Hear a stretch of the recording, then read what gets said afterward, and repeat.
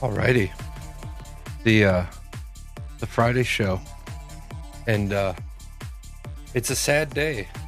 It's a really sad day. Found out yesterday that today is Lieutenant Toast's last day with Intrepid Studios.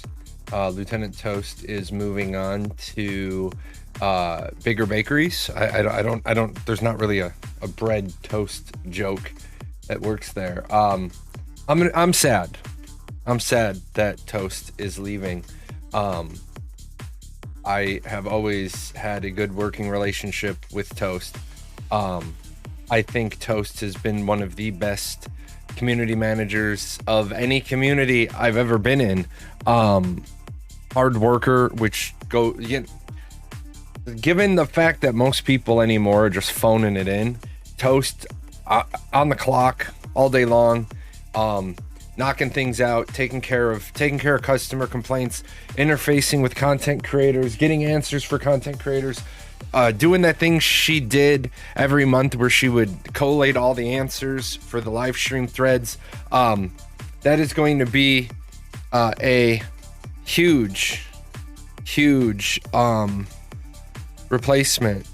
And I'm not sure if the community is going to accept Roshan, however it's pronounced.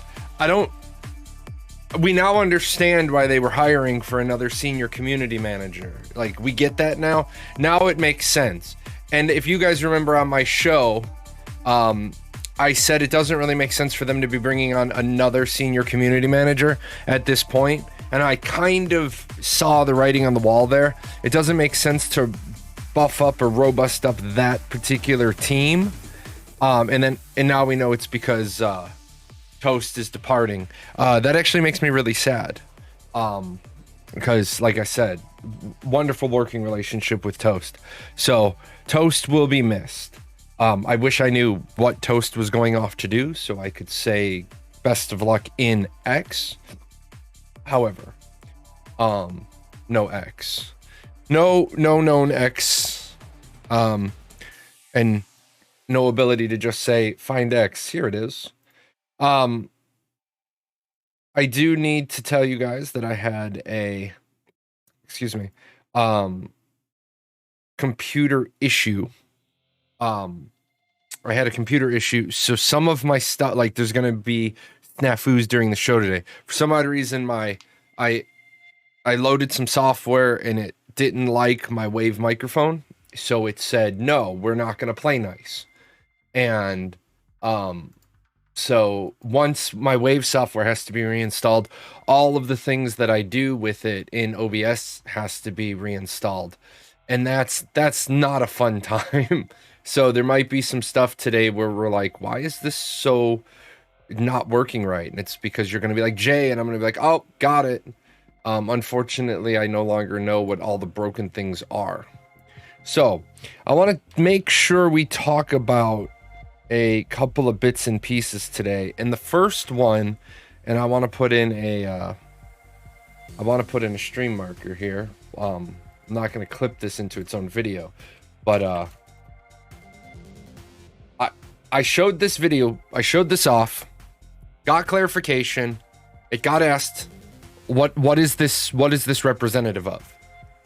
And originally we were told that this is representative of Intrepid Studios in their 12-to-1 draw call combination technology that they're developing, so that instead of having 1,300 people on the screen and then doing 12 pieces that your CPU has to tell your GPU to draw for a total of 15,600 hey go do's, they actually have made the entire draw call one solid mesh.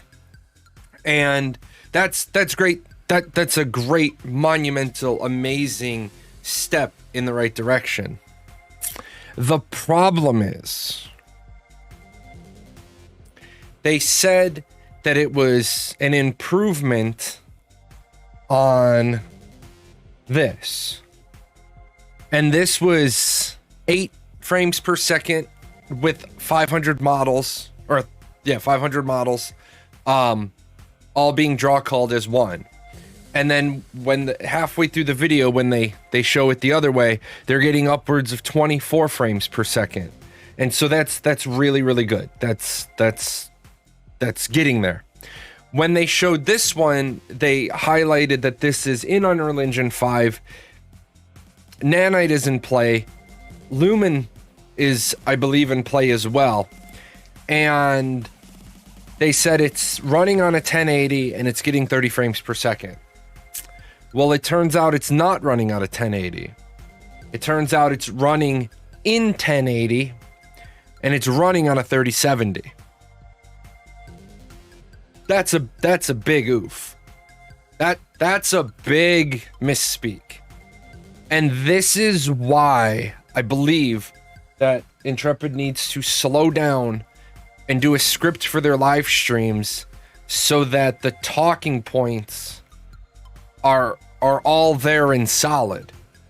Because now you've taken something that should have been good, that content creators have reported on as good, the community has talked about as good, and now it's not only not good, it's actually bad. It's bad because you don't even know what you're showing on your live stream. And yeah, now we're talking some serious power requirements. Absolutely. Now, remember I said everything, and I'm wherever that notebook is. I kind of played World of Warships too much this week. Marketing is hold on, because I need the quote. I need the quote. Marketing is every bit of content. Marketing is every bit of contact your company has with the outside world. Every bit of contact. There is no such thing as a statement that isn't marketing.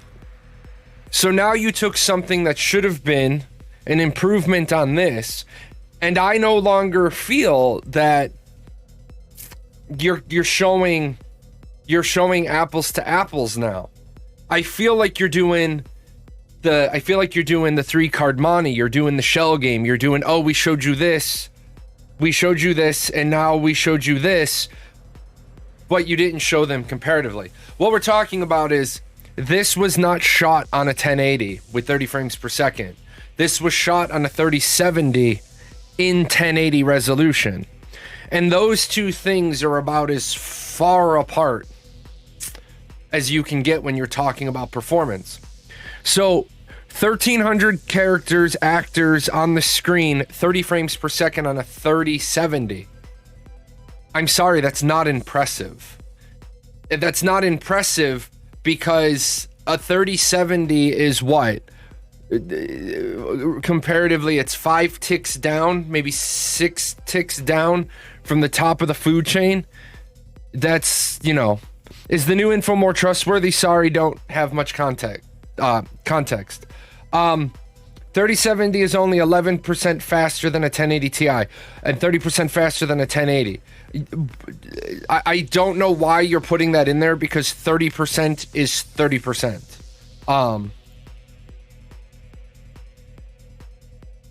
30% is huge. Okay.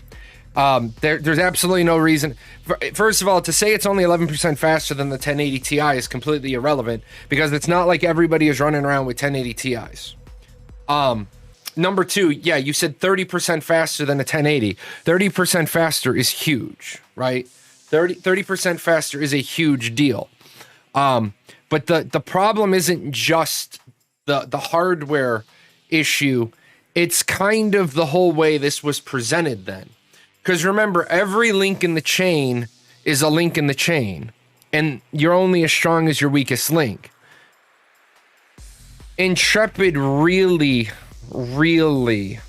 needs to make sure that they stop misspeaking. Intrepid's too old of a company to be misspeaking. And I'm not, there's some people on the Reddit who don't think highly of me, and that's fine. I don't particularly care if people on the Reddit think highly of me or not.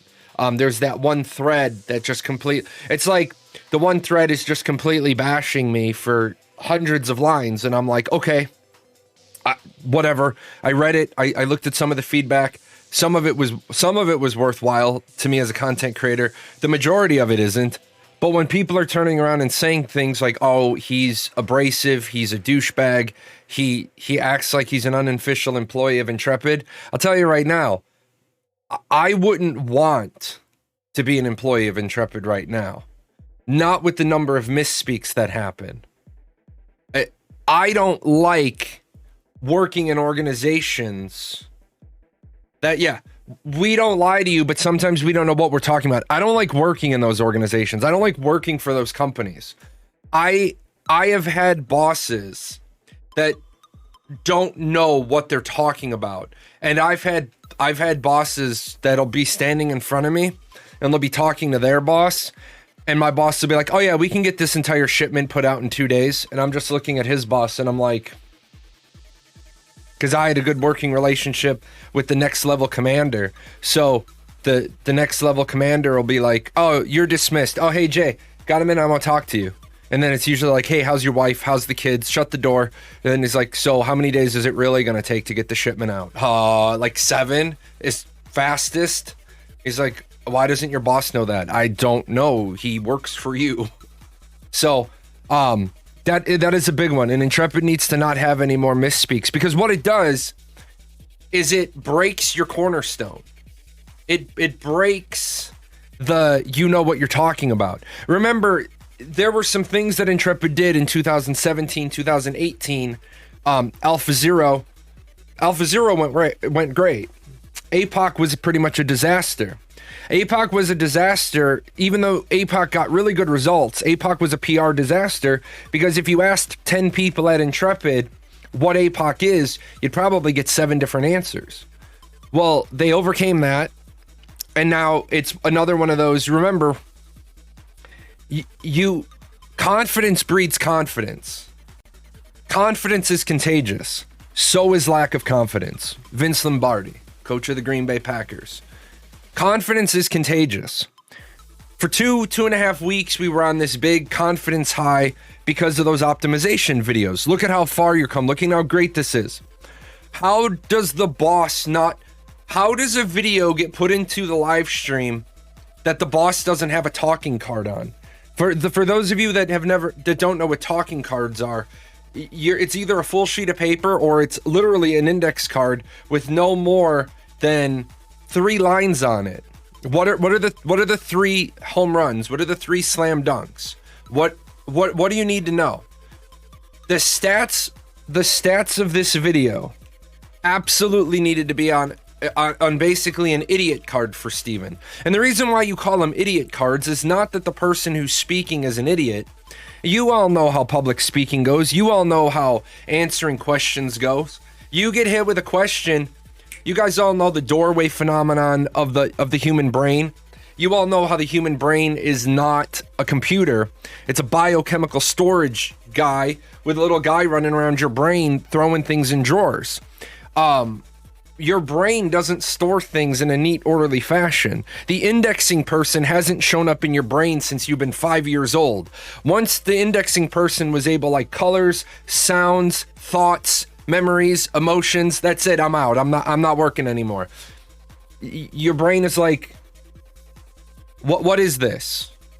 Beverage, drink, lemonade, Taco Bell cup. You could show an image to 15 people and get 15 different answers, and they're all correct. So when Steven's there and this video gets shown, he's got to be able to have a little card that says, yeah, some orange lemonade. Exactly. It doesn't even look pink to you. Steven's got to have a card. This was shot on a 3070.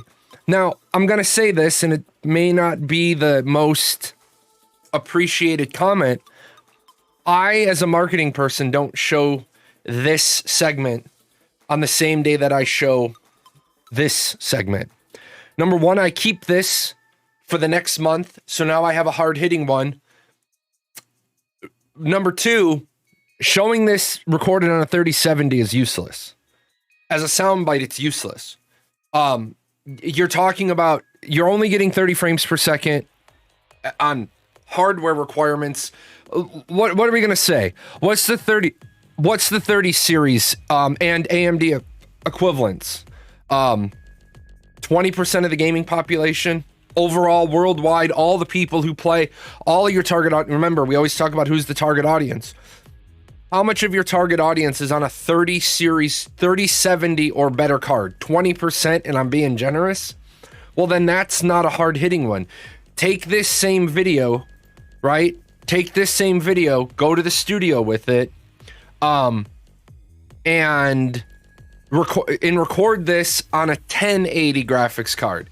The other thing, and because these are all the links in the chain that I talk about, and this is why I don't think I'm ever going to be a popular streamer, because I expect you to have read the notes and done the reading. How are you going to turn around during the live stream where you announce Unreal Engine 5 and turn around and say, well, our minimum hardware requirements haven't gone up, when Epic Games has a minimum requirement for the engine, right? You're saying that the hardware, look at that. You're going right where I'm going.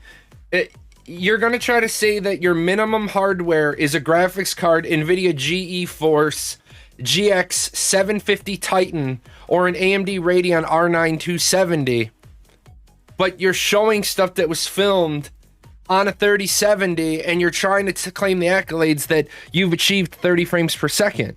You've achieved nothing, Jon Snow. You know nothing, Jon Snow. You're not there. And that's when something, remember, something can be really, really good. It could be really, really bad. And we're getting this and we're like, yeah, at 1080p, no less. Exactly. I think the actual fact of whether the game needs a 3070 to run at 30 frames per second is less of a factor than the perception that Intrepid basically told us one thing that wasn't true, which looks like they lied to make their game look better. So I'm going to take that and I'm going to let Karthos be a little bit further into the adversarial lane so that I can try to bring it back a little towards middle. I don't think Intrepid lied. However, I can't argue with Karthos if Karthos wants to think Intrepid lied. Because I can't tell a person what to think, and I can't say to a person, no, you shouldn't think that way, because now we start pulling out the other things. You're selling cosmetics that you don't even know what they go on. You're keeping your cosmetics locked behind a paywall, but you say the project is fully funded. You don't have a history. You don't have a history of knowing what you're doing. And now you had the APOC incident where, is it a game? Is it a testing environment? It's a testing environment. Then why is there a monetized battle pass? Oh, because it's a game. Well, then why did the game launch with the store working but not leaderboards? Why not stats? Where were groups? Where were squads? Where were duos? See how all those things, you never get away from your history. I think if I was the person making the calls, I would have Steven type up a letter to talk about what Karthos just put out. Because if you own it, if you do the mea culpa, if you fall on your sword, then when I go to hit you with it with the Casey Jones golf bag full of hockey sticks, you take that one away from me. Be like, look, it was an honest misspeak. However, if you're going to take the road of it was an honest misspeak, then it has to be your last honest misspeak. You cannot have bad performance. And I know that I'm up here when it comes to I'm up here when it comes to my level of accountability that I hold people to. But before I ever joined the military, there was a wonderful movie. It was called A Few Good Men. And in that line, that was people follow orders. People follow orders or people die. And people are like, oh, the military's not that serious all the time. Well, there was an investigation to an E5 who died because some people loaded a boom for a KC-135 onto a K-loader. They didn't strap it down properly, so when the sergeant came along to do the check, the boom rolled off the K-loader and killed the sergeant. Well, people follow orders or people die. The book says how it's to be strapped down. The book says it's not supposed to be put on the K loader until it's strapped down. Somebody did it, somebody died. So I'm up here with my level of accountability I hold people to. Steven has... If I was Steven, I'd be mad as hell. I'm just going to say this. If I was Steven, I'd be mad as hell. You let me go on what was arguably the second biggest live stream of 2021, and you let me make an ass out of myself by talking, basically talking out my butt, and I didn't know I'm saying what things are done. And you devalued this clip, because now for the next 2 weeks, the media cycle is going to be, you guys don't know what you're talking about, so how can we believe you? How can I believe all the goodness in this video when in the other video you didn't even know what hardware you were recording the footage on? So I felt it necessary to talk about this piece because I made a video talking about is 500 versus 500 now a reality, and now I feel like a goat. Not the greatest of all time. I feel bad I did that video now because in that video I'm talking about, oh yeah, they got 30 frames per second on a 1080, and by the time Ashes comes out, a 1080 won't be the standard. I did talk about Lieutenant Toast at the beginning of the show. I am very sad. Sad to say, but Ashes of Creation is vaporware. No, Ashes of Creation isn't vaporware. And if you're going to say that, I'm going to say it to you nicely, since apparently I have to be nice to be a content creator. If you think Ashes of Creation is vaporware, then you need to defend that to me so that I can attack your thought process and not you. Apparently attacking the speaker even when they deserve to be attacked makes me a bad content creator. Calling Ashes of Creation vaporware is nonsense. Chronicles of Valyria is vaporware. Camelot Unchained is vaporware. Those games have never gotten to a point where they're showcased and you're like, yeah, there's going to be a game. Ashes of Creation will launch. Now, will Ashes of Creation launch at a 10, a 9, an 8, a 7, a 6, a 4, a 1? I don't know. But it definitely, again, I go back to the hierarchy, the organizational leadership. I have concerns again. I have concerns again that I don't think Intrepid knows what they're doing right now, because somebody set Steven up to look like an idiot. Because all they had to do was produce an idiot card. So when his brain goes dead, oh, let's talk about this video. Okay, this video is our 12-to-1 draw call technology. What we're doing is we're taking, instead of your computer having to render and get 12 draw calls for one character, we're making it one mesh model. This particular thing that you're looking at right now was filmed at 1080 resolution on a 3070. Wait, why are we showing this? See what I'm saying? So, did no one on the December live stream know what hardware it was recorded on? No, apparently not, because upon clarification with Margaret, it was on a 1080. And then Toast clarified it was on a 3070. I'd like to know why an artifact is even getting up to Margaret to be put into the live stream without Margaret getting an idiot card. And I'm not being guys, these cards are actually called idiot cards. The prep cards, but they're called idiot cards. They're called idiot cards, not that I'm an idiot. It's so I don't look like an idiot. This is I made them for years for my higher ranking officers. You put them in the folder, they get the white paper, they get the little card, they pull the card out, and they're like, the card is basically the answer to the most probable questions. What hardware was this filmed on? This was filmed on Jahlon's 5950X with a 3090. Why are we showing this? Jahlon is like in the top 1% of people with hardware. This doesn't show. But it also shows me that the marketing department needs QA. The marketing department needs a process map. The marketing department needs CPI. Their process is broken. Steven should never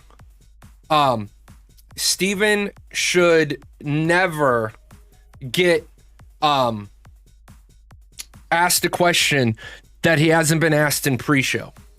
Another problem, some people use on for the resolution instead of at, which always confuses you. Yeah, that's the problem. Prepositions. prepositions matter. Most people don't understand the value of prepositions. What is this run on? But then again, let's be honest, Magistone, NVIDIA made a mistake calling their hardware the same number as resolution. What they should have done is called it the 1060, 1070, 1090, and then when asked, we have jumped 1080 in this series line in order to alleviate confusion between hardware and resolution. And I think everybody would have looked at NVIDIA and said, thank you for doing that. Margaret said it's a 1080 and Toast said it's a 3070, and now Toast is gone. Are they related? No. No need for conspiracy theories. People leave startup companies all the time.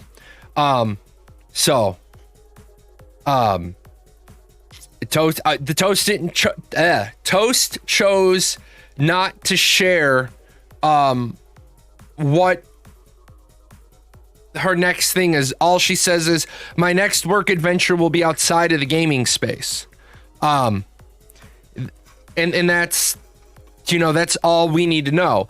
I think if she was moving into somewhere in the gaming space, she would have told us, because then that helps alleviate some confusion, some concern. I'm sure people would have found where Jeff Bard went. It's like, it's not hard to find people. Like, Peter left and people were upset.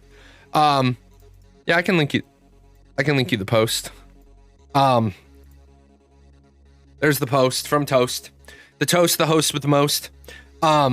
She's obviously moving to somewhere else. And if she's leaving the gaming sector, I'm just guessing. I don't have any clue. But if she's leaving the gaming sector, she's probably gotten an offer for what everybody wants. More money. So, with that said, got a couple of shout outs to do today. Shout out number one is to Sneckers TV.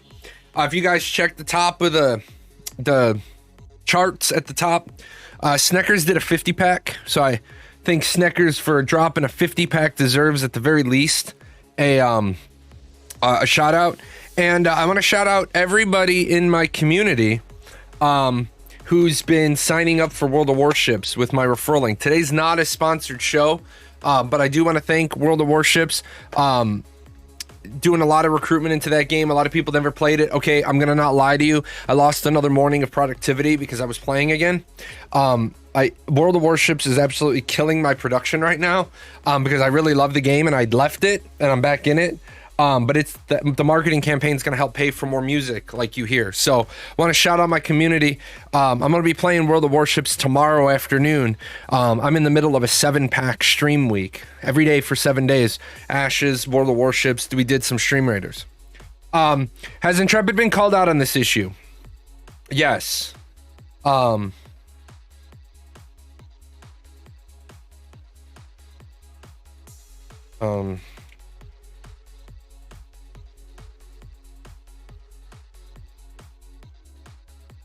want to check something real quick.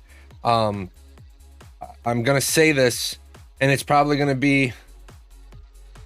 get me in trouble. Like everything else I do gets me in trouble. I find it, I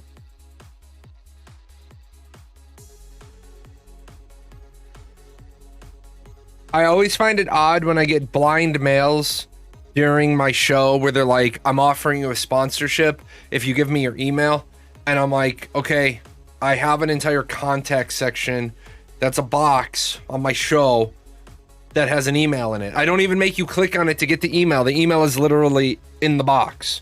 Like, my email address is on the bottom of my screen, but somebody's like, if you could please give me your email address. Well, step number one, do I want to work with a marketing department who can't look at who can't look at a stream?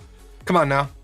I can't say that I think that Margaret lied in order to make it look better. I can't say that I think that she was simply mistaken. What it seems like is she intentionally pulled out a card that she knows the development team uses on some machines, and she lied about that being the card when she didn't actually know the answer in order to not look like she was faltering on the spot. Absolutely. Faye, I can't disagree with you, because the art of, I don't know the answer to that.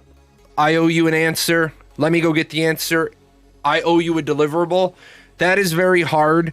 All of my military people, you know that you've seen good leadership, you've seen bad leadership. Good leadership is saying, I don't have an answer for you, and I owe you that answer. I owe you a deliverable. I write it. I tell you guys all the time, I carried 2 or 3 books like this, obviously not cool ones with like steampunk stuff or Navy stuff on them, well, pirate stuff on them, but I carried 2 or 3 green books, and on the cover it was notes, personal development, and deliverables. I had a little green hardbound book called Deliverables. So when my boss asked me, hey, how many aircraft did we refuel last month? I'd be like, here's the answer. He's like, how many did we do the month before? Here's the answer. How many did we do the year before, same months? I don't know. I owe you an answer. The commander, and then I just give the commander all the numbers that he wants. Yeah, great answer. You've stumped the chump. We'll get you an answer promptly. Absolutely. Absolutely. What I don't personally think anyone lied, but I can see how people end up thinking that. What people are going to see is inconsistency in the information they were given and move on with their assumptions. Absolutely.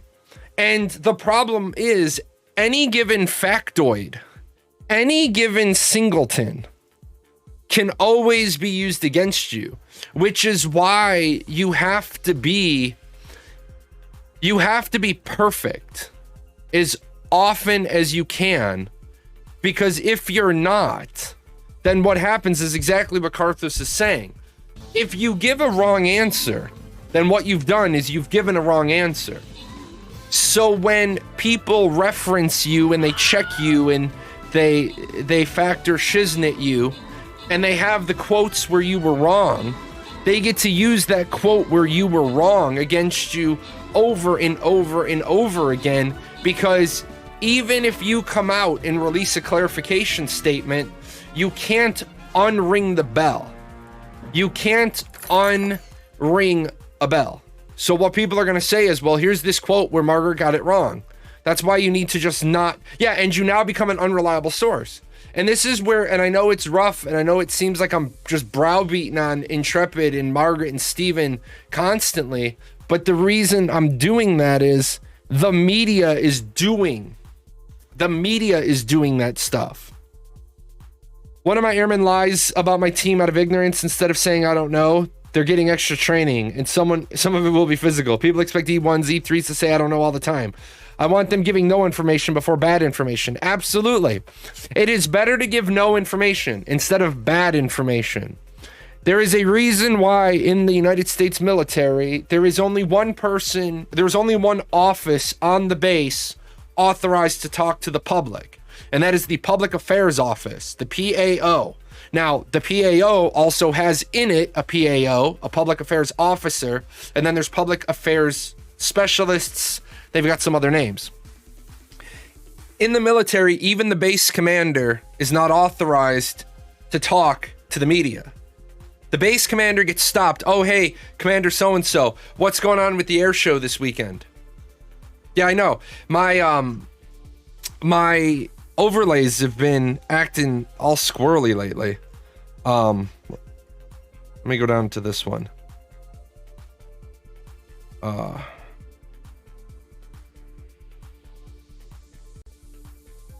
Oh, no, this one. There we go. I don't know what's going on with some of my overlays. But yeah, the wing commander gets stopped when he's out and about. And, oh, hey, Colonel so-and-so, what's going on with the air show this weekend? Oh, hey, what I'm going to do is I'm going to go ahead. I'm going to refer you to my public affairs office. Here's their card. He just carries a whole bunch of them in his pocket, because it is better. It is better for him to show that he empowers somebody else.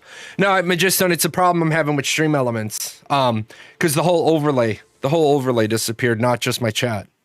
But yeah, so when Steven gets asked a question, Steven should be like, and Steven says this to me all the time. I want you guys to know Steven does this. I ask Steven a question, and Steven will either say usually it goes one of two ways. Yeah, you're right. I'm right.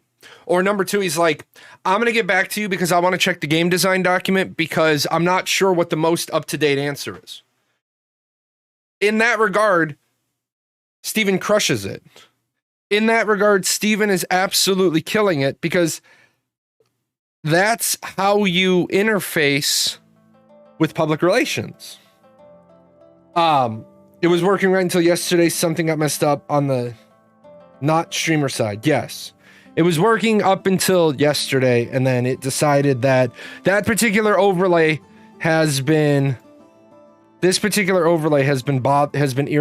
me for some reason. This one just see, like, the bottom is there, but the chat, let me pop in there real quick. I told you, let me pop in there real quick. It should be, because yeah, if I do test, it's not even gonna pop up. Oh, there it goes. I don't know what. Hold on. Let me check something real quick. Because we messed with this space overlay stuff. Oh, we didn't mess with this one though. Properties. Oh. There we go. Yeah, that. Yeah, see, look, it did it again. It did it again. I mean, it shouldn't be. Yeah, so it's goofy. Yeah, yesterday chat just froze while we were playing World of Warships, and then after that it just I messed around with it a little bit and it just decided to get all wonky. What else did I have? So yeah, we talked about all the major stuff. I am going to be doing 2 segments today. One of them is going to be on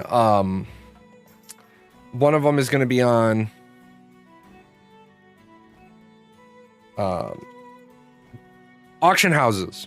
I want to talk auction houses. Yeah, there's test number 2. I want to talk auction houses, and should auction houses be auction houses, or should they just be stores where the player base loads the store with the inventory? And then we're going to talk shops, stalls. We're going to talk about deliverables. So we're going to talk about that. And then we're going to talk about the griefing thread. I think, you know what would be I think this would be a good time to talk about the griefing thread. Let me get this set up. Hold on. Not this one. Okay. That's a rabbit hole and a half. It is.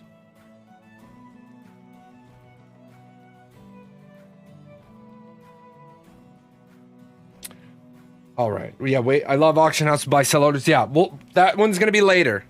Where's the camera? That one's going to be later. You hold on to that. You hold on to that stuff. We're going to do this one first. So, what I want to do is, first off, for all the people over on YouTube, what we're doing today is we're going to be talking about a thread, developer discussion number 39, griefing. As you can see, you're going to see my viewer comments on the screen as we go through. If you want to leave a comment on anything, drop it down. Put a timestamp if you want to indicate what's on the screen at that particular time. That'll help other people when they're responding to you. With that said, yeah, hi YouTube. With that said, today we're talking about dev discussion number 39, griefing. Glorious Ashes community, it's time for another dev discussion. Dev discussions are topics kind of like a reverse Q&A. Rather than you asking us questions, we want to ask you about your thoughts. Our design team has compiled a list of burning questions, and today's question is, what do you consider acceptable behavior in an MMO or PvP-based situation, and where do you draw the line at griefing? Now, I feel it's important that we start with the idea that there is no universal definition of griefing. That's a big one. So as a community, we have to decide what griefing is for Ashes.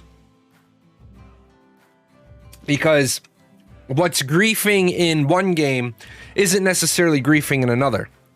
And so that I don't bias the pot, what I want to do is I just want to read some of these raw and uncut.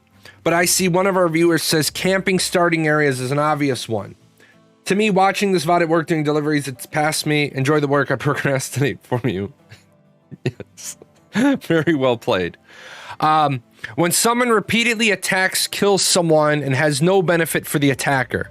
basically if they are only doing it to waste someone's time. On the other side, I kind of want to consider stuff like karma bombing griefing. If someone attacks you at a spawn resource node and you don't fight back and get killed, I don't see where that sentence is going. If someone attacks you at a spawn resource node and you don't fight back and get killed, if you return to the spot to continue to take more resources that your attacker is trying to farm, trying to increase their punishment, I think that can also be considered griefing. That is not karma bombing. I am going to jump in right here, and there is a video I did on karma bombing. That is not karma bombing. Karma bombing is when you create a situation where I must kill you. That is when you travel around with 2 or 3 or 4 green characters that are going to run into my AoE. So I'm attacking you, and when I use an AoE spell, your roadies run into my AoE, I kill them, and then I get negative karma. That's karma bombing. If I show up to a place where there are resources to be gathered, people need to break the mindset that those are your resources because you got there first. There are a lot of bad misconceptions with MMORPG players. When people turn around and say, hey man, I got here first. Well, hey man, I got here second. It's a world with limited resources. You found the silver vein, I found the silver vein. We're both sharing the silver vein, or you're gonna get froggy and leap, and then you'll either beat me or I'll slap you down. That is not karma bombing. If you kill me and I come back, well, number one, I have a long run to do. Number two, did I stop somewhere to drop off what I've already gathered? So, and this came up with a guy named K Wolf in the Discord. You can call whatever you want karma bombing. You can use whatever words you want. But if you don't use the words that everybody else is going to use, then nobody's going to take you seriously. Karma bombing is running greens into AoEs so that they get negative karma, that they can't help. You bomb them by running negative karma at them. Killing somebody and then going, or getting killed and then going back and getting killed again is not karma bombing. I love these types of discussions because the line is different for everyone, but there's some common ground on what is obvious griefing. For me, at least, it's an action, not just PvP, that is done with the sole intent to annoy and harass the player for little to no gain for the offender, other than their enjoyment in upsetting the other person. This is really well said. If a person is attacking a player over and over, knowing full well that they don't have loot to drop, and knowing full well that the person is not going to fight back, they are just doing it to harass and annoy the person. Yes, which is why the Ashes of Creation corruption system works that way. Meaningful PvP doesn't just mean consent from both parties. It also means it has a purpose within the game world. Whether that be securing an objective like a world boss, gaining supplies, stopping your opponent's progress, trade run ambushes, and having open war between guilds. Anytime a person takes actions that are motivated out of a desire to annoy or harass another player, that's griefing, regardless if they do it 1 time or 100 times. I'm not saying you shouldn't kill people just for fun. What I'm saying is your intent is the key. PvPing for the sake of meaningful PvP, such as fun or enjoyment, is 100% good. But if you're doing it for the lulz in the hopes of the other person uninstalls the game, then you stepped over that line. Okay. I 100% agree with everything Karthos just said. If you're killing people for the lulz only to aggravate the other person so they uninstall, you're griefing. That I don't think anybody's going to debate that. Now, you may not always understand why you got killed for no apparent reason. You may not know why I just killed you. And you may say, well, I was on the road to the node by the sea and Paradox killed me for no reason. Well, if you go and make a raging forum post about it, then I can go and tell you, hey, we were transporting 100 million worth of gold bullion on a ninja run at 2 o'clock in the morning. We weren't expecting anybody to be on our road. You were on our road. You got killed before you even got anywhere close to that caravan to flag it, attack it, see it. We killed you. We ate the corruption. We killed you. That's not griefing you. Sometimes you need to ask the other person, hey, why'd you kill me? I don't know you. You were in the wrong place, wrong time. Exactly. Well, that's not being nice. Stop thinking that MMORPGs are always going to be nice. Let's see here. This is long. It depends on the type of griefing. If a player camping a quest or trade route to get some easy kills, I think that's okay, as it's a player problem with player solution being to kill the person doing it. I absolutely agree with this statement. That's not griefing. That's PvP in a PvP-based world. However, before I go any further, I want to make sure that we add a little to that. If you're level 50 sitting at a level 20 quest hub, you're a griefer. Period. Because what you're doing, like Karthos said, isn't meaningful. You're killing people that have no way to fight back.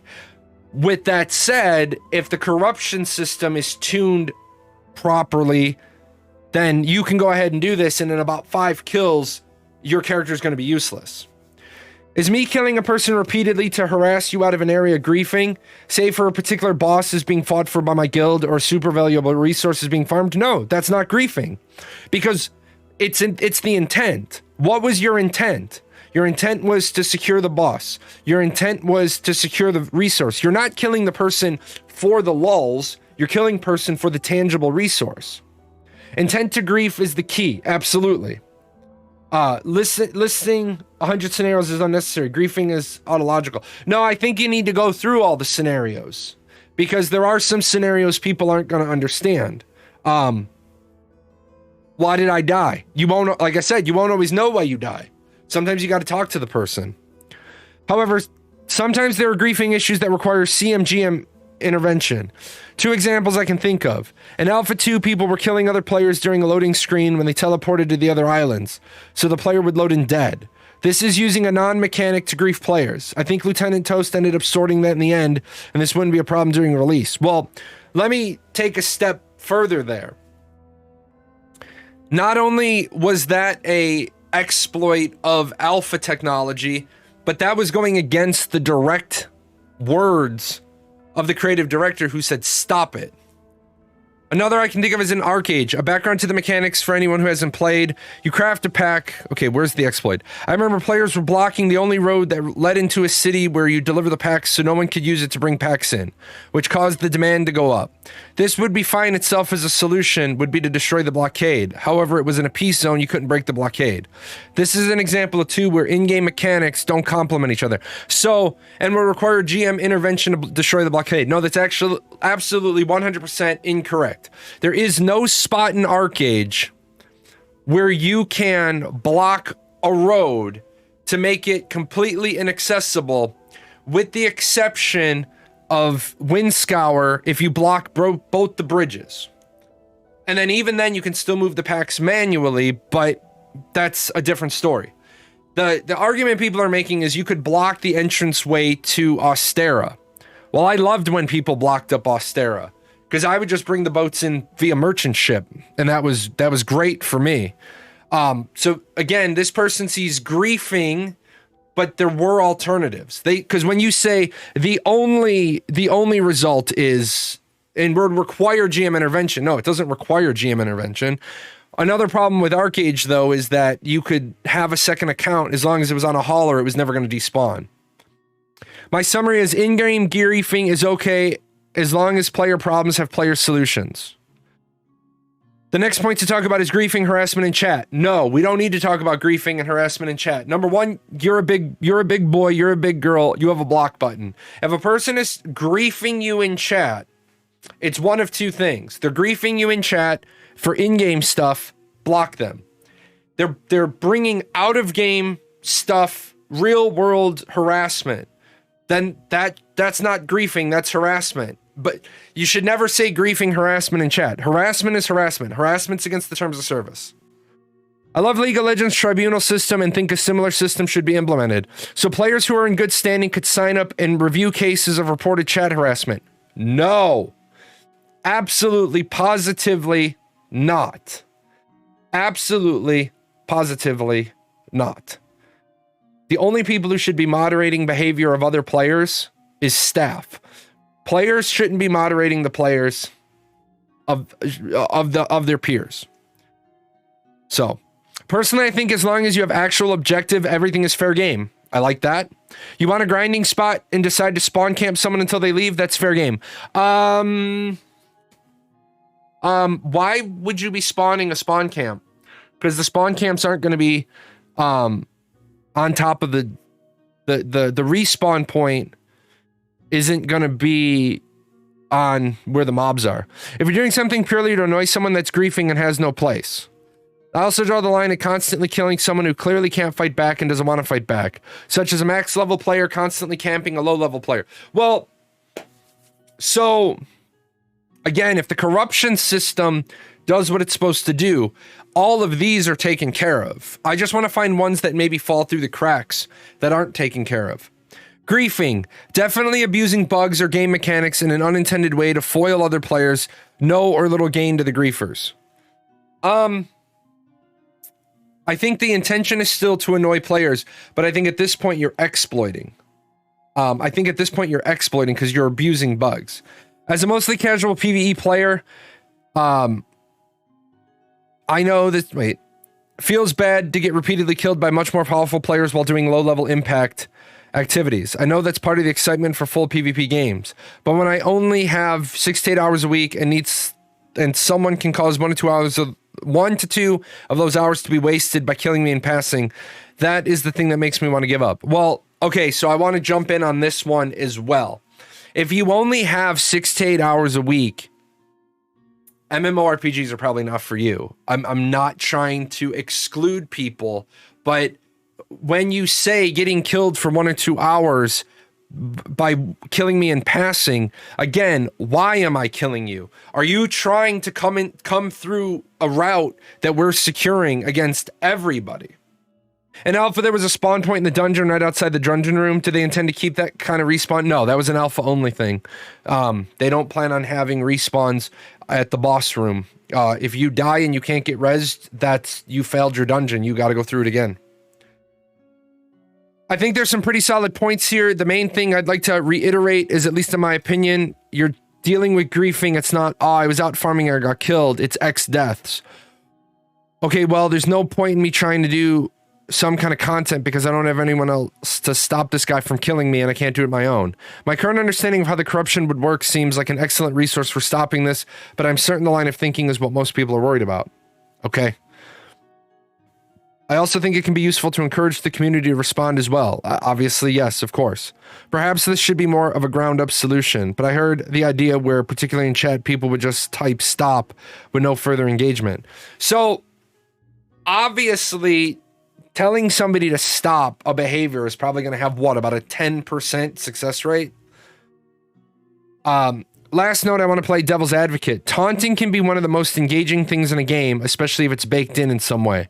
Now, I certainly don't think this example is relevant, but if anyone remembers the game Battleborn where you killed someone, you could press a button and play an animation that also see a taunt. This was generally one of my favorite things. It was comedic, infuriating, satisfying, and supposed to be lighthearted nature, never felt annoying. Well, it never felt annoying to you. I can guarantee you that when I taunt people in Heroes of the Storm early match, I definitely get people that the 3 or 4 people will constantly just stay on top of me the rest of the match.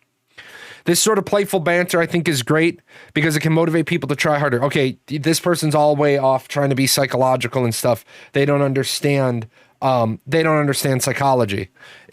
There is no such thing as playful banter. It's banter. Some people will receive banter for what it is, playfully, and other people will be offended by it. There is no such thing as playful banter. You intended it to be playful, but it's not on you, the speaker, it's on the receiver. Another example is emotes from Dark Souls, though admittedly I know less about the community's feeling. I think they can enhance the experience. Perhaps there's a way to turn what otherwise would be toxic behavior into something enjoyed by the community. No, toxic behavior is never going to be enjoyed by the community. It's toxic. By your own definition of the behavior, it is toxic. Give the trolls something they can get kicks out of while making everyone else doesn't get upset with it. If the people aren't getting upset by it, the trolls aren't getting anything out of it. Typically, the only thing that griefs me in MMOs is being forced into PvP content when I'm not in the mood for PvP. That's not griefing, that's you playing a PvP game. Let's see what else is there. That occurs when I'm on a PvP optional server and have spent an hour defending a city, leave the city for an out of the way secluded farming spot while I wait for the PvP flag to cool down, but I'm jumped by some. Well, if you have a PvP flag up and you get jumped, you opted into PvP. Which means I'm in a no-win situation where even if I win the battle, I'm stuck with a PvP flag being restarted. Correct? It's a PvP-based game that you're describing. Other than that, I can ignore whatever players do to cause grief, but what you just described wasn't griefing. You flagged up to do PvP. Why did you go out of town with the PvP flag when you didn't want to PvP? Exactly. See, guys, when I started the segment, I said the problem with griefing is it has a lot of definitions, and this definition isn't griefing. It's being forced into PvP combat. You're not forced into PvP combat. I don't really see griefing as strictly PvP related. This is good. So,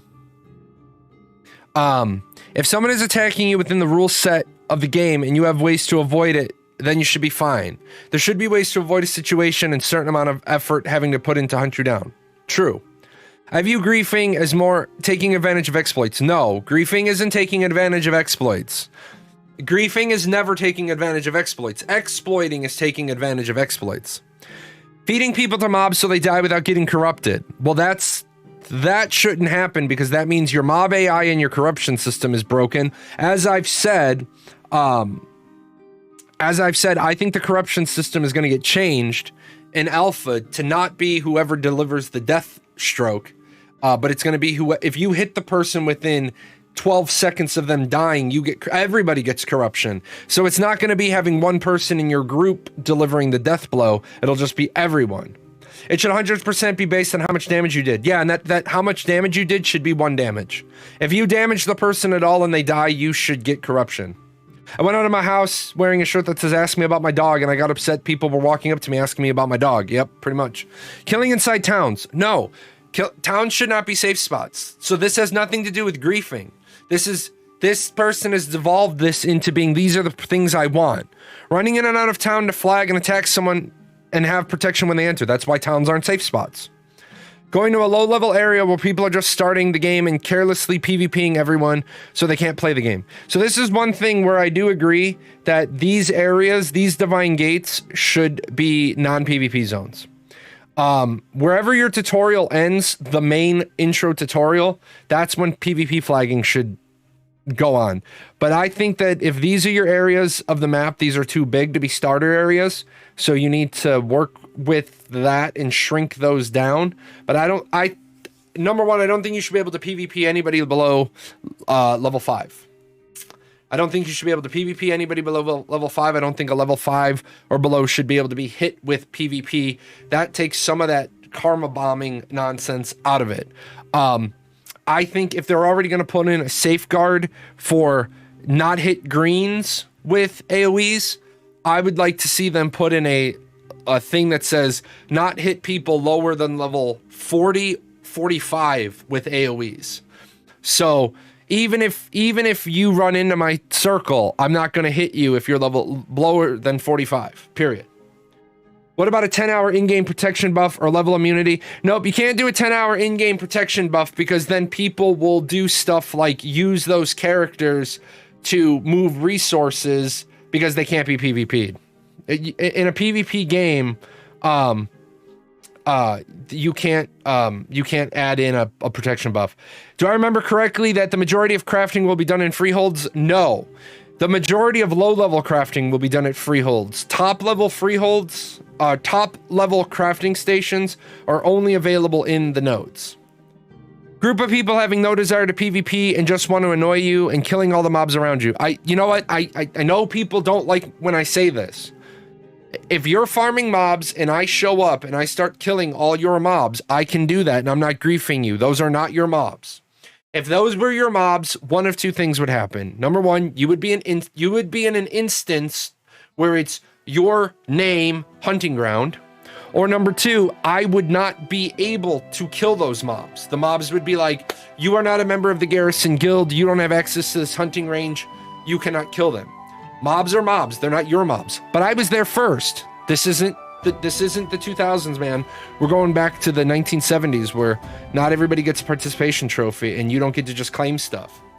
I wonder if they will change to a pure PvP flagging system. Seems like more than a few people here have issues with open world PvP. No, they're not going to, because the PvP system, it works. It worked in Arcade, it worked at Lineage. So to kind of disagree with myself for the sake of discussion, but being annoyed doesn't mean you were being griefed. No, I think you were right the first time. I think it's all on the intention of what the person's doing. I don't really want to look at other people's responses. Only way I'd agree with player reputation, BS. If the person that gets reported can counter-report you, no, there should be no reporting, period. Being annoyed that someone stole your mob, does that really equal griefing, though? Well, Karthos, I think it goes back to your original statement of, am I stealing your mobs because I want to steal your mobs for me? Or am I stealing your mobs because I want to steal your mobs to annoy you? If I come in and I'm taking your mobs, but I'm legitimately taking the mobs and I'm legitimately farming them, you're irrelevant to what I'm doing. But if I'm only there taking the mobs to annoy you and no other purpose. Now, maybe I'm there taking those mobs because your guild needs 5,000 deer pelts. And I'm trying to stop your guild from getting 5,000 deer pelts. Then I'm not there to annoy you, I'm there to block you. So you could camp high-level crafting stations and kill people for mats in theory. Yes. If that's the case and it's intended, that's fine by me, but I can see how people are going to view that as annoying griefing. I will pretty much guarantee that there will be guards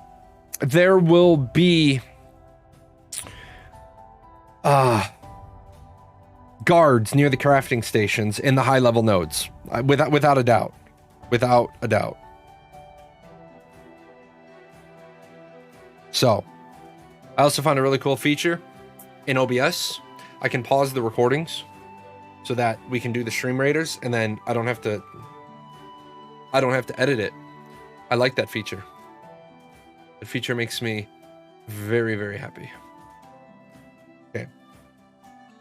Yeah, the pause button, I love it. It does desync the music because the music will just pick up in the middle of the next song, but I love the fact that I can just pause it. Even if the mayor has to pay money to put guards there, they would. Yes. Did I understand correctly that you believe a report button should be non-existent? No. I don't think you should be able to report people for griefing. Because griefing is this person, because as I've already said, the majority of people don't even know what griefing really is. They are like, he's annoying me. Yes, he's annoying you. I don't think you should be able to be reported for playing the game, because you can't, and as we've said, you don't know what the person's intentions were. You don't know what my intentions were, so how can you report me? He's griefing. No, I'm not. And then are you really going to have a GM come and ask me, well, why did you kill this person? And what's my response going to be? What person are you talking about? Well, the person you killed. Well, if you kill a lot of people, you're going to be like, what person? Yeah, griefing is handled by corruption, not by being reported. Alrighty, jumping back in. You should balance corruption, period. Corruption has to be strong enough to minimize no-sense-free griefing, but not too strong as to kill world PvP. I want to remind people, the corruption system does nothing to stop open world PvP. For all of the people who keep speaking out against the corruption system, for the people that keep talking about the corruption system and, the corruption system is going to kill open world PvP. No, it's not. Because if you attack me, I have an incentive to defend myself, to take that 50% death penalty. If I die as a purple, I incur half of the penalty that I would get if I died as a green. So yes, I have an incentive to flag up and defend myself. What if I killed you because you're from a node that clashed with mine in the past? What if I killed you because 7 months ago you killed me and I still have your name on my monitor sticky pad? Then this guy Jay killed me for no reason. I'm putting in a ticket about him. The GM comes to me, why'd you kill this person? Oh, well, I had reason. I had cause. Well, what was your cause? It's because I hate him. I'm sick of games balance to please Care Bears, and I want to play an MMO where the open world PvP is a strong feature. If you don't want to be disturbed when you are doing anything, please go to Final Fantasy 14, WoW, or any other MMO that allows you to turn off the PvP. Well, please don't talk about games that you don't know what you're talking about. There is no open world PvP in Final Fantasy 14, so you don't turn it off. It's just not there. Please don't tell me you can kill anybody. You just go ahead and deal with the consequences. In a game where you have a 400% penalty in your first kill, you don't want to kill anybody. Again, this person doesn't understand the corruption, and I just ran into that thing. Corruption, there's not going to be 1-hit kills or 2-hit kills. I hit you again, I hit you a third time, I hit you a fourth time, you still haven't flagged up. I hit you a fifth time, a sixth time, a seventh time, an eighth time, your health bar crumbles to 50%. Pretty clear you're not going to flag up. Pretty clear I'm just going to walk away and not kill you. You don't get corruption until the kill. You do not get corruption on the attack. You get corruption on the kill. Dude, the person will fight back your aggression. They need to reduce their own death penalty. No, if corruption is this punitive, nobody will fight back because the attacker will never take the risk to receive a 400%. Yeah, this person doesn't. This person is a griefer. I can tell right away by looking at people's posts. This person is a griefer who likes to PK, right? This person is a griefer who likes to PK, and they're not actually a PvPer. I have not met one PvPer that's upset about the corruption system. Not one PvPer. Because a PvPer doesn't care about ganking anybody. A true PvPer, wants a fight that they have an equal chance to lose as they do to win. A true PvPer wants the opportunity to lose. Because if they don't have the opportunity to lose, where's the thrill? Where's the rush? Kind of a loaded question, as non-consensual PvP where the victim was not taunting or stealing your mobs or any wrong would be griefing. Okay, but they're not your mobs. But this would also cover most open world PvP, as consensual PvP usually happens in arenas, battlegrounds, duels, guild versus guild, sieges. Whoa. Hold up. Whoa. Sieges are consensual? I don't think sieges are consensual. I think sieges are you deciding that the Paradox Guild is making too much money owning that port by the sea. They're becoming the Medicis, and we need to go burn down their node because they control everything involved with shipbuilding in half the world. Sieges aren't consensual. I want people to realize participation in sieges. Participation in sieges is consensual. Siege is not consensual. I did not consent to my home being burned down. If Dev Discussion 38 was holidays, then this thread should be Dev Discussion 39.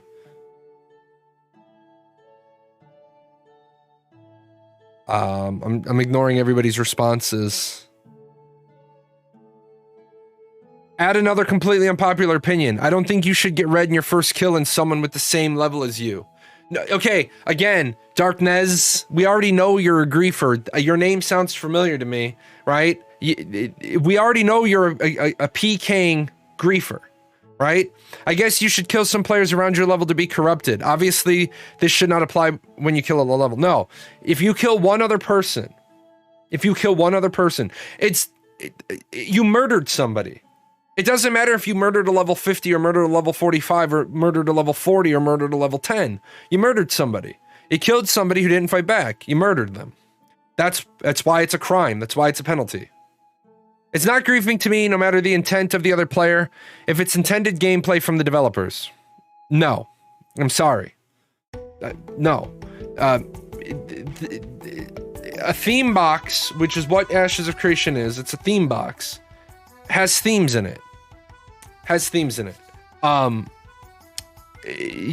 Even if it's intended gameplay, that doesn't mean it's not griefing. It just means that the developers have decided to not hard ban the activity. Sometimes game systems aren't completely thought through, and actions that aren't exploits or cheats can still be bad for the game and toxic in nature. It's up to the developers to address that as soon as possible and make a statement telling players not to do it.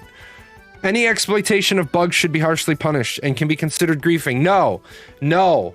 People gotta stop. Exploiting is exploiting. Exploiting is exploiting. And griefing is griefing. Don't cross the streams, Egon. These are different topics. These are different ideas. I would say that griefing is not simply killing a player who doesn't want a PvP. It would also be griefing if you stole a resource of mine. No, it's not your resource. Now to clarify, each game has its own etiquette. In World of Warcraft, if I was mining a node, all the ore in that node was mine. No, it wasn't. It absolutely was not. And when people say this stuff, this is the... Where do you get down with saying, I have to follow some etiquette? For example... There are some private restaurants up in Chicago that are run by friends of mine. I've known them for 20, some of them 30, some of them 40 years. If I walk in dressed like this, nice vest on, top hat, I'll get a table. But if I walk in jeans and a t-shirt and they see me at the front, they're going to very quickly whisk me away. And I wouldn't walk into my friends' places in jeans and a t-shirt. I'd go around the back, right? But if I did walk in the front door, they're going to whisk me away through a little door.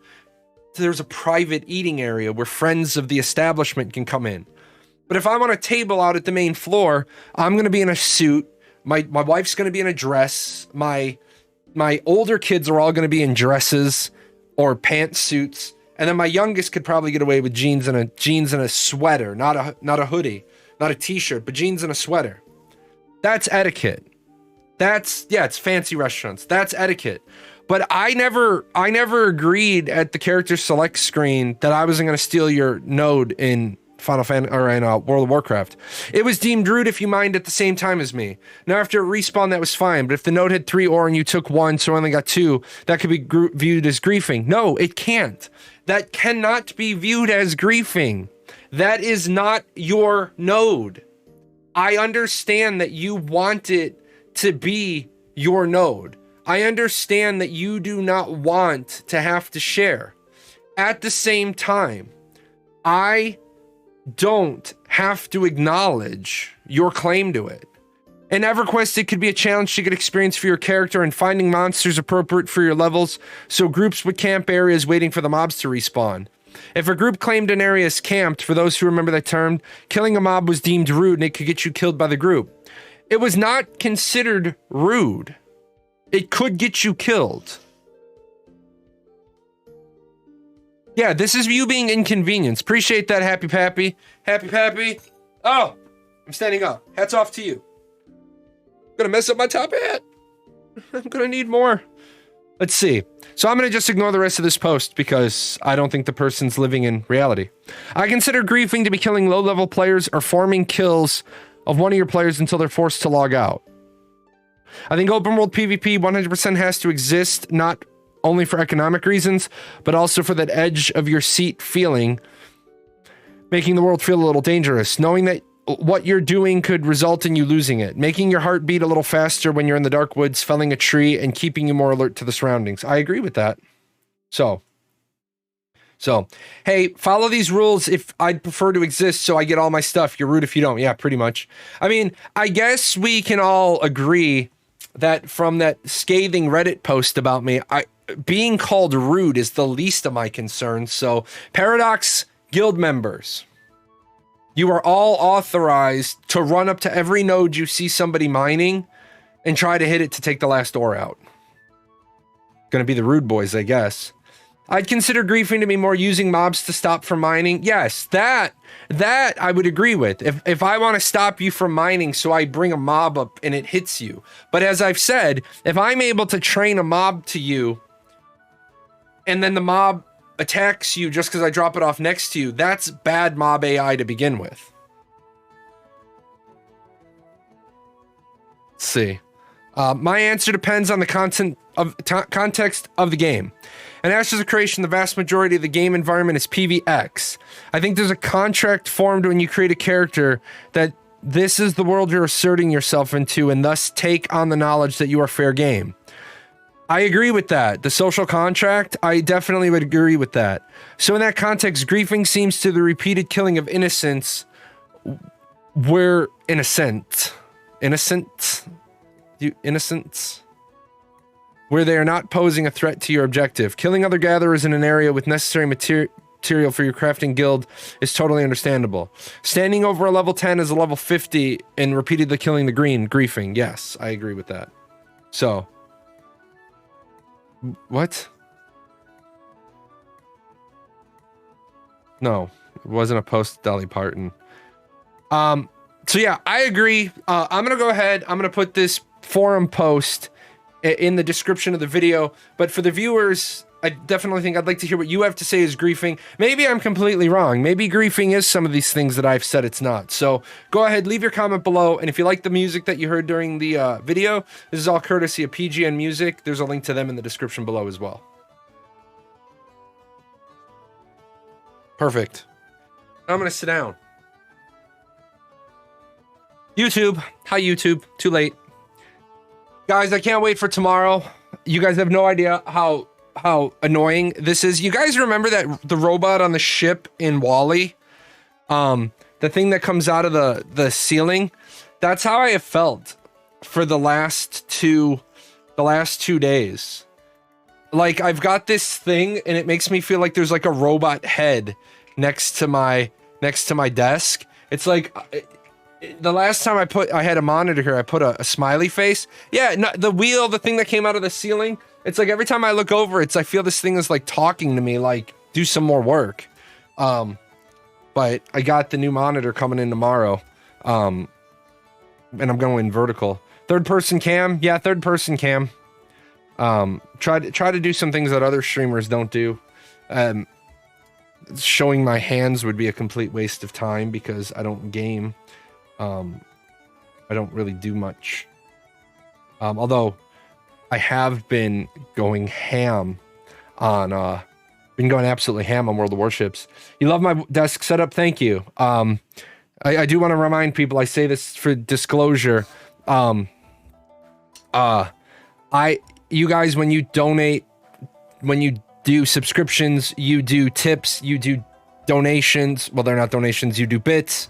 You sponsor on the Patreon. None of the money goes to any of my gear. I buy all my own gear. I'm adamantly against streamers using their income for themselves and not their community. So as I talked about at the end of that video segment, if you guys like music, PGN Music over on YouTube, if you subscribe to that, it helps us out. If you've got Spotify, it's over there as well. It's on Amazon Music, it's on iTunes, it's on iHeartRadio. Basically anywhere you can listen to music, you can find PGN Music.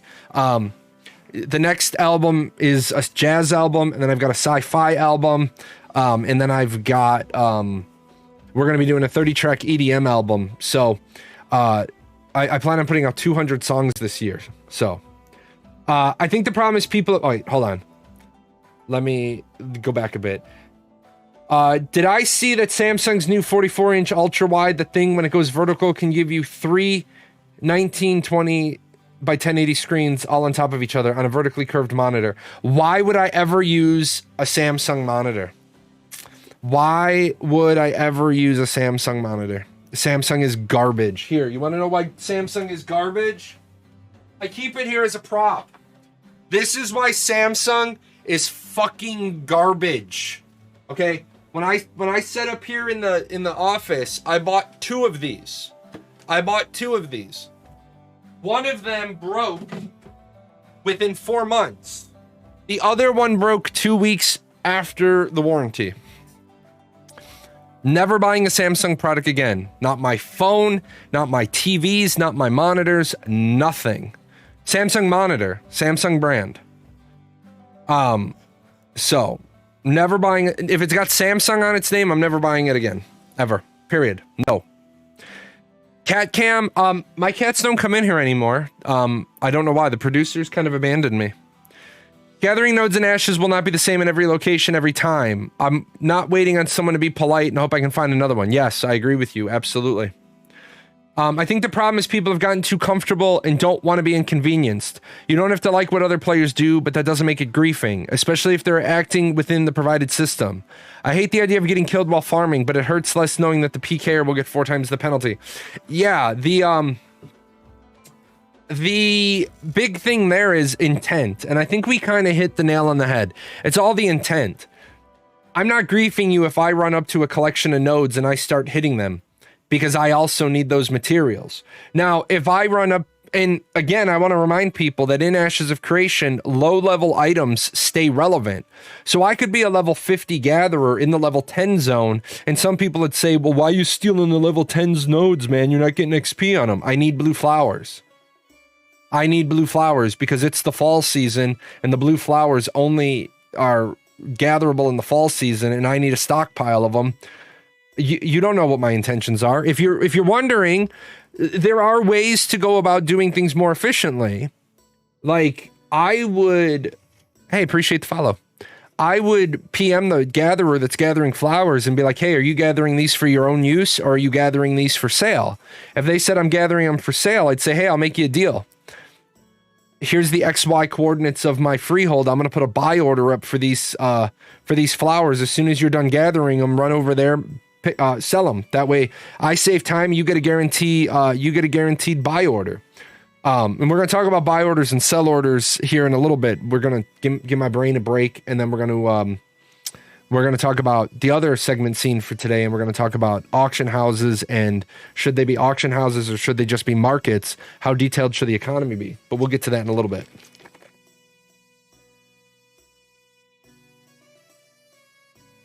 Magistone, any fantasy albums?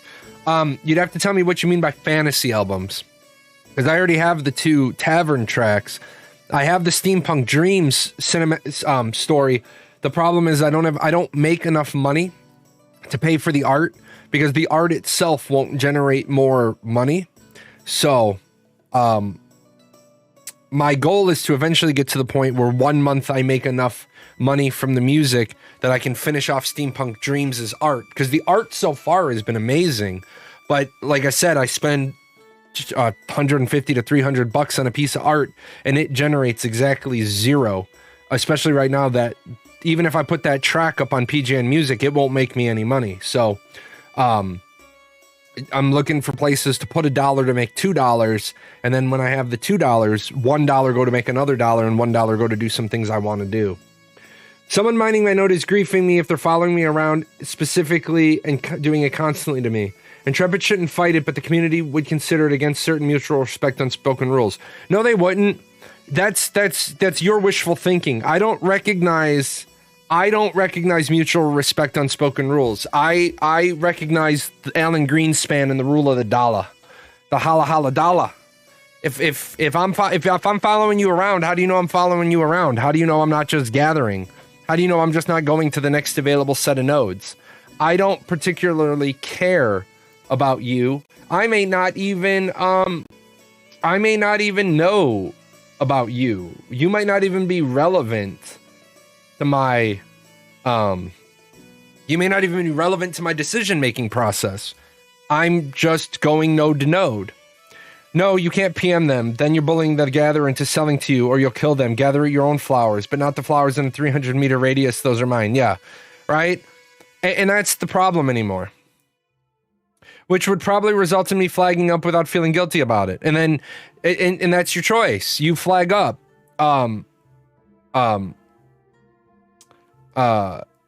You flag up, you get killed, or you flag up and you win, or you flag up and the person doesn't fight back and now you're corrupted, and now the next time you turn around there's a bounty hunter there that kills you because you're corrupted.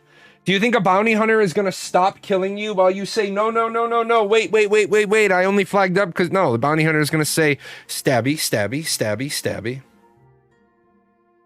Which is why I personally think the corruption system could end up being too harsh or too lenient. No, you think that because you want to be able to kill people. Because you just said that. You literally just said, I want to be able to flag up without feeling guilty. So now I think the corruption system could be too harsh. How could the corruption system be too harsh? It can't. The corruption system cannot be too harsh, because the only way to get corruption is by... It doesn't need a lot of testing. It doesn't need a lot of testing at all. It needs tweaking of the one flaw in it, but beyond that, it doesn't need a lot of testing. It's all because you can't accidentally get corrupted. It's not possible. You can't accidentally get corrupted. And even if you accidentally flag up for PvP, you can have a safety put on your AoEs that you don't hit greens. So there is no way that you can turn around and say, but it happened. So it's hard to describe. I'm talking about the music. What I'm thinking is instrumentals you put in the background of fantasy games. Some sound more realistic, some less. Not sure how to describe. Oh, so you're talking about like D&D adventuring music. I'm going to be able to murder 3 to 4 people without having any consequences. Go to the courts and go to jail. Sound good? Yeah, let's just institute the purge. For the next 12 hours, all crimes will be legal. What crimes are you committing? None. Because they're all legal. People always make me smile. I haven't played D&D, so can't say. Give me an example then of the type. Go find me the type of music that you're talking about so that I can put it on my list of music to get made. So I need a lenient corruption system so as bounty hunters can have content. No. The corruption system is supposed to be harsh. The bounty hunting system is supposed to be there because you know there's going to be people who flag up regardless. Yeah, what if my dot kills the guy 1201? Still purge protected? No, because it's just like in the one Purge movie or the Purge TV show. Your foot was on the line of the bank's property line when the sound ended. Nope. You're guilty. Of the 4 node types, which is currently the most appealing? I can't tell you because we have had major node blogs on economic and scientific, but we haven't gotten those equivalent nodes blogs on divine or military. I can say that most likely military is not doing it for me. Most likely scientific or divine will be doing it for me. And I say scientific or divine because scientific is popular election and divine is doing the quests. So the reason why is my guild wants me to be mayor. So if we're in a divine node, then I have the time to go do more quests than other people. And if it's popular vote, well, I tend to get voted a lot in games because even though when it comes down to it, people find my personality to be abrasive, I'm a big fan of putting money in your pocket. Like in Arcage, every month I was a hero, I took the hero gold and I built more trade houses. And then one day they decided I wasn't going to be a hero anymore and they didn't vote for me. And then I ran around and I put all my trade houses on guild. And then people were whining and complaining and they're like, well, your trade houses are all on guild now. You're right, they are. Well, that's not fair. Why isn't it fair? Well, nobody else built trade houses because you said yours would always be on public. No. I said mine would always be on public while I was a hero.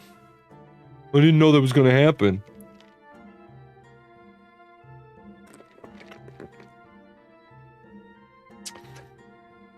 Scientific seems OP. Scientific does seem a little bit OP. Scientific does seem a little bit OP. One of the big things about scientific nodes that I like is the ability to teleport. If your metro of your vassal chain is scientific, even the ability to teleport from your node to your metro and back is huge. And then the fast travel, if there's 2 scientific metropolis in the world, being able to take the airship to the other scientific node, it's amazing. What did the hero role do? I don't want to go into the hero role for Arcage. It's so convoluted and it's changed so many times. It was just basically the equivalent of getting 10,000 gold for the month and getting a really expensive gem for your headpiece. But you know, it gave an OP cloak. Some of them were good, some of them were bad. How would you feel if a popular streamer but unqualified were perpetually the mayor of the node you were a citizen of? Well, you've got 2 problems there. Number 1, I refuse your scenario. And I refuse your scenario because I would not be a citizen of a node with an incompetent mayor. So therefore I refuse your scenario out of hand because exactly, I would move. Number 2, there is no such thing as an unqualified elected official. They got elected. They either had the moxie to get the money, They have the PvP skill to be the mayor. They have the popularity to get voted in, or they have the time to do the quests. There is no such thing as an unqualified mayor, because if they were unqualified, how did they get the seat in the first place? So,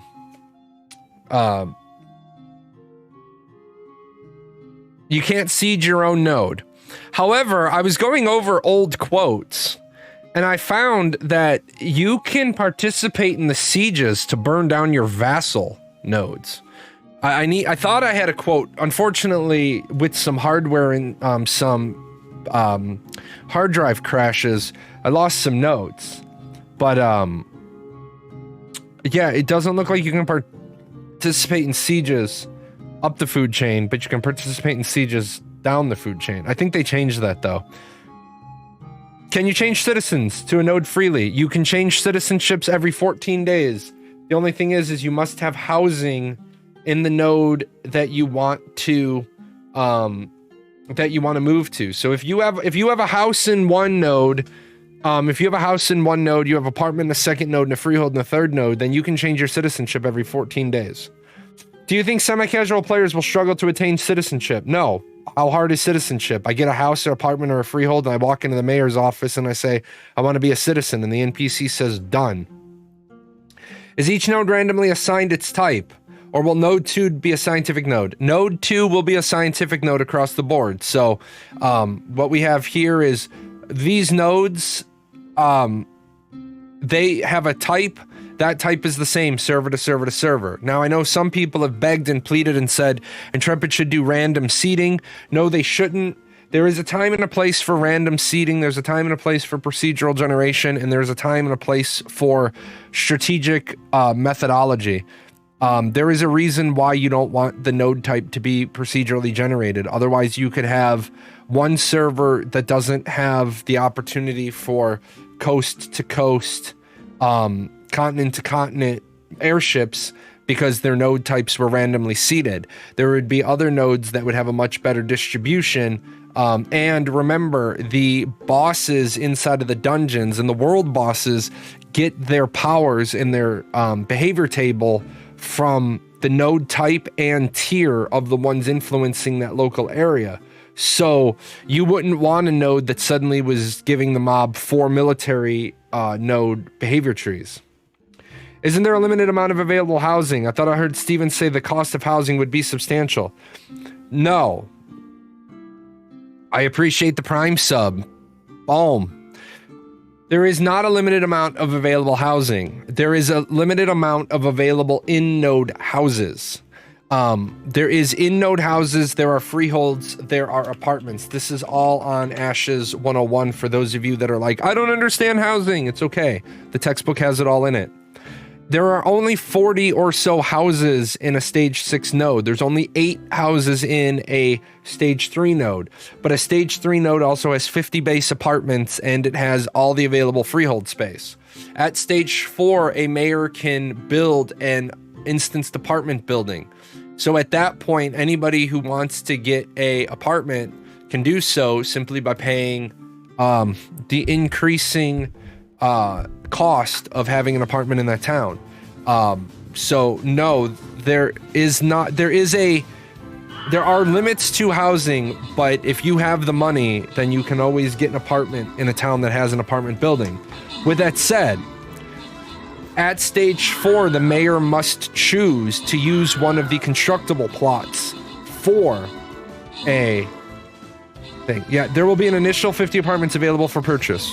What I don't understand what you're quoting me. I just said that. There will be 50 apartments at a stage 3 node. At a stage 4 node, there is no cap on the number of apartments. If the mayor builds the instance apartment building, the mayor can't not have those 50 apartments. They come. So some semi-casuals can't afford. Again, stage 3 node only has 50 apartments. But it has as many freeholds. If you buy a freehold plot, a freehold deed, you go out into the wilderness. At stage 4, if the mayor builds the apartment building, then there is no cap. It is a soft cap based on price. So these are the bits and pieces. Can I do battle plans? I suppose I can do battle plans. I can multitask. But yes, the stage 3 node, it might be hard for somebody to get an apartment and a stage 3 node, especially if they roll into the stage 3 node a day or two late. But considering that a ton of the nodes will all go stage 3 or higher, there is more than enough love and affection to go around. So, do you know if your price for the apartment will be locked in or raised with everyone else's? My understanding is your price for your apartment is locked in when you get your apartment, and then the next apartment gets a higher cost. Once it reaches whatever that soft cap is, then the price goes up and up and up. Now, that is an interesting scenario, because then not all apartments are created equal, and you might be able to sell, because you're able to sell your apartment and your in-node house. You cannot sell your freehold. You cannot sell your freehold because they are limited to one per account. I still think that my idea for marriage works, but we're not at the point where I've talked to Steven about it yet. I think your married spouse, because remember, only the head of the family can be married. If you want to be in a family, you can't be married unless you're the head of the family. Will level 1 to 3 make up the majority of total nodes? No, the majority of the nodes will be 3, 4, 5, and 6. The majority of the nodes will be 3 and above. Because a 3 only gets blocked by a 4. A 4 only gets blocked by a 5, and a 5 only gets blocked by a 6. And there's only going to be 5 6s. So when you start getting into that, the nodes, when you lay out all the nodes and you block all the nodes, the majority of the nodes are going to be 3, 4, 5, and 6. There will be stage 2 nodes, there will be stage 1 nodes, and there will be some areas of the world that don't have a node. They get locked out. But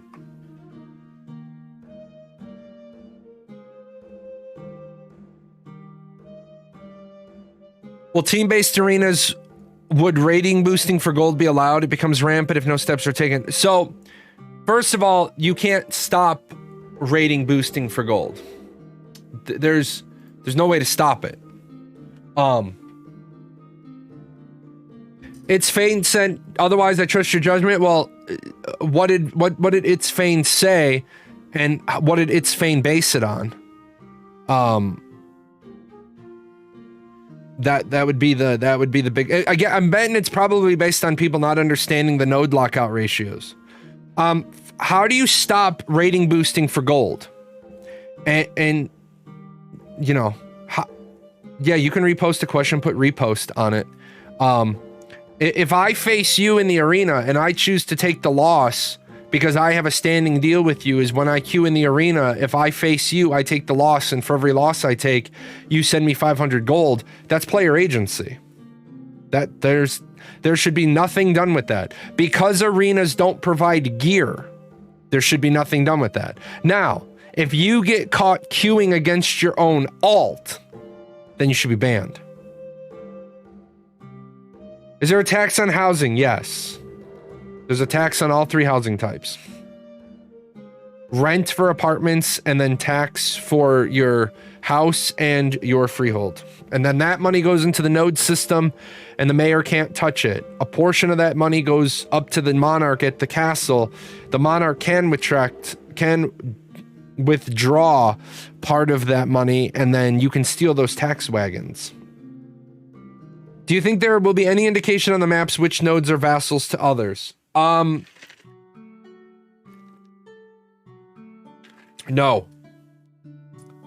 I don't think there will be an indication. I do not think there will be an indication on the map of which nodes are vassals to the others, because there's not going to be any marker on the map as to zones of influence. I think you'll have to go to a board in the node to find out what the chain is.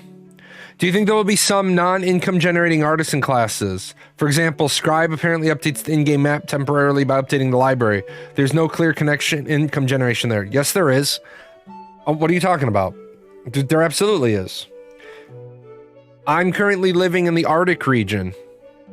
And I've never gone to the desert region before. So I find a scribe to give me a map of the desert region, and then I open up the trade window and they give me a map and I give them 5,000 gold or 100 gold or 5 silver, whatever I think it's worth. So yeah, if they do cartography that way. Plus, I also want to remind you that right now Scribe is on the crafting menu, but if they can't make it so Scribe is equally, if Scribe isn't equally artisan-y enough for income, then they'll just move Scribe out of crafting and it'll just be a side thing. I thought players went directly to the library to update their new maps. They very well could, but that doesn't mean people have to do that. That also doesn't mean that the most up-to-date map is in the library. Mob resistance, resources, mob types, maybe environmental stuff. There's always money and info. Yeah, exactly. A game called Atlantica Online had this really cool information sharing system. You had A, B, C, and S tier for your knowledge of mobs. And if you were at A or S tier, then you did more damage to the mob, and then the mob did less damage to you. There will be Fog of War. There will be Fog of War, and then there will not be... Those are not mutually exclusive. There will be Fog of War to start with, and then the map will not update. So if you don't re-travel to areas, like you come here to the node by the sea, and it's 3, 4, 5, and then you don't come back to the node by the sea for a while, you might not know that that 4 node in the middle got destroyed, so now it's 4, 3, 5. The node in the middle got destroyed, the little village became a town, the town regrew and became a village, but you don't know that. So you go looking for that town, and you're like, where is it? And you're like, wait a minute. Yeah, wait a minute. Fog of War just means you can't see anything. But most updated information is something totally different. So, I'm going here before I forget.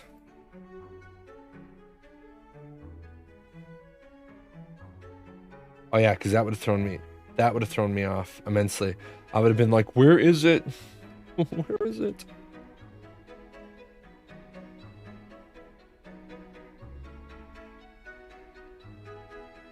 So, now I got that taken care of. Oh, good questions today. Good questions. I want to see if there's anything else in the forums today. That reminds me of AoE. You have Fog of War Black, Explored, Invisible. Yes. Yes, you do. Let's see. No, I don't want general discussions. I want discussions. Well, we're gonna look at that one.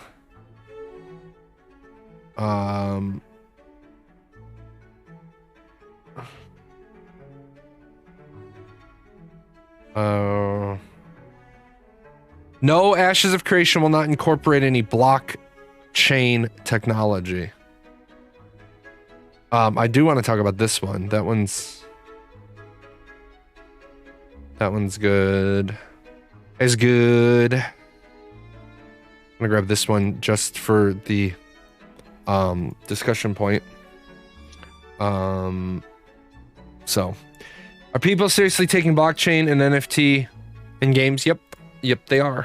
People want NFT and they don't understand that. No, they don't. I'm gonna start with this one right here, only because looking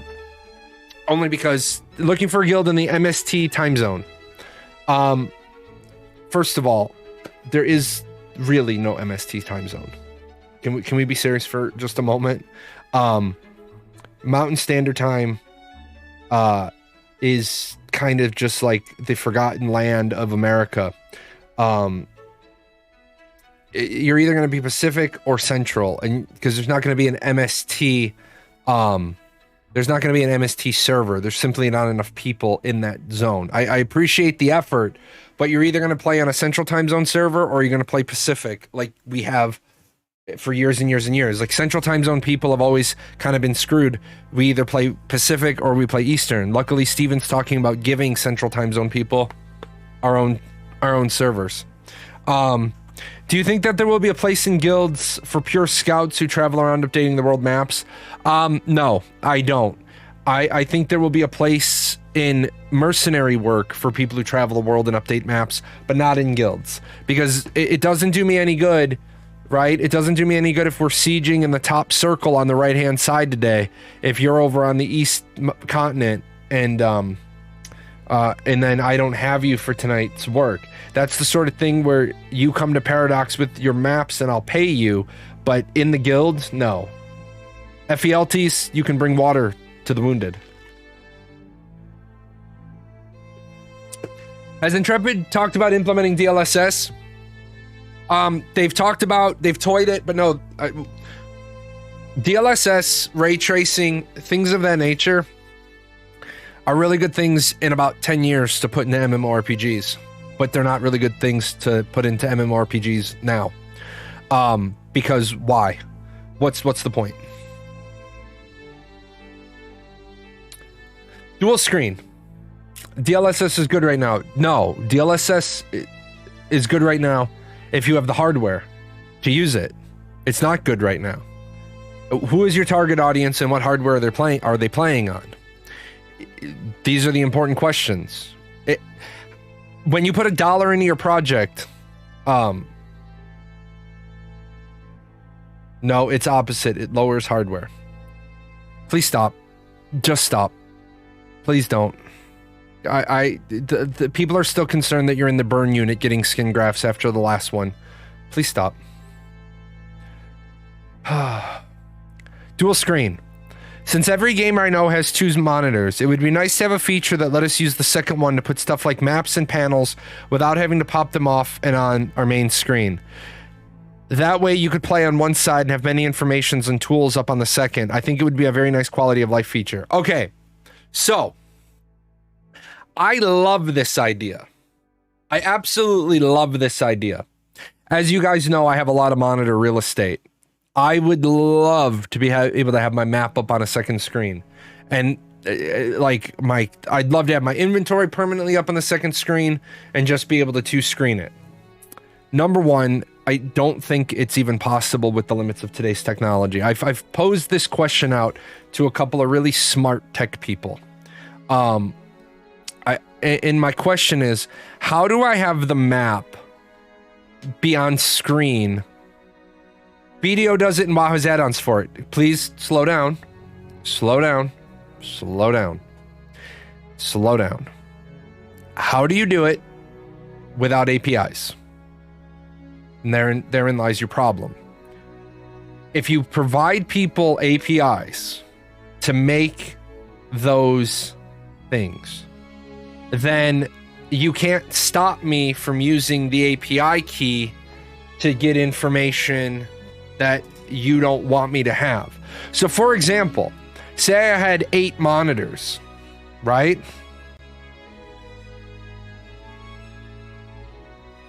Say I had 8 monitors and I have the API key from everybody. I can have everybody's monitor up on one screen. I can see what you all are doing.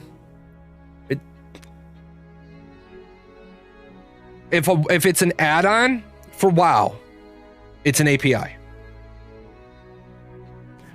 You're saying BDO does it, WoW has add-ons for it. If WoW has an add-on for it, it's an API.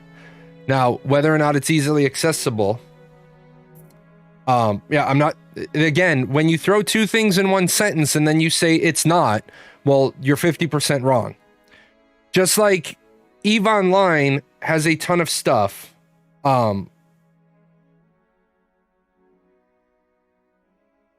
EVE Online has a ton of stuff that's done through API.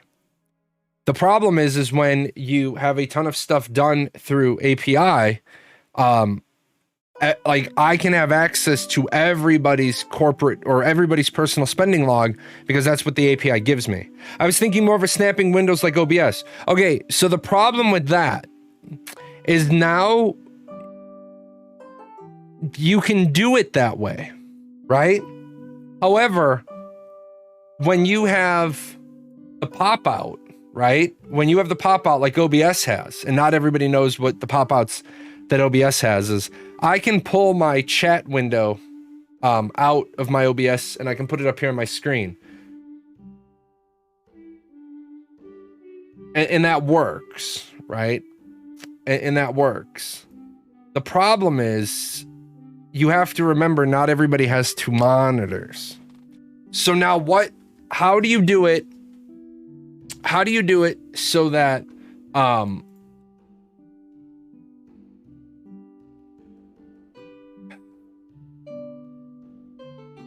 how do you do it so that it doesn't give people with a second monitor an advantage? And there, I think, is the other problem. I have enough monitor real estate, right? But if people don't, then are we giving them an advantage? So.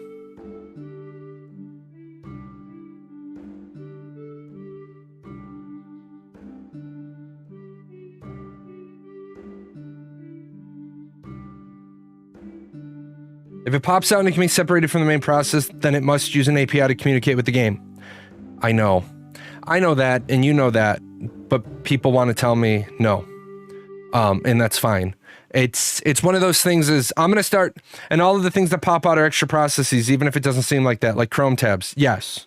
There's a thing called multi-monitor support that you can use to extend the game real estate, but without turning the game into some sort of web-based engine. You can't use flyouts unless you're willing to extend the surface area. I know. You liked the post, said it's not possible, got corrected. Flyfart, you're what are you talking about? I didn't say it's not possible. When I said it's not possible without using APIs. And look at all the people above you that are saying there's multiple people saying it's APIs. Whether or not that API is accessible to be exploited is a different question. What's an API? I don't have to tell you what the API is. You see that guy named Fei Lin? That guy named Fei Lin is the person in my community? Because I don't know. You're right, I don't know. I don't have to be the smartest guy in the room. See, that's the thing about leadership. I don't have to be the smartest guy in the room. I would never try to get into a dick measuring contest about computer programming with Fei Lin. Why? Because I'm 42 years old and I don't have the background he has. But when I have people in my community that I can ask questions to, and when I even started the segment, I've posted this question to a lot of people who are smarter than me. Now, if you want to prove that you deserve to even stay in the conversation, and keep going. Don't just give them what the acronym is. Give them the rest. I would set up my game across 3 screens and have all my UI in the middle one. Now I can see a lot more. I agree with you. That's what I would do. There's a thing called multi-monitor support that you can use to extend the game real estate, but without turning the game into some sort of web-based engine. You can't use flyouts unless you're willing to extend the surface area of the game itself, which is essentially just resizing the game. Yeah, and that's when some of the programs that you see and you say extend my windows, like what's the one that everybody always has the major amazing setups for? Microsoft Flight Simulator, and they have it all extended across all their windows. That looks great, but it looks then less than satisfying. It's less than satisfying when you play on just one screen. Couldn't we say the same for hardware requirements? I think it's much more feasible to have a second monitor than upgrade in GPU. I agree with you. But at the same time, who is your target audience and what is their hardware and what are they going to have? I think you need to build your game based around the idea that a gamer's only going to have one monitor. I don't think you can, like somebody said, since every gamer I know has 2 monitors. Okay, but that's anecdotal evidence because not every gamer I know has 2 monitors. I know lots of gamers that only have 1 monitor. So I know a lot of people that can't afford, they buy one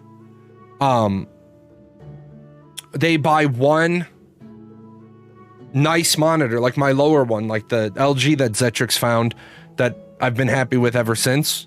Buy one monitor. They put $900, $1,000 into one monitor because they don't have a bunch of other stuff up.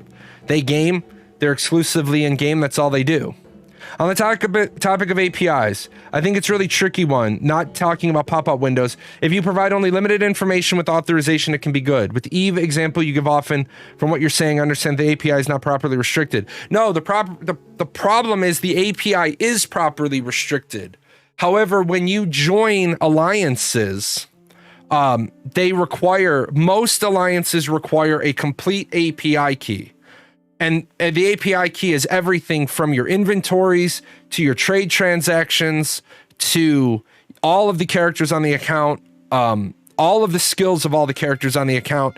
So because you created something that was supposed to be used for EveMon, right? Because before you couldn't do skill mapping in game. So Eve created APIs so that their community could develop the tools that the people wanted. But now it's being used for a purpose that they never intended. Or maybe they did intend. I wasn't there. I wasn't in the meeting. I don't know what their intention was. But so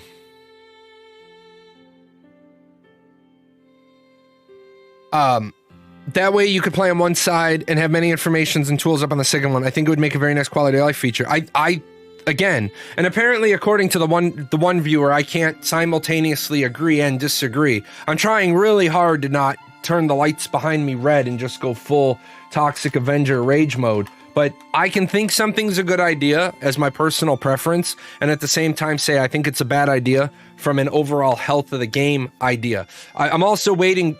The person who wanted to play Stump-a-Chump with the streamer has now seemingly become the chump and won't answer the question. It's like, hey, I am not the guy for handling this. I'm going to tag in my fucking community guy who's smarter than me, and I'm not ashamed to say there's a guy smarter than me. And he just kind of fizzled out and disappeared. He said he was able to answer the acronym, and then when I said, well, go beyond, don't just say the acronym, what is it and what does it do? Nah, crickets. Oh man, I got called out. I'm not gonna answer the guy because I only know what the streamer knows. Why don't you answer the guy? Why don't you just go on a diatribe of what APIs are and why I'm wrong? If you know so much, just go, man. Go full throttle. You have full permission to wall of text this bitch up. Go on. And explain how BDO does it and how WoW does it. I know WoW uses an API. That I know for a fact. So why don't you explain how BDO does it? Man, this is sad. No, here's what's sad. You're sad. Because you came into a channel and you tried to play Stump-a-Trump with a streamer. You tried to call me out saying that I flip-flopped when at the very beginning I said, I have sent this exact question out to people that are smarter than me so I can find out information. The guy that jumped in, way smarter than me. But you didn't know that. You decided to open your mouth and insert your own dick. Congratulations. That's a talent some people do need. But when you turn around with, man, this is sad, why didn't you just answer the question? No, you hid and you ran. I knew you were going to be a problem from the very beginning. I let you hang out. I said, I think this idea is great. I would love this idea, but I don't think it should go in. So, how many monitors do you have? 1, 2 to 4 or more? Let's clean that up let's clean that up a little bit. How many monitors do you have? 1, 2, 3 to 4, 5, more than 5. We'll do that. So, no, he's already banned, Faye. He can't talk. He's banned.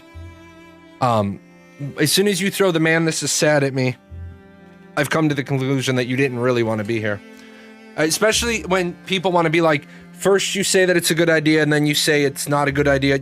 Yeah, that's right. Because, I mean, imagine being a person that wears many hats. I mean, yeah, he's in chat, he just can't talk.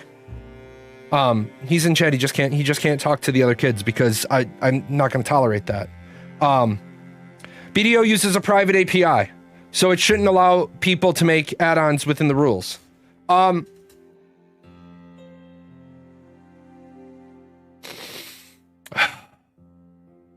Pass. Because I don't actually know. I don't actually know if that works that way.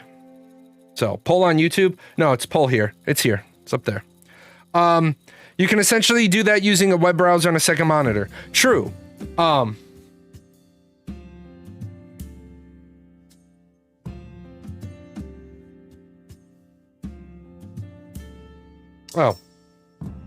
That was easy. You can essentially do that using a web browser on a second monitor. You can essentially do that, but it depends on how you're going to do it. It's unfortunate, but Intrepid so far doesn't plan to have any public API. That means there will be no way to create a program to show live information of the game. Your best bet will be a web page and or a Discord server on your second monitor. I don't know where they were going with that. No public API, no opening this to the outside world, but there are plans, most likely post-launch, to have mobile companion app for the game, and that might it is funny to me where I say you need to do this with an API, and everybody in the thread keeps saying, they keep using the phrase no public API. It did, you know. And so if you're going to use a web browser, why not use the second-party websites that are sure to be much more tailored? Yeah. And the problem is that if you set it up as a website, then it's a public API key. So there's no, once you set it up that it can be run through a website, so. I've known him for years, he's an ass, it's not worth it. That's funny. I don't know you. I have no idea who you are. So you haven't known me for years. You might be watching me for years. I literally have no idea who you are. I will say, however, that the brief mention of a web app in the wiki article seems purely speculative, and all the references given, the developers have only spoken about having the functionality for a mobile device. I didn't hear anything hinted at a website with this functionality. That is true. I believe that someone extrapolated, this is what is meant when people talk about parasocial. Oh, okay. Thanks. I believe that someone extrapolated that if they're willing to offer this via mobile apps, then it's only natural for them to do it at a website. That is true. I want to be clear here. Intrepid Studios has never said they're doing a companion website. Intrepid has said that they're doing a companion app. And those are two different things, and they function differently. They've made it clear, though, that the idea to give you a way to get notifications and interact with certain portions of the game while not playing the game. There was no hint about giving you additional functionality while simultaneously playing the game. I presume that everything the app will do, you could just do while in the game as well, so running both side by side isn't of much use. True. The app still needs API. That is also true. Right? That is also true. That being, because remember, right? Everything that they do is either in the game or what is it? What was it? It was application program interface, because the acronym was so hard. So though that is somewhat harder to reverse than the website API. Yeah, it's not public. That's that piece. It's not a public API that you have that you can see, okay, what does this API give me and what can I do with it? That being said, it's not totally outlandish for there to be something like this in the future if people ask for it, as long as it's part of Intrepid's closed system. That's the key. If it's part of Intrepid's closed system. I just take being able to put a big map on a second screen to not have to deal with it taking up part of my main screen. Yeah, and I agree with you, but I think what, I think it was Faye said, it would be better to just be able to expand your, like for me, I would expand probably upward and then just be able to dump my map up there, and you don't need to create anything for it that can be accessed by anybody else. I just it would be making like, kind of like what you said with OBS and docs, but I would actually liken it to saying, you would do it like GIMP or PowerPoint, and what you would do is you would set your canvas. And even then you couldn't, nope, because you couldn't do that. that would only work for people that have 2 identical sized monitors and the same resolution. Like stretching the screen to another monitor. Yeah. The thing is like my 2 monitors are different resolutions, even though they're the same physical dimensions, the resolutions are different. So I couldn't stretch the canvas up there because the other monitor would be distorted. So that therein lies the easy problem about why that wouldn't work. I think it's a great idea. I think it's an absolutely brilliant idea. If you can do it like OBS with the pop-out widgets, that would be perfect. So I just grab the widget, throw it up on my desktop. I put my map up there. If they could do that, it would be a great idea. Apparently, I didn't get to finish my thought with the other guy because I was like, yeah, it's a great idea. But then at the same time, we have to balance it to, are we giving people with 2 monitors an unfair advantage? I think you would have to restrict which windows of the UI you can pop. Oh, I would agree with that as well. So.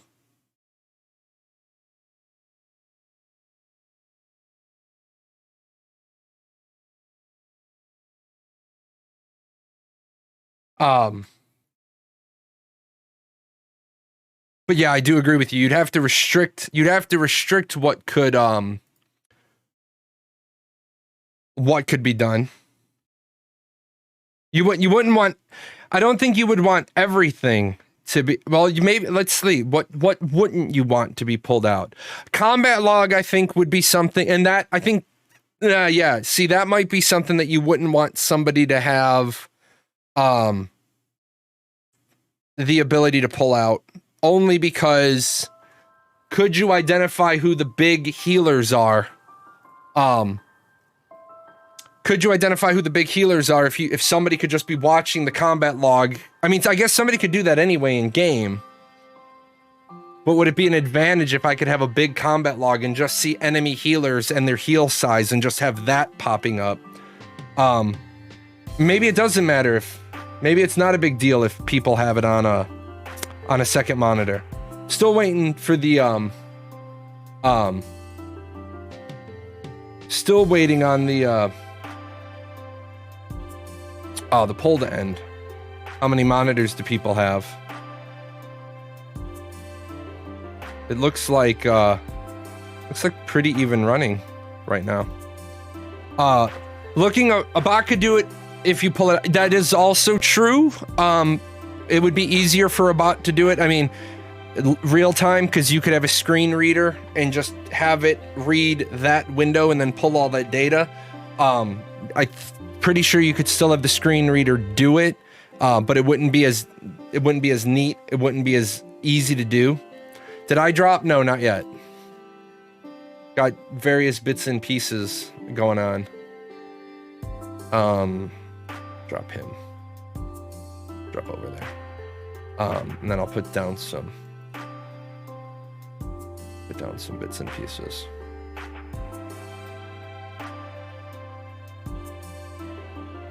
There we go. Let's see. To be frank, I'm not sure which one to pick in the poll. I have more monitors, but I have them differently connected to several PCs at my desk. The way you would answer that then is, how many monitors do you have on your quote-unquote main? So, 1,300 animated combatants on Clayton's rig as shown in the December 2021 live stream.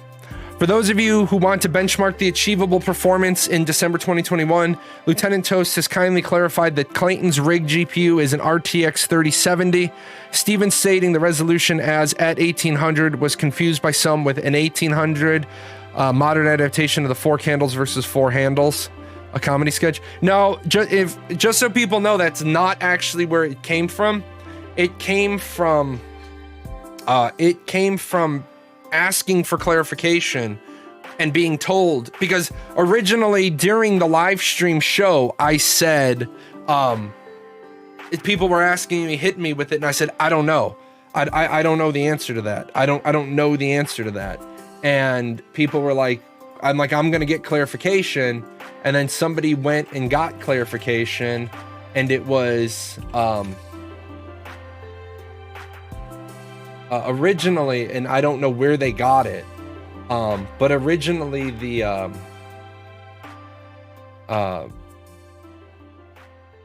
it was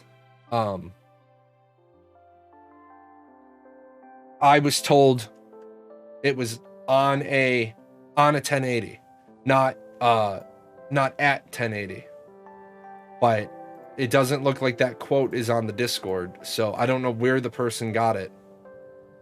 I think Magistone, I think you gave me the quote, if my memory serves me correct. You're the one who said you had the clarification. You stream the dev stream and chat while watching? Yes, I stream the dev streams. Unfortunately, my show is on Friday, and their live stream pops up. So during the time they're on, we watch the live stream, and then people are asking me questions that they want to clarify. And then if there's ever a big mistake, I contact Steven right away so that we can try to get clarification.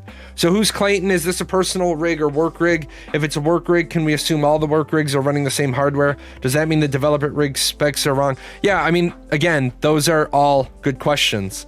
Did you upgrade the PCs at the office?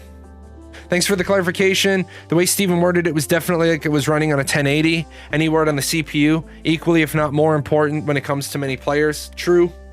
I've never come up with the clarification. I got 1080 from you when we were discussing the other day. Don't remember though. Somebody gave it to me on the live stream while we were live.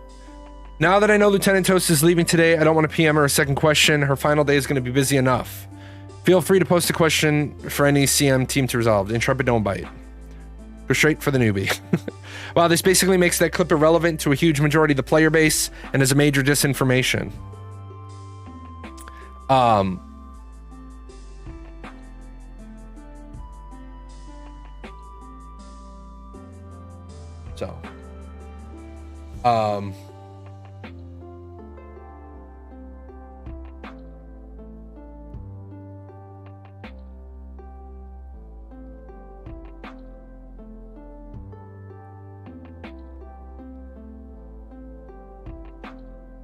See. Yeah, your wall of text. Whether this is an actual fact or not is irrelevant. The perception will be that people were lied to about what machine you will need to run the game. Many content creators are making videos talking about how your low to mid-tier computer can run Ashes when this may not be the case. They need to do a real clarification on this and take their lumps now instead of letting the misinformation continue and letting people make assumptions of malice in lieu of an actual clarification that they misspoke. I don't think someone posting, I was told by this CM on the forum post is going to cut it. No, I absolutely agree with this. When it comes to, and what we're talking about, for those of you that are just joining us later in the day, originally this video was said to have been filmed on a 1080. It actually was filmed on a 3070. There is a huge difference between a 1080 and a 3070. I just want to do a real quick, even though I hate using this particular website, there is a, yeah, I'm not even going to go there because I don't even think that's accurate. I don't think that's an accurate benchmark. Let me see if I can grab a better benchmark. When people use userbenchmark.com, I want you to realize, userbenchmark.com is doing kind of a head-to-head comparison of the hardware. However, sometimes you need to realize, after the other show where it got heated, I want to remind people that when you compare two things, you need to compare them. You need to compare them accurately. So if I have a 6,000 pound pallet and I put it in a truck with a 6,000 pound weight capacity and it in a 12,000 pound weight capacity, in an ideal world, the truck that says it has a 6,000 pound weight capacity will perform equally well because it's performing at something it's rated to do. But I'm not interested in comparing the truck with a 12,000 pound weight capacity with a 6,000 pound pallet. I'm interested in that doing 12,000 pounds and the other one doing 12,000 pounds, and the other one won't do it at all. It's like I can move anything with a 4K forklift. Anything I can move with a 4K forklift, I can move with a 12K forklift. 4K's nicer, neater, easier, smaller. It's the right tool for the job. But I can't move a 12K pallet with a 4K forklift. See what I'm saying? So user benchmark is sometimes giving you accurate but not accurate comparisons. User benchmarks like this card is 30% more powerful. Okay, fine. But are we making sure that we're rating the higher card? Are we letting the higher card gallop is kind of what I'm getting at. Like when we talked about the 3090s, comparing a 3090 to some cards, and then later on that day people all found out, yeah, it's great. Are we running the same hardware on both? Yeah, exactly. Are we running everything else the same on both except the GPU? That's the crux of it. A lot of times you get these ratings where they're like, oh, well, based on all the user scores and this and that, we're rating the card, but the card doesn't matter. The card is one part. In fact, and Faye will go into more detail. You can have an awesome CPU and an awesome GPU, and if you put all that stuff together on the wrong motherboard, you're gonna have bottlenecks. And you're like, well, my card's not performing the way it should be. Yeah, because you didn't give it the right motherboard to work with. You have other bottlenecks. Your performance is lower. And that's, I think, what a lot of consumers don't understand. A lot of people also just max to the right. Yeah, you can bottlenecks with the wrong RAM as well. There's lots of things you can do that bottlenecks your PC. And then, oops, wrong one. A lot of people fail to realize going over to the right and buying the most expensive product isn't always the right solution. For example, the people who buy Threadrippers to game on, and then they don't understand why they have why they have bad performance. Well, you're gaming on a non-gaming system. That system's not there. I heard somebody in the we were laughing. The 3090 crew and the 5950 crew were laughing in the Ashes of Creation Discord, and we said somebody was like, I have a 5900, can I join the 5950X crew? And Lex said, no, you have to PayPal another 50X. But then somebody said, well, why do you guys have those? Why do you guys have those cards? Well, I don't have that card to game on. And if I could go back in time, I would have done 2 PCs. I would have done a 2 PC setup. That was my mistake. I shouldn't have been afraid of doing a 2 PC setup. I should have just done it. With that said,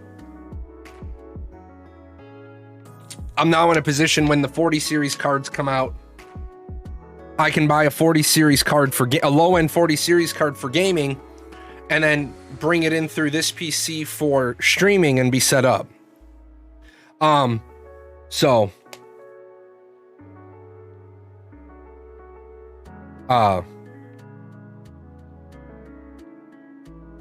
with that said, I do 100% agree with the statement that I think this is one of those times Intrepid needs to pump the brakes and Steven needs to fall on his sword. And after Steven falls on his sword, he needs to close the door on a meeting of all the people involved and be like, look, we're going to change how we do these live streams now. I'm not gonna not know what, because have you seen Steven and how uncomfortable Steven is sometimes when he doesn't know what he's about to see on the live stream? All that is putting all those images into a PowerPoint deck and sending them to him. Because I would sincerely hope that they're not putting together the images that are going to be shown on the live stream on Friday.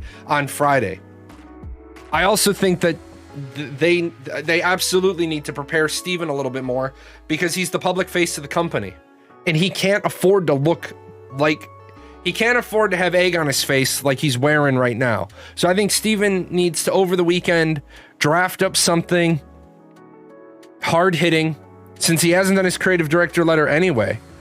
He needs to he needs to address this and be like, look, this is a situation where when you're working from home, you're not, because you can turn a negative into a positive. That's called marketing. And I would just approach it as, this is one of the problems of working from home. I wasn't in the office that day. I wasn't in the office the day before. It was a working from home solution. I didn't get prepped on everything. I wasn't ready to answer the question. I got asked a question. I spoke out of turn. You know, why wouldn't you think of it though? They filmed the videos the day of. Again, you hit me, and I don't have to go all the way over negative. I can stay middle of the lane, and I can't answer that question. I've been screaming up and down the aisles about the live streams being more prepared, rigid, and professional for over a year. I think that if you better prepare the live streams, it opens up more opportunity for you to be the human factor. They got burned for running non-scripted live streams. They absolutely did. They have mentioned in the previous live streams about the decks being delivered to Steven and Jeff, but not sure what happens to all the streams. Again, it's super, let's see. That's the risk. That is the risk you take. That is the risk you take when you guess. And now, that's not a little oops. That's a big oops. And unfortunately, I don't have the exact citation of when I was informed that it was on a 1080, but it was most definitely sent over to me. Yeah, a 1080 and a 3070 is a pretty big oops. Then the question was asked. Now that question asks about 6 more questions. Is the person working on home? Yeah, we're still on the 1080 3070 thing. Is that person working from home on their 3070? And then my follow-up question to that is, if you were on a 3070, why were you doing it in 1080 resolution? Why were you doing it at 1080 resolution? Why wouldn't you see, you know what I'm saying? Like, why isn't the 3070 allowed to gallop? So I think over the weekend, they need to put together a statement, and there's a way to turn a negative into a positive. If you own it. Extreme Ownership, the book back there on my shelf. Extreme ownership. You just own it. It was a mistake. It was a mistake at a time where we shouldn't have misspoke, but we misspoke. I want to know what the CPU, because the bottleneck 1,300 people environment, PvP CPU can be the bottleneck. It is, you're absolutely true. Did I miss out on something where the 1,300 battle was done on a 3070? Yes, it was recorded on a 3070 using a 3070, which is a huge difference than it being a 1080. The part of this two-piece that makes this so much of an impression or an improvement over this is because this was done and had 24 frames per second, and this was done and had 30 frames per second with Unreal Engine 5, with Nanite, and I believe with Lumen. And the problem is that it was made to seem like their bleeding edge technology was getting them there. Well, the problem is their bleeding edge technology isn't getting them there. Was that with Nanite? Yeah, this is with Nanite, what's on the screen. So was that initial video on a 3070? Yes, this one, it wasn't on a 3070. But this one is. So now your 30 frames per second is irrelevant. Run this again on a 1080 and tell me the results you get. And we talked about it once in the show. We just happened to get back here because I wanted to look at that post because it was said, has it been talked about? As an indie studio, I doubt they'll have the finesse to smooth this error over. This is what we've gotten ourselves into. No, because it's not a big deal unless you let it become a big deal. It's not a big deal unless you do the ostrich route and you hide your head in the sand. It's ready. If you've not read this book, and you're in business, right? I highly recommend you get a copy of this book. You can get a copy of this book for about $4. Ready? If you want to know all the books that I read and all the self-improvement, self-development, and read this book, and it's going to tell you. You take extreme ownership of your problem. You just come right out and say it, because we all know it was a mistake. But now if you say it was a mistake, then nobody says, then nobody's going to say you're hiding it or you're running away from it. But just create a positive out of a negative. 30 series wasn't even out back when the stationary was shown. Yes, the stationary was only 4 months ago. This was only 4 months ago. So maybe that's why they rushed to get through the segment. They knew and they wanted it to show up. No, I think that's just what happens. How did they find out it was done on a 3070? Because Lieutenant Toast got asked a question and she clarified, and she gave the clarification that it was on a 3070. So if this is a 37 requirements, we'll at least get to 1080 Ti area. I'll have to update my entire PC within Ashes of Creation launch to be able to perform. Well, and that's the piece. That's where that piece becomes. Number one, they'd already kind of dropped the ball because during the Unreal Engine 5 segment, they said we haven't raised our minimum specs. And so there's a lot of people who are under the impression that they're going to be able to play Ashes of Creation in Unreal Engine 5 on an NVIDIA GeForce 750 Titan or an AMD Radeon R9 with an Intel Core i3 or an AMD Phenom 2. Those are barely calculators in today's modern gaming. 8 gigs of RAM is recommended for the minimum system requirements. What does Windows 11 use? What does Windows 11 use in base RAM? And by the time Ashes comes out, you're most of the people are going to be on Windows 11. Didn't I just see somebody saying that they're starting to see more and more games recommended minimum specs 16? It's because Windows uses more and more. With this in mind, I think we're going into 2060 1080 minimum requirement, disregarding the rest of the system. No, I don't even think we're going...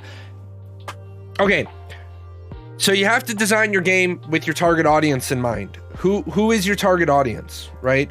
Who is your target audience? And your target audience is who? People that are on 10 series cards? Well, if there's people that are on 10 series cards, you design the rest of the game around 10 series cards. You don't try for 500 versus 500.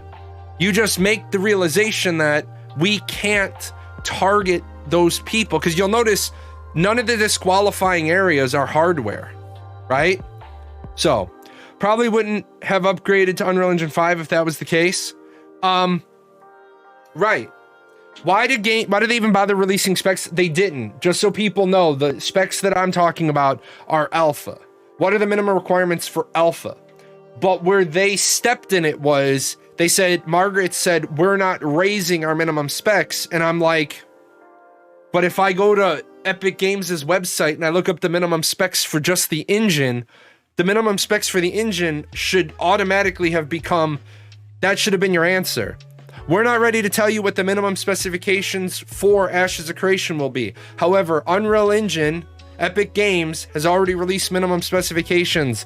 What I'm going to tell you as the marketing director is I can't give you an answer because the game isn't built yet. I understand a lot of you are out there looking to upgrade your hardware. I understand the technology availability. You're looking to upgrade. You're looking to buy what you can when you can for MSRP because you don't want to pay scalpers.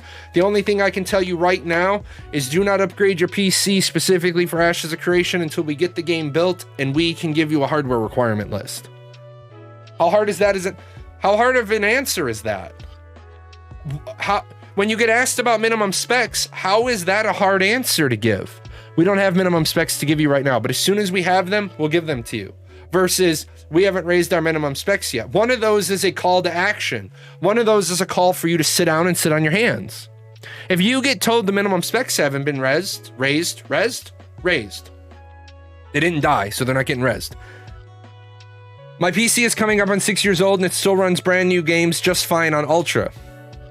True, because, and I say that all the time. What games are coming out? Like, I upgraded my PC because I wanted a second PC in my house, but mainly I wanted to be able to work with 4K video footage, and my old PC couldn't work with 4K video footage. I had to cut one 4K video segment, export it, bring in the next one, export it, bring in the next one, export it, and then string those together and then chop them up a little bit. And if I had to do too much chopping, my old PC was like, nah, bro, not having this, not doing this today. I bought this in the hopes of doing more video editing. Had I not had, I have a second office. I game downstairs next to my wife. So that's where my cube is. But I bought a second PC for my office and I spoiled myself, right? A little bit. Do we know what AOC uses to set minimum recommended specs? No, we don't. And they used Unreal Engine 4. When they made their original specs, it was Unreal Engine 4. So my GPU is doing fine. It's my CPU that's dying. That's because I'm too used to having a lot of stuff open at the same time. True. Microsoft Sim makes your 3080 Titan scream. Ouch. A lot of it has to do with the game is running at many people on 1080p. I run now on what is I can just barely not hit display settings. This monitor at the bottom is 3440 by 1440. The one above it is 2560 by 1440, which is annoying. No, 2560 by 1080. My apologies. Brain doesn't like numbers. Yeah, 1080. Have you made sure you don't need new thermal paste? Do you think the game will be too complex for casuals to enjoy? Assume they play League of Legends RuneScapes. Want to play with my old man and friends. Kind of feels like the Depth to Ashes is a non-physical barrier to entry. Yeah, absolutely. But I wanna say this. I don't think that's a that's a barrier to entry. I think that's a level of just step up. I believe that what Ashes of Creation is doing is bringing back the complexity of the old games. Now, I just talked about this in a video comment, but one thing I'm hoping Intrepid Studios rocks is good tutorials. I don't need a tutorial that tells me WASD is to walk and my right mouse button is to look around. But I don't mind doing those things if your whole tutorial is immersive.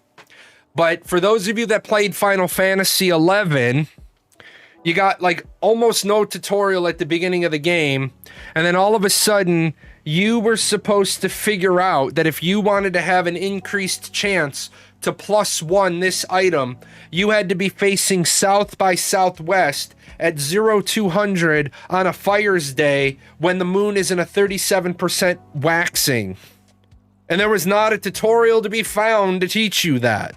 They had that buried, and luckily it was in the Brady guide to tell you that you had to that it had all the crystals and it had all the directions, and then it told you that you had to stand in a particular direction. You literally had to turn, and your compass had to say south by southwest if using a fire crystal. And then there were NPCs in the game that would talk about waxing and waning percentages. NPCs were that you never got sent to. Quite literally just talking about waxing and waning.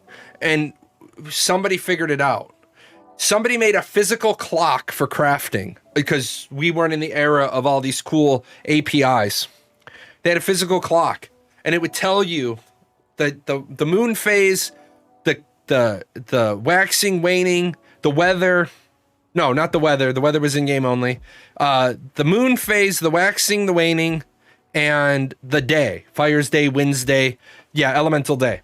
It was awesome. My favorite tutorials are in-game encyclopedias that go over every system like the Civilization games. Yes. Yes.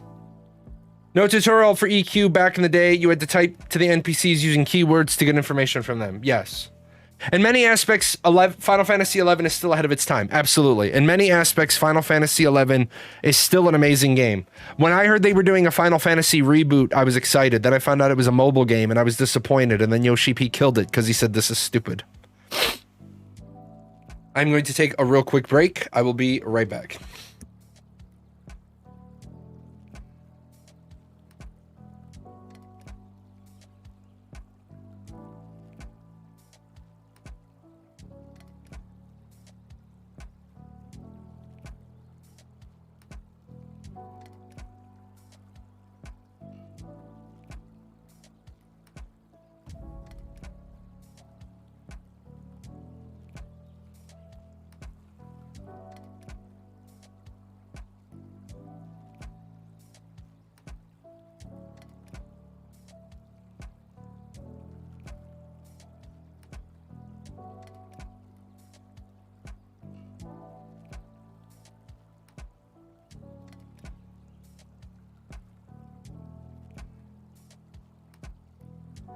Alrighty, very nice of my partner in crime, Tamir. Dropped a couple of cold teas off outside.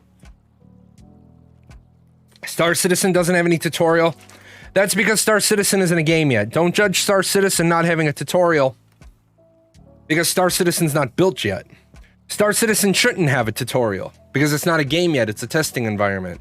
Part of the reason why there's no tutorial is because they no doubt want to see how many people get blown up trying to get out of the hangar.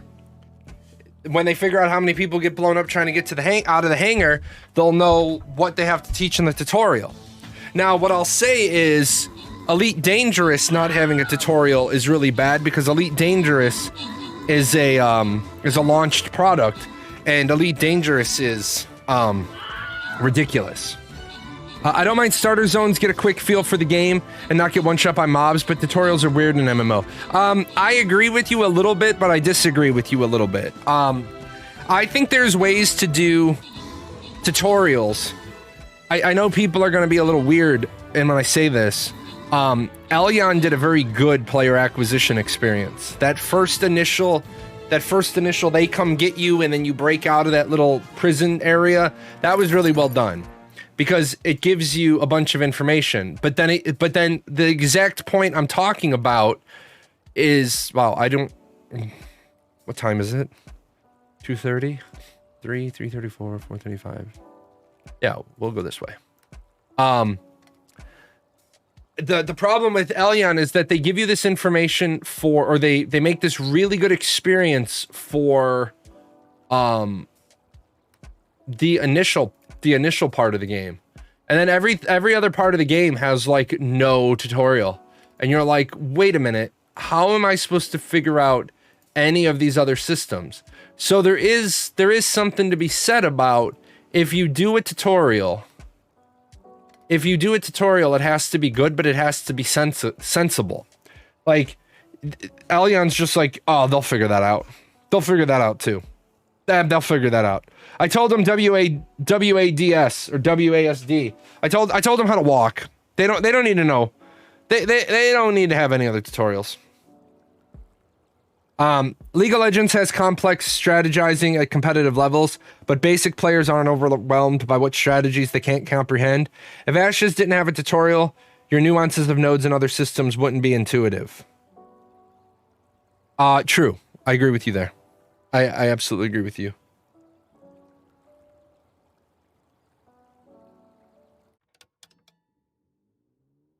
Little last lo-fi track. I like this lo-fi track. This is Echoes of Midnight, off of one of my albums. So, no, I agree with you.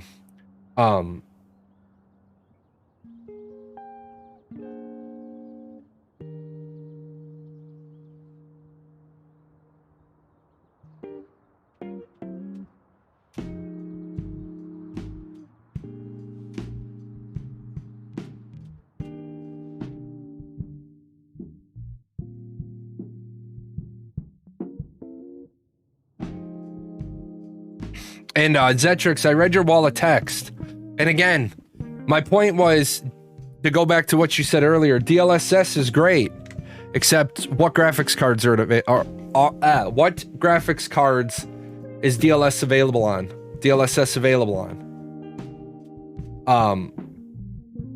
That was the point. Unless there's been something changed, you don't use technology that your target audience doesn't all have access to. New World pissed me off in that regard. Tutorial was a joke in starter zones. The whole map was starter zones. Yes, I agree with you. I like the mud version of tutorials. They let you go out in the world and they have a bunch of NPCs giving contextual advice on a loop all over the place. True, but most people probably don't know what a mud is. I want to hear Jahlon's opinion on what's going on with Russia and the Ukraine and whether World War III is on the horizon. No.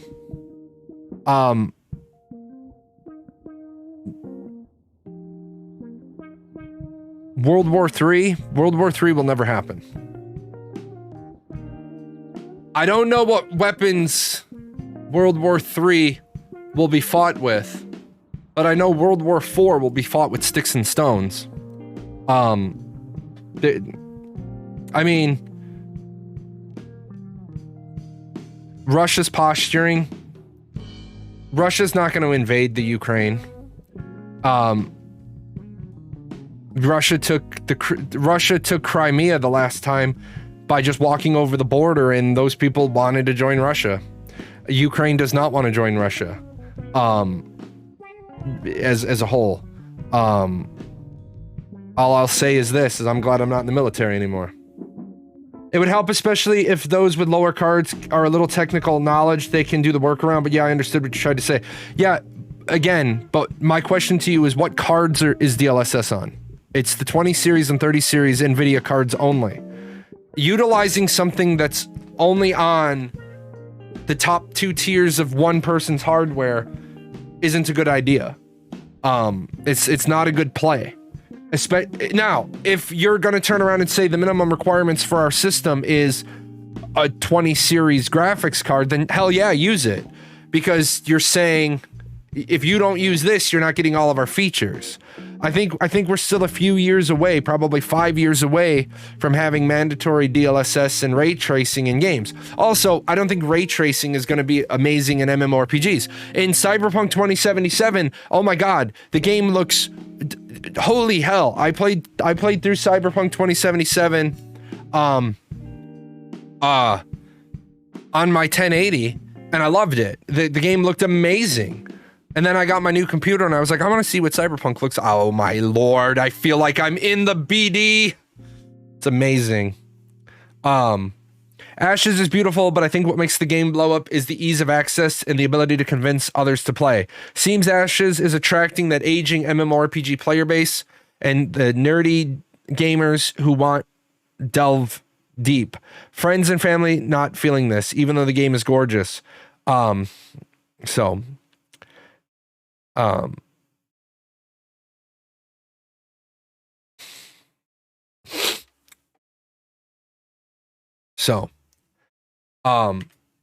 that's why what you just said, getting people to sign up for the game. Ashes of Creation doesn't need a lot of marketing and advertising because Ashes of Creation is not a stack of encyclopedias, right? Ashes of Creation is not a stack of encyclopedias. I get new people signing up for Ashes of Creation every time I say, hey, if you're new to Ashes of Creation and you haven't signed up yet, go ahead and click that link. It doesn't help you. You don't get anything for it, but it helps me out. It lets Intrepid know I'm still reaching new people, and all of the referral money I get in a couple of years when the game launches, I'm going to buy a whole lot more music with it. And the year that I get my first referral check, I'm probably going to do about 500 songs. Like, it's going to be like, hey, where's Jay? Jay's late for the raid. Yeah, Jay's busy. Jay doesn't want to deal with composers, so Jay is literally giving them all 30-song contracts. Be like, look, do 30 songs, do the whole album. You do the art, you do the animation. I got a raid to run. Did anyone watch the 1-hour interview with Steven from MMORPG? Steven did an interview? When did that happen? Do you have a link to that? Because I didn't know Steven did an interview. And if I don't know that Steven did an interview, that's a little weird. But when did that happen? Old? Yeah, I figured it was. But I always ask. Give me a link to it.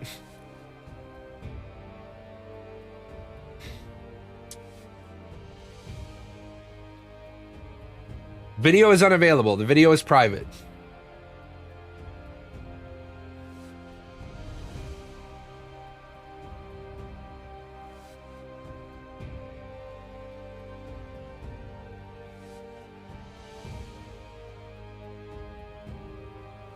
This isn't old. This is new.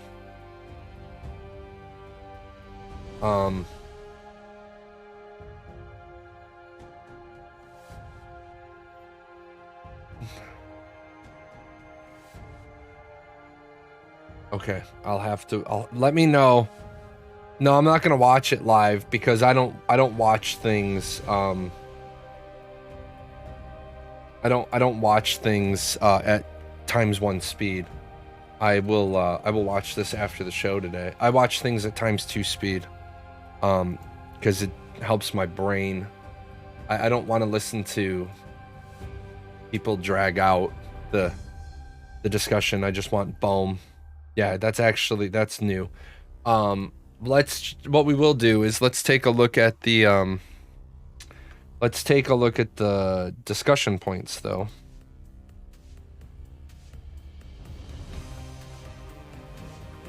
Ashes, let's see, can we do this? Ashes of Creation interview with Steven Sharif. This will be one of the largest and most successful MMOs. The past 6 years have been pretty wild for Intrepid Studios with their flagship title, Ashes of Creation, pushing through different stages of development. With Alpha 2 on the horizon and the recent transition from Unreal Engine 4 to Unreal Engine 5, there's plenty to get excited about when it comes to Ashes of Creation. Shortly after the announcement of Unreal Engine 5, we sat down with creative director Steven Sharif to talk about the advancements the game has made. I'm really concerned as to why the CEO and creative director is on MMORPG and the marketing department at Intrepid Studios has done no formal pushes of this. That is the entire point of marketing. The entire point of this is to... Why isn't... They posted it 45 minutes ago on Facebook. Why did they not post it on their Twitter? Why did they not post it on their Discord? Okay, I'm gonna derail for a second, but you guys know how I say that what Intrepid's doing marketing-wise is absolutely killing me? It absolutely kills me. You have a community of people that have signed up to your Discord, and you don't push this out on the Discord. They retweeted it on their Twitter. Again, you have a Discord. The Discord should be the first place. They should post it on all their social media platforms.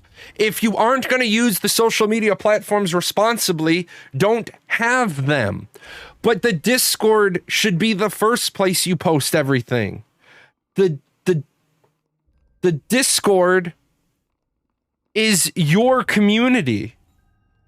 The Discord is your community. You get all these people to go into your Discord, and then again, remember I said it's great that you're doing advertising and marketing and getting people to sign up and getting people to come to the Discord, but you're not taking care of them. This released at 9:01 this morning. I would have talked about this on my show, and I'm talking about it now, but at 9:01 when they release it, you push it out. I have time to review it, chop it, put it into discussion. If you hadn't said it, I wouldn't have found this until tomorrow's media search. Shortly after the announcement of the Unreal Engine 5 transition, we sat down with creative director Steven Sharif to talk about the advancements the game has made, how the outlook of the game has changed, whether the recent game release has changed Intrepid's perspective, and much more. It's actually damn fine writing. Who wrote this? Oh, Steven Weber wrote this? Yeah, this is damn fine writing.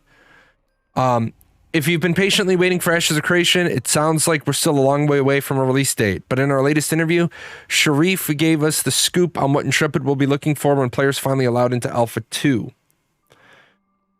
There's definitely feedback apart from just combat that we're going to elicit from our players. Feedback on the communication of the UI to players with the status of the world development, being able to ascertain what nodes are progressing, what it feels like to watch points of interest like dungeons and towers coming online, and how it feels. Were just some aspects Sharif described and the team expects to receive feedback on. Currently, there's no date when Alpha 2 will begin, but Alpha 1 officially ended last year. Nodes, for those who haven't been following the game too closely, are essentially the backbone of the Ashes of Creation. Players can expect to work on it. Damn, this is amazing writing. Players can expect to work on nodes throughout the leveling game and on to the end game. For the unfamiliar, Sharif summed up his vision on nodes when the game finally launches. From a player perspective, nodes are the key to unlocking content in the world. 1 and then 2 nodes are kind of like a community home, and then you share direction of its development and specializations. So these are little cities, potentially little cities that exist. Okay, good. These are little cities, potentially little cities that exist around the world. We have over 103 planned node locations, and at the start of the world, if you know fortunate enough to be there when the game launches, this is an unexplored terrain. This is really good. He really crushed this. This is a tabula rasa that lies in front of players to participate in the direction of the world's development, and it influences literally every aspect of the game. This is good. This is good. The node system is intended to be fully unique system within its implementation, but game similar systems haven't gone unnoticed by the team. During the interview, a conversation ensued regarding a game that shall not be named and whether the Intrepid team has been paying attention to the pitfalls of similar node-like systems. Sharif stated that there will be a lot of differences between other open-world territory control games, and one major factor will be based on the number of players they plan to have per server. Ow. Sorry. Muscle spasm. Another big aspect that's different about Ashes of Creation than I believe the game you're speaking of, our intent to form multiplayer perspective, from a multiplayer perspective, to have massive battles. And that's something that we've tested from a core architecture standpoint. That was one of our main technical testing points, was having a siege that we had in August of 350 plus people who were participating, and our servers were doing just fine. Okay, that's a true statement, but a dangerous one. So that was a major achievement, especially given how early we were to accomplish that feat. We're pushing the boundaries even further going forward, and the number of people that can participate, because the idea behind Ashes is that we don't have a 1K or 2K pop limit on our servers. Our servers are intending to hold 10,000 concurrent users per server. In that sense, the ability for players to participate in these types of systems and these types of engagements, we want to incorporate as many as possible. That's good. One of those limits Intrepid has pushed recently is the transition to Unreal Engine 5. The enhanced visuals were shown in an Unreal Engine 5 walkthrough last week that you can watch in its entirety without commentary during the interview. It's clear that the advancement of Unreal Engine 5, including the lighting system through Lumen and the particle system Nanite, are visually step ahead, but Sharif explained that the transition to Unreal Engine 5 wasn't about the graphics, that there are other benefits to the transition. Let's see if he crushes it here. The ability for multiple artists, designers, and engineers to be working within what was previously referred to as a sub-level, but it's broken down into cells. That availability alleviates a lot of bottlenecking that can occur when multiple developers need to access a particular sub-level. So from a streamlined perspective, the ability to cooperatively work together with other developers for an MMORPG is a very, very good benefit. Good. He's hitting all the points here. The hour-long interview has more information on topics that range from balance within archetype and class structure to whether Ashes of Creation may seek publishers in the future. Spoiler alert. Sharif did say that Intrepid will be looking for international partners in countries from Latin America, Southeast Asia, along with China, South Korea, Japan, and more, where the team won't be able to self-publish their game. Chat just called me. Okay, so that's a big one. That's a big one.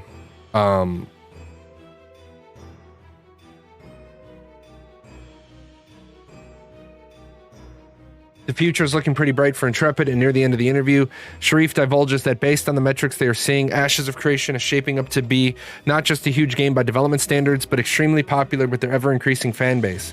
He hopes this popularity will transcend the MMORPG as Ashes of Creation IP eventually expands into other games, but he believes that will be much further down the line. Right now, Sharif states that he believes Ashes of Creation will be one of the biggest games to hit the industry.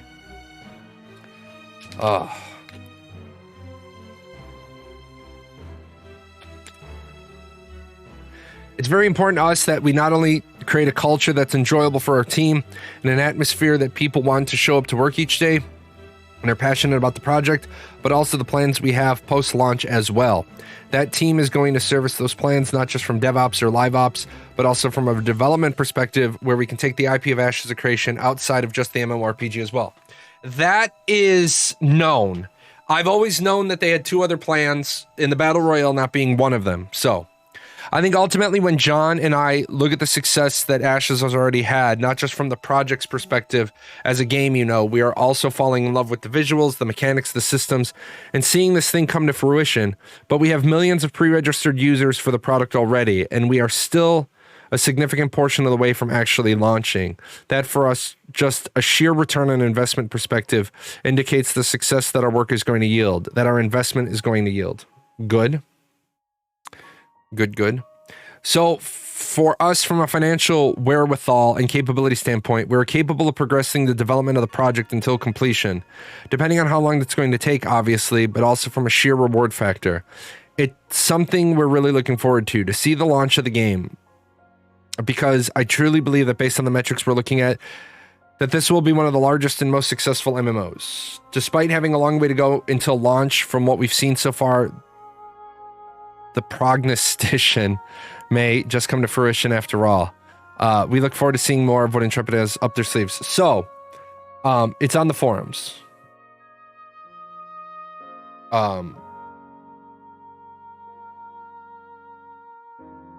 Oh, where that first thing came from?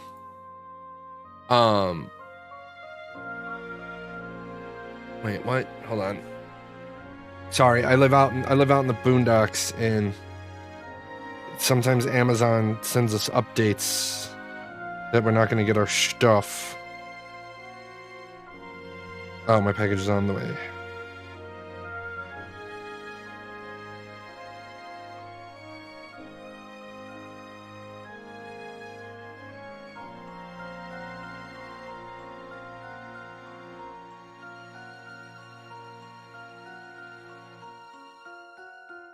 Right.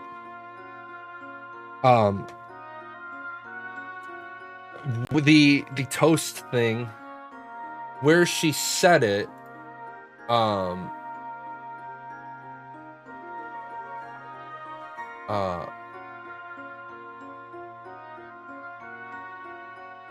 me see.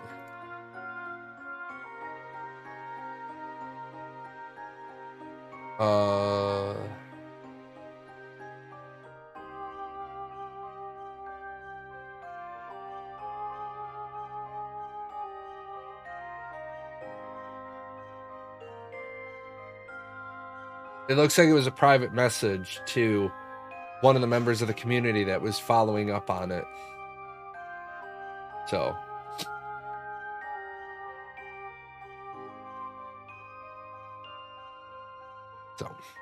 Where are we at? No, that's really good. I'll have to watch that. Video. If anybody sees any new information in there. The publisher one, right? So the big piece on the international publisher, I know, there he goes. There's the guy that asked Toast in Forum PM. Okay. That's the big thing that a lot of people are upset about, that Ashes of Creation is going to have publishers internationally. I'm going to remind people that a lot of countries make it damn near impossible for American companies to come in and be publishers. And where they say,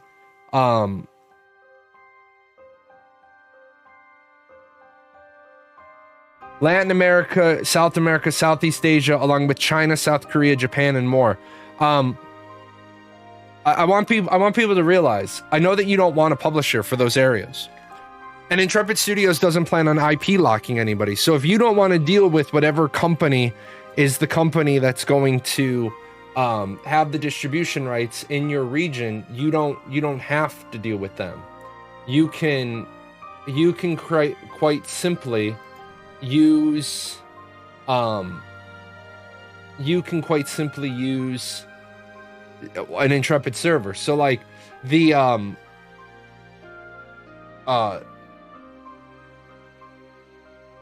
Level Up Games in South America made a statement on a podcast that they're in talks with Intrepid. Well, Intrepid isn't in talks with them. Intrepid reached out and, had a conversation. But when that was brought up on Monday's show, I went right to Steven and I said,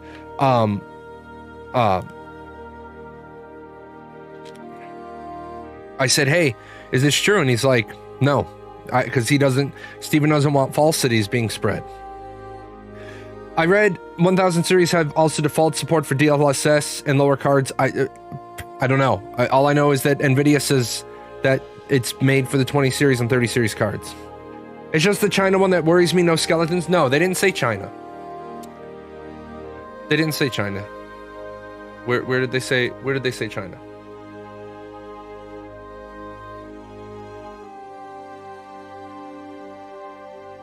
Oh, along with China, South Korea, Japan.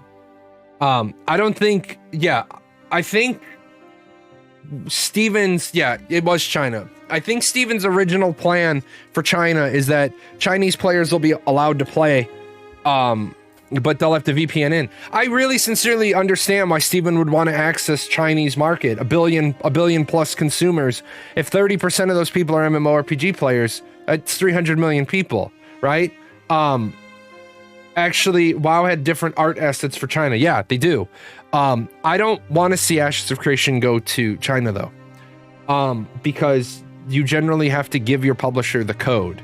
For China, you generally have to give your code to the distributor, because the distributor has to have control over it to make all the changes that have to happen to pass the censors. And one of the questions the censors ask is, do you have access to the code? I don't want AOC clones within 6 months of release. No, I don't want private servers. I don't want to see people able to do a private server. And I get it. Chinese people are like, we want to play Ashes too, and I understand that, but I don't think that it should work that way. And unfortunately, it kind of works that way. It kind of does work that way.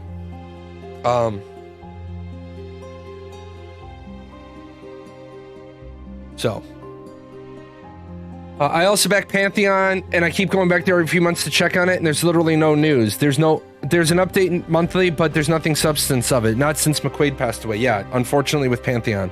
They always ask for the source. Yes, they do. Well, and to work on any way to compromise and spy on users. Yeah, not gonna lie, that tends to happen. That tends to be a thing. Why are you yelling? Your paw is naked. Why are you yelling at me? You're a cat with a naked paw. You're a cat with a naked paw. Why are you yelling at me? Get surgery. His paw is naked. That makes me laugh so much. My daughter sent me this stupid meme. It's a dog with a collar on and a leash. The mom has the dog, and then the mom takes the collar off the dog and looks at the dog and says, "You're naked." It's so stupid. It's just made me smile.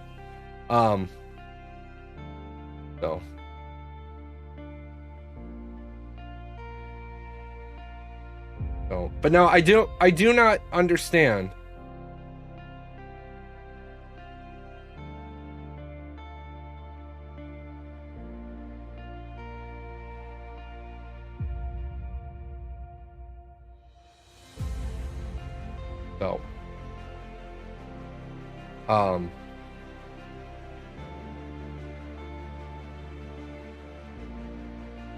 Yeah, here's the thing. I don't know. Sarcasm. All I know, here, let's put this one to rest. We're gonna find an answer.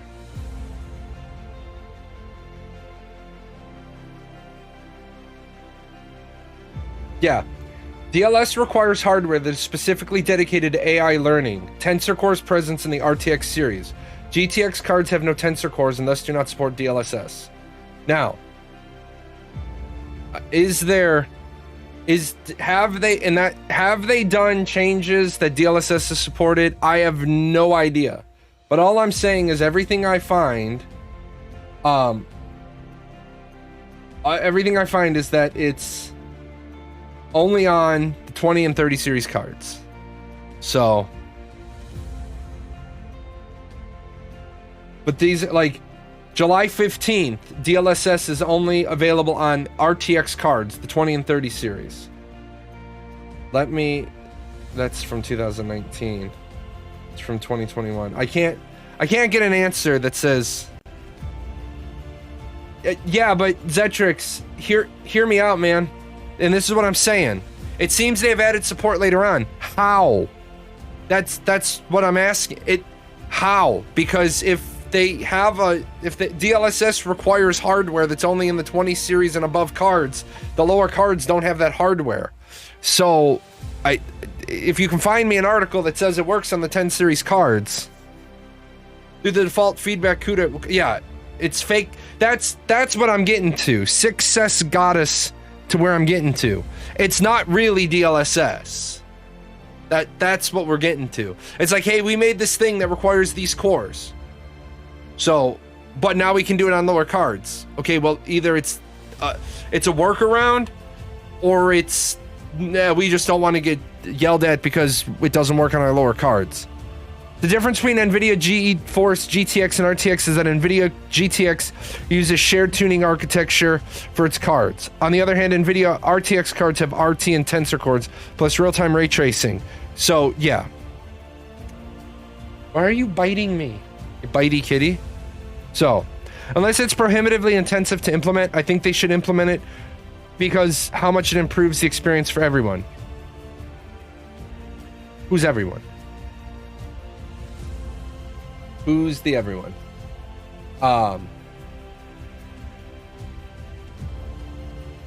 So.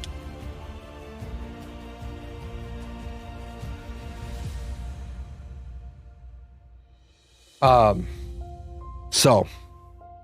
Yeah, man, I'm gonna pick him up. You guys are gonna see him. He's biting me. He's being bitey. He's being bitey. He's still mad.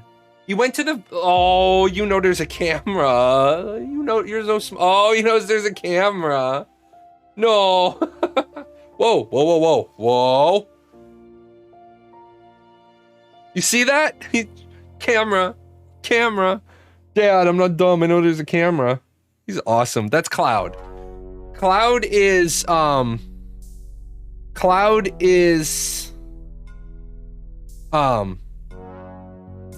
just had a tooth taken out. If there is support for the technology for lower series cards, even if it's lesser version, would be good. No, it wouldn't. No, it wouldn't. Zetrix, man. Your perceptions of the world are so jacked. Who is your target audience and what cards do they have? Don't put in stuff if it doesn't fit your target audience. You don't have to put in all the greatest bells and whistles just because the bells and whistles are available. You have to consider how much of your community isn't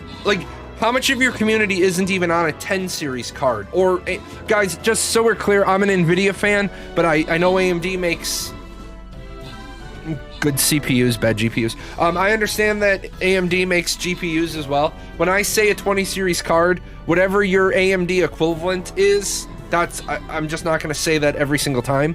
But just because some of your people have access to something doesn't mean you put it in the game. How many of your people? Remember, and these are the things that are biting, these are the comments that are biting Intrepid's ass. They were supposed to launch in 2020, before 2020, on hardware that was going to be 5 years old. Well, now they're going to launch in 2024? What's your opinion on the thread about you in the Ashes subreddit? Must be weird people that don't know you criticize you. Here, I talked about that already, but I'll talk about it again. I would much rather be loved by some and hated by some than sort of just tolerated by everybody.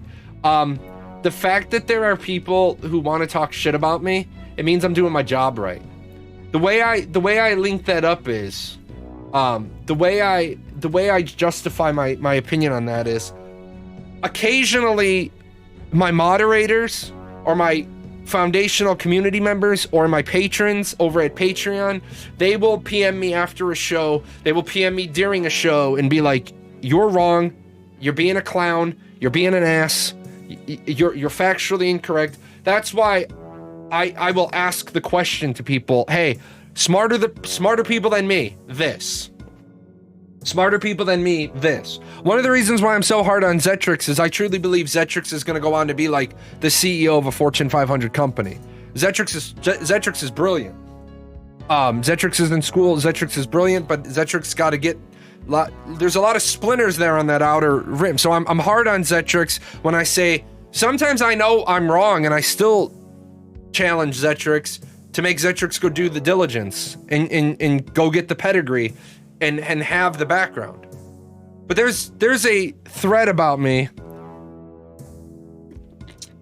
You probably saw that I actually did put up a wall of text. I know I did, because why am I gonna worry about API when I got you in the chat?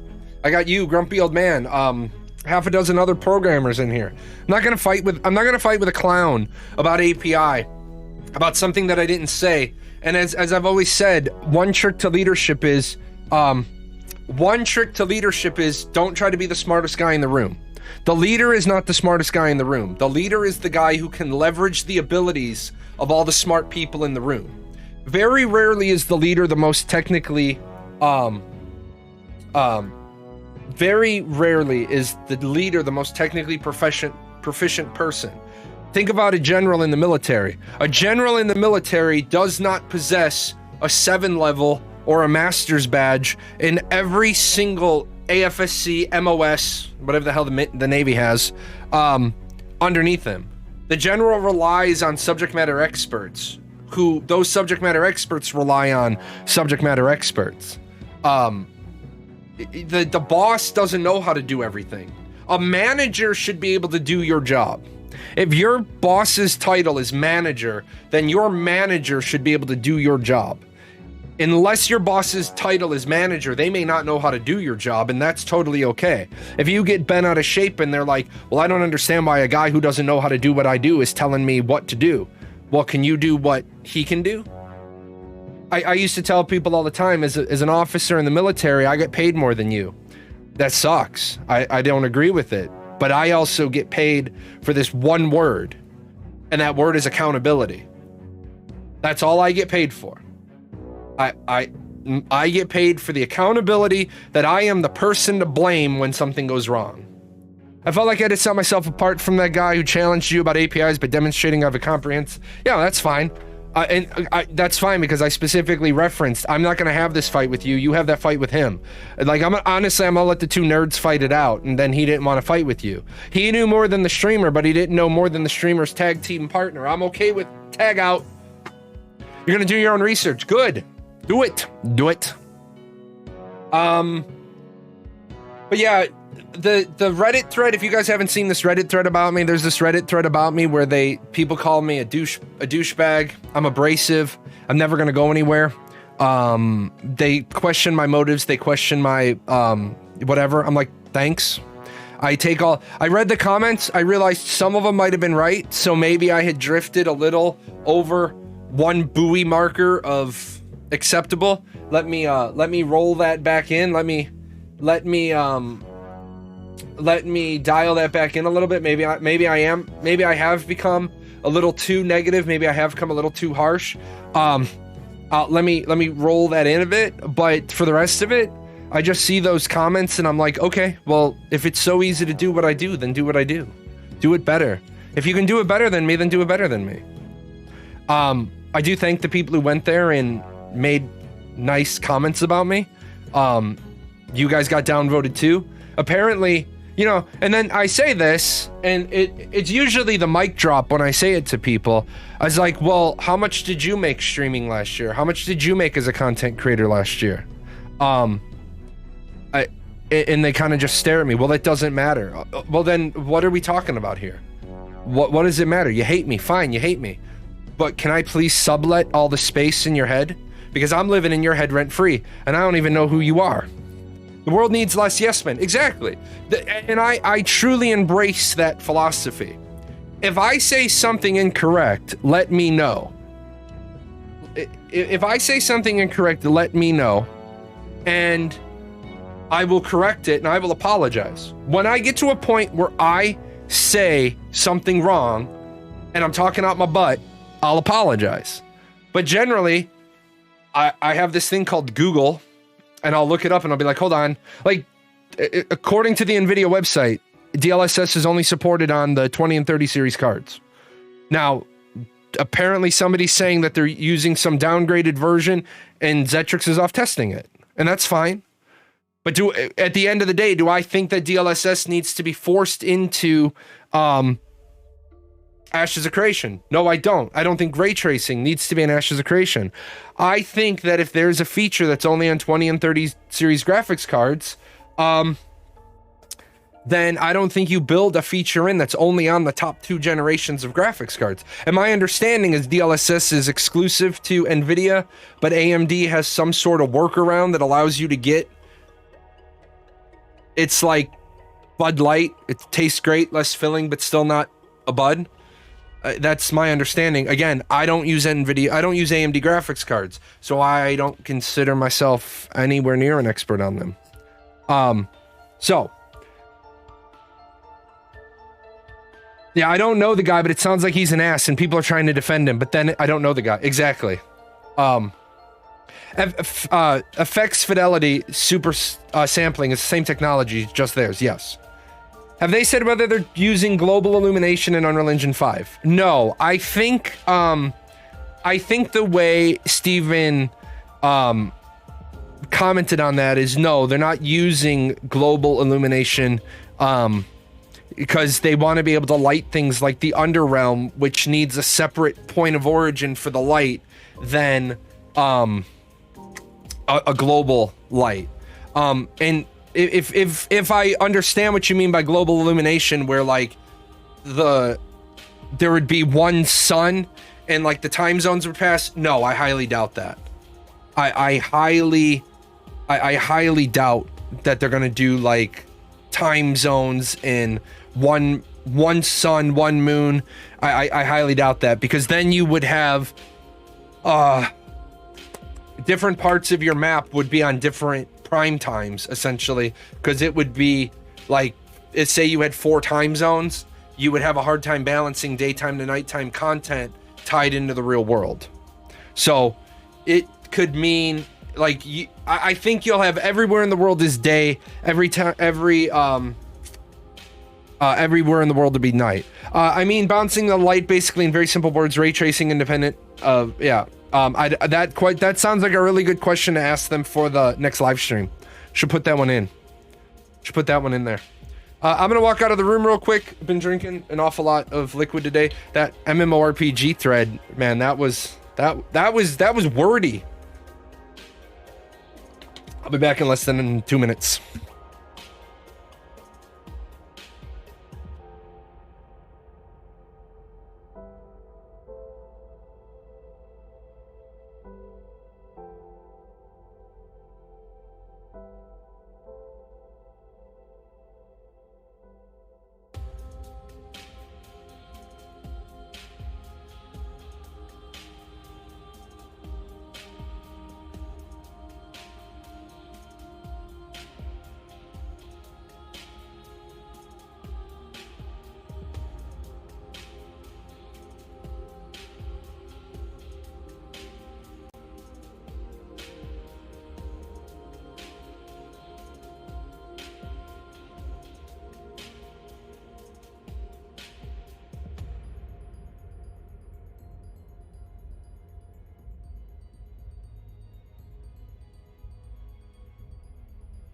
Oh, 2 minutes unacceptable. You're out. Yeah. I mean, unless I get a catheter in a bag taped to my leg. I drink a lot on my show. Tea only. Arizona, why haven't you sponsored me yet? So I do have 2 more segments I want to do today. One is to look at this forum thread, and the other one is I want to talk about auction houses. So we're going to look at this forum thread real quick, and then we're going to talk auction houses. I can't go a show without dropping us in the classroom and Jahlon Rossing it up.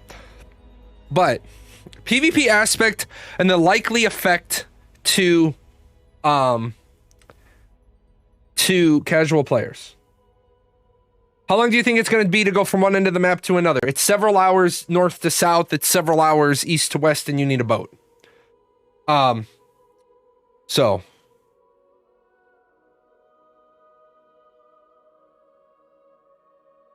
really, I think that's a lot of people's real problem. You corner the market on ashes and you keep producing content. Those one viewer creators always hate the person that has the majority, even if they don't have thousands of views, and rub people the wrong way. You're not wrong, and your information is based on facts. Most people don't like teachers. That is true. Most people, and that's fine. I mean, most people think that I'm not trying to be entertaining. I mean, I try to make you laugh, but my end goal is to have a good conversation. I can't believe he attacked me because of my opinion. I attacked you because you came on my show and you had an opinion about Steven and multi-level marketing. You even admitted such. You made a Reddit post about me because I banned you from my show. I banned you from my show because you're a fucking Muppet. I mean, I banned you from my show because you probably came in and said something ignorant as shit. If you got, have you guys seen me ban people right off the bat? Like, I ban people who get ignorant, because ignorance breeds ignorance. I don't want a hopium chat with, I don't want a mob. I want articulate individuals asking questions and communicating with each other. If you can't communicate nicely with me, then chances are you're gonna communicate less than nicely with one of my viewers, and then I'm gonna be like, that ain't gonna work. I've seen you ban someone on the first line of text. Yeah, but that was probably ignorant line of text. Let's see. Ladies and gentlemen, referring to the thread Dev Discussions 39 Griefing, there is a question arising in my mind that is difficult for me to be answered, and I would like to see the different opinions.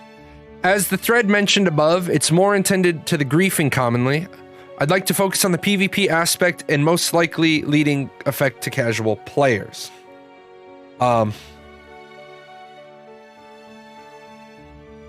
I wonder if Ashes of Creation is intended to attract the so-called casual PvE players in the same way as PvPers. If the answer is yes, then I fear the actual planned open-world PvP rule set will not contribute to keep those players playing Ashes of Creation in the long term. Once the casual gamer is killed the 5th time while he tries to gather a material, it is most likely that he will turn his back to the game and leave. The actual planned corruption system will neither prevent the griefer, ganker, and or corpse camper. Well, first of all, now your entire post is done, because there's no corpse camping in Ashes of Creation. You spawn at a respawn point. You do not corpse run. You're Zool. No corpse run. I like this. Please remember, I only mention open world PvP, not caravan sieges, which are intended to be heavily PvP. I also believe that the main problem is not the kill itself, but the loss of some, up to 40%, if I memorized correctly, of the gathered material. I can imagine that someone who spent 2 hours while gathering materials is not happy to lose quite a batch of their ore, or more if his corpse is camped for a while. Okay. Oh my god, this goes on forever. This having said, maybe it would be the worst idea to heavily rethink about different server types. I know Steven... Alright, strike 2. You spelt the fucking creative director's name wrong. How much research into this game can you have done if you spell Steven's name wrong? Why am I so angry and aggressive and outspoken about this? This is the sign of both ignorance and disrespect. How in the blue fuck did you read the wiki and not realize Steven's name is on every single page of the wiki, right? It's spelling Steven with a PH is just disrespectful on a you can't be bothered level. No, we're not having different server types. I'm just gonna go down. I'm not even reading. Okay, so a few things. 1, guys, thank you for the sub. Guy's name is Steven. 2, there are no corpse runs. You respawn at a spawn point. 3, there is no official drop rate percentage. Stupid train getting in my way. I don't know where you got 40%, but you need to do your homework. 4, corruption will stop yanking. The penalty is harsh. Will it stop all yanking? No. Then again, it's not intended to. I don't know why. I don't know why. To be fair, I spell his name wrong as well, but my excuse is my dad's name is spelled that way. That would be fine. If you could buy me a beer or whiskey or scotch. Oh, if you could buy me a beer or whiskey or scotch, I would. That would be nice, but I would prefer a vodka. I don't like whiskey anymore. I got alcohol poisoning on whiskey. I take a scotch though. I should say, as long as it's not a Jack Daniels or a Jack and Coke. I don't drink beer. I'll drink a Guinness. I just don't like beer.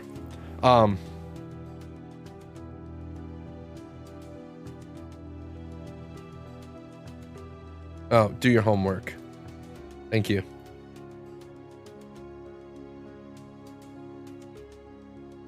Thank you. Yeah, Jameson's okay. I should say I can't drink Jack. The bad memories. The bad memories of Jack. I want to see how people responded to this, though. It isn't. Not if you hard... I wonder if Ashes of Creation is intended to attract the so-called casual PvE player. It isn't. Not if you mean hardline casual PvE only players. True. That's not the target audience. And as you guys know, the target audience, I did a video on this. As you can see, the target audience at the bottom that takes a huge chunk of the population out is the PvE audience, non-instance dungeons, no party finder, no matchmaking. The PvEer crowd isn't attracted to Ashes, and that's okay.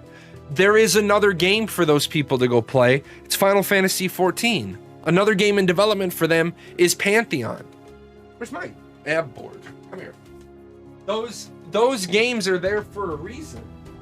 Like, people say all the time, I would play Final Fantasy if they had open world PvP. And you're like, you know what? The game's not for you. So stop trying to get what you want in Final Fantasy XIV, because the rest of the player base doesn't want that. Lost Ark, no. Guys, please don't fall for the trap that is Lost Ark. Please, please, please, I beg you, don't fall for the trap that is Lost Ark. Lost Ark is... If you're gonna be a fan of Lost Ark, then make sure your expectations are 0 and be prepared to still be disappointed. That's all I can say. My hope is it will attract people who think that they are PvE only, perhaps, and then find out PvP is really awesome and not all that scary. So this is true. I remember the day my wife went from a pure Care Bear to a little savage. My wife had separated from the military. She broke her back. My wife was able to get up, move around. She was able to get to the computer. She started gaming more and more with me. My wife and I were playing Arcade. My wife was the property manager for all of our property. And one day she got killed and she got angry and she went to the PvP coach. Appreciate that. That went out of your pocket. Little hats off for you. She went to the PvP teacher in our guild and said, "Can you teach me to PvP?" And he did. And I got home at the end of the week. My wife, I had a job, a really busy job. It was basically like, "Hi, babe, love you, going to sleep. Hi, babe, love you, going to work." Monday through Friday. Saturday morning, I get up and my wife's no longer an archer. She's a blighter. And I was like, what the hell is going on? And she's like, "Oh, I'm a PvPer now." And I was like, "Oh, yeah, right, you're a PvPer. Let's duel." She beat me. I was like, where did that come from? So, no, there are people who are PvEers only and then who find out that PvP is fun. And I hope Ashes attracts a lot of them.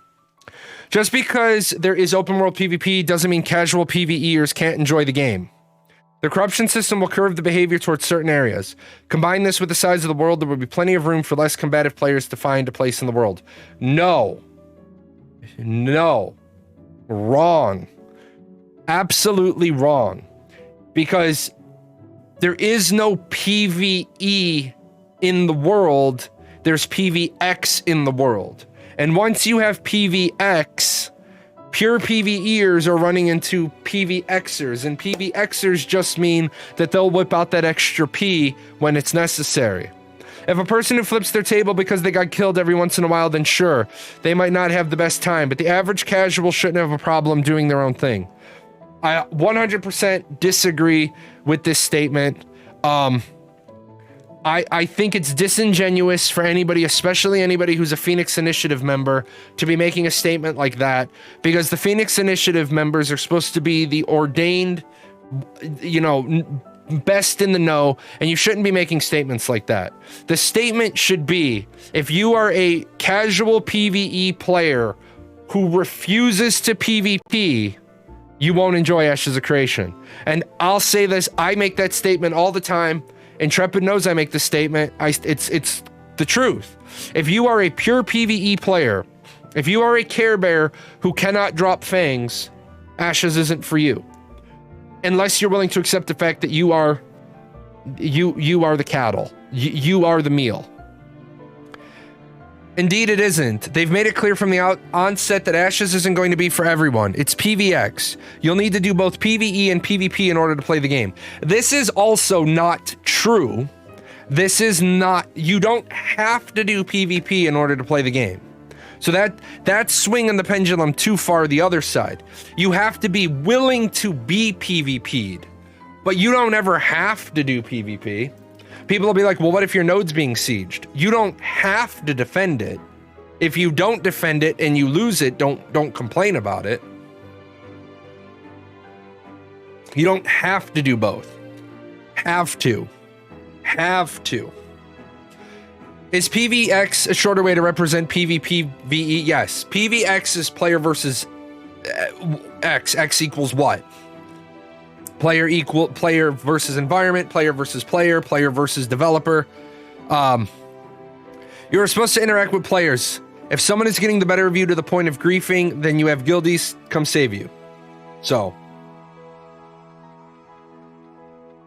As for the corruption bounty hunter not helping, how can anyone possibly know that yet? The game is in alpha. We haven't even seen all the races and classes yet. If being a bounty hunter is rewarding, people will do it.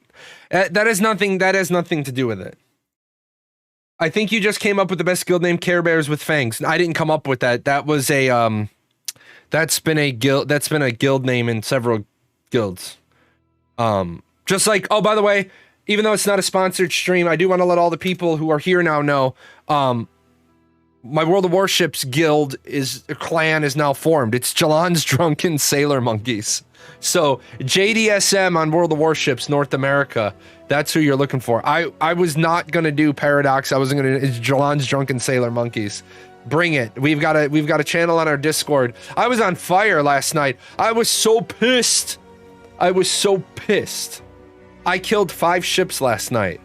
I had 2,000 health left. There was 1 battleship left, and I was in a cruiser. I went looking for it. I was in a St. Louis with 2,000 health left. Oh man, I got completely schwacked. I nearly killed it. I nearly blew it up. I Citadel hit it like 6 times, but it was a no hit point lost battleship, and I was fighting it as a St. Louis with 2,000 hit points. I would have loved to have 6 kills and the win. How many drunken sailors we got? I think we got 25 the last I checked. 25 out of 30. So that everybody knows I'm trying to finish a marketing campaign in World of Warships that'll pay for more music. So we got 25 out of 30. I am streaming World of Warships tomorrow for 4 hours, and then I'll probably stream it a little bit next week as well if we haven't hit that 30. With a community the size of mine, people can click on the link, they can make their account, they can try the game, and if they hate it, they'll be like, I did it for you, Jay. Okay. There are events that are happening in the world in the game that you won't need to be a hardcore player to impact and join. For example, the triggered events from the PvE standpoint against the city, the trades of the caravans, those natural battlegrounds that exist, the castle sieges. There are a lot of systems that are at play where a person can simply log in, participate, have fun, be impactful, then log out. That has nothing to do with a person being a casual or not. You did do it for me. Excellent. That's what I like to see. Flagging for PvP isn't the answer. The answer is simpler, but I won't ask Intrepid to even consider implementing it. It's the far day off comes when I'm in a position to, I'll do that myself. The answer is to make it so some random divine protection kicks in when you don't fight back. That makes it harder to... No. That is a horrible... That is a horrible, horrible, horrible answer. If you're going to do something like that, heavy-handed, from the devs... then simply don't allow flagging in the first place. Anyone know how to get the gift on NA? I can't seem to register with the gift. You simply go here.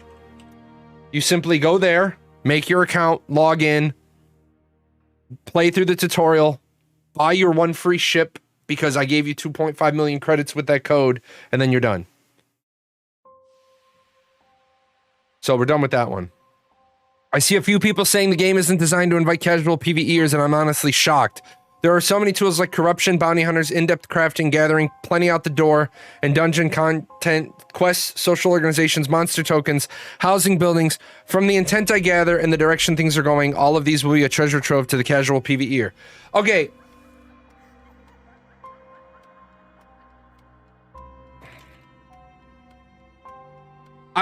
I think what we're having a problem with here is the word casual. The word casual.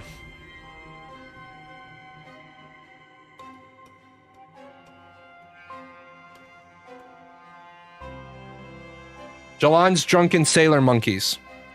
I think the problem this person's having here is the word casual. There is a difference between a casual PvEer and a casual, and there's a difference between, you can be a Care Bear. I want to remind people, you can be a hardcore Care Bear. You can be hardcore Care Bear. You can be casual PvPer. We had a guy in our Arcage guild, he had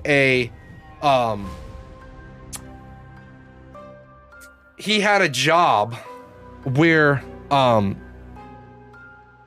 he had a job where he could only play 2 hours a night, and his 2 hours a night was legitimately not a minute more. Like he got home from work, he had to go to sleep, he had to be up in the morning, he had school, he had a job, he had all these things going on, but he was one of the most dedicated PvPers I ever saw. He would literally send you a message on Discord during the day and be like, hey man, is there anything you can do to help me out with my gear? I'm falling behind in gear. And I'd be like, not really. And he'd be like, I can pay you real world money. I was like, I don't want your real world money. I just can't help you out this week. Let me figure out where to shuffle some stuff around. Now, that guy logs in and he wants to hand me 10 Apex to pay for all of my accounts because I used all of my labor for 3 days to make him a set of gear. I'm not going to turn that down. I don't want his cash, but in Arcage they have a you can buy Apex and you can give it to a person as a thank you. But he was hardcore, but he only played 2 hours a night. Some people would say he only played 2 hours a night. That makes him a casual. I wouldn't say that makes, he was very disciplined. I have 2 hours a night dedicated to my entertainment and not 1 minute more because I know myself and I'll fail out of school. I don't think there's a problem with that. I think that person's getting hung up on the word casual. As a PvXer, I disagree with all of this. The annoying and painful parts of PvP are never mitigated by, oh, I do so many other things. So I'm honestly shocked that you think having a lot of other things one could do, but having no restrictions on whether or not you can be repeatedly murdered one day while trying to do one of those things when none of your friends are online is a treasure trove. People have limited playtime, casuals players in particular. There are such things as casual PvX players. People who don't mind PvP in a game? Yeah, here we go. We're getting to somebody who's talking about casuals. The fact that one doesn't get corruption until the player falls, and apparently only the last hit gains corruption, means this is a very easy situation to get on the table.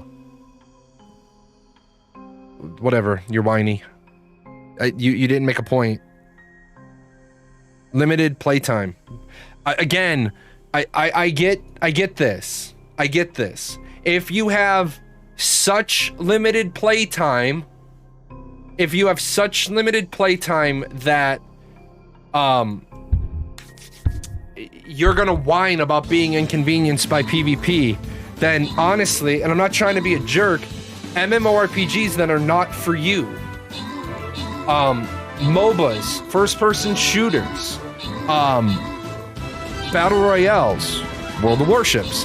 These are all games that you can play because you can play 1 match, 2 match, 3 matches, and then you can move on with your day. You can go back to whatever it is you need to be doing. Let us have a game, go play a casual PvE game, and let us have something to play. Hold on a second. Now, I am going to say this. You do need... are we back to this bug? You do need to have enough... You do need to have enough casuals in your game to keep the lights on. Look at EVE Online. EVE Online has the problem of they don't have enough player base. EVE Online, and I know EVE Online players get all, and I used to be one of them, so believe me, No timeline for Alpha 2. I used to be an EVE Online player, so believe me, when I start talking about EVE Online, I'm not talking about like, let's make the game casual friendly. I do believe they need to do an EVE Online 2, without a doubt. They need to bring EVE Online 2 to the party. But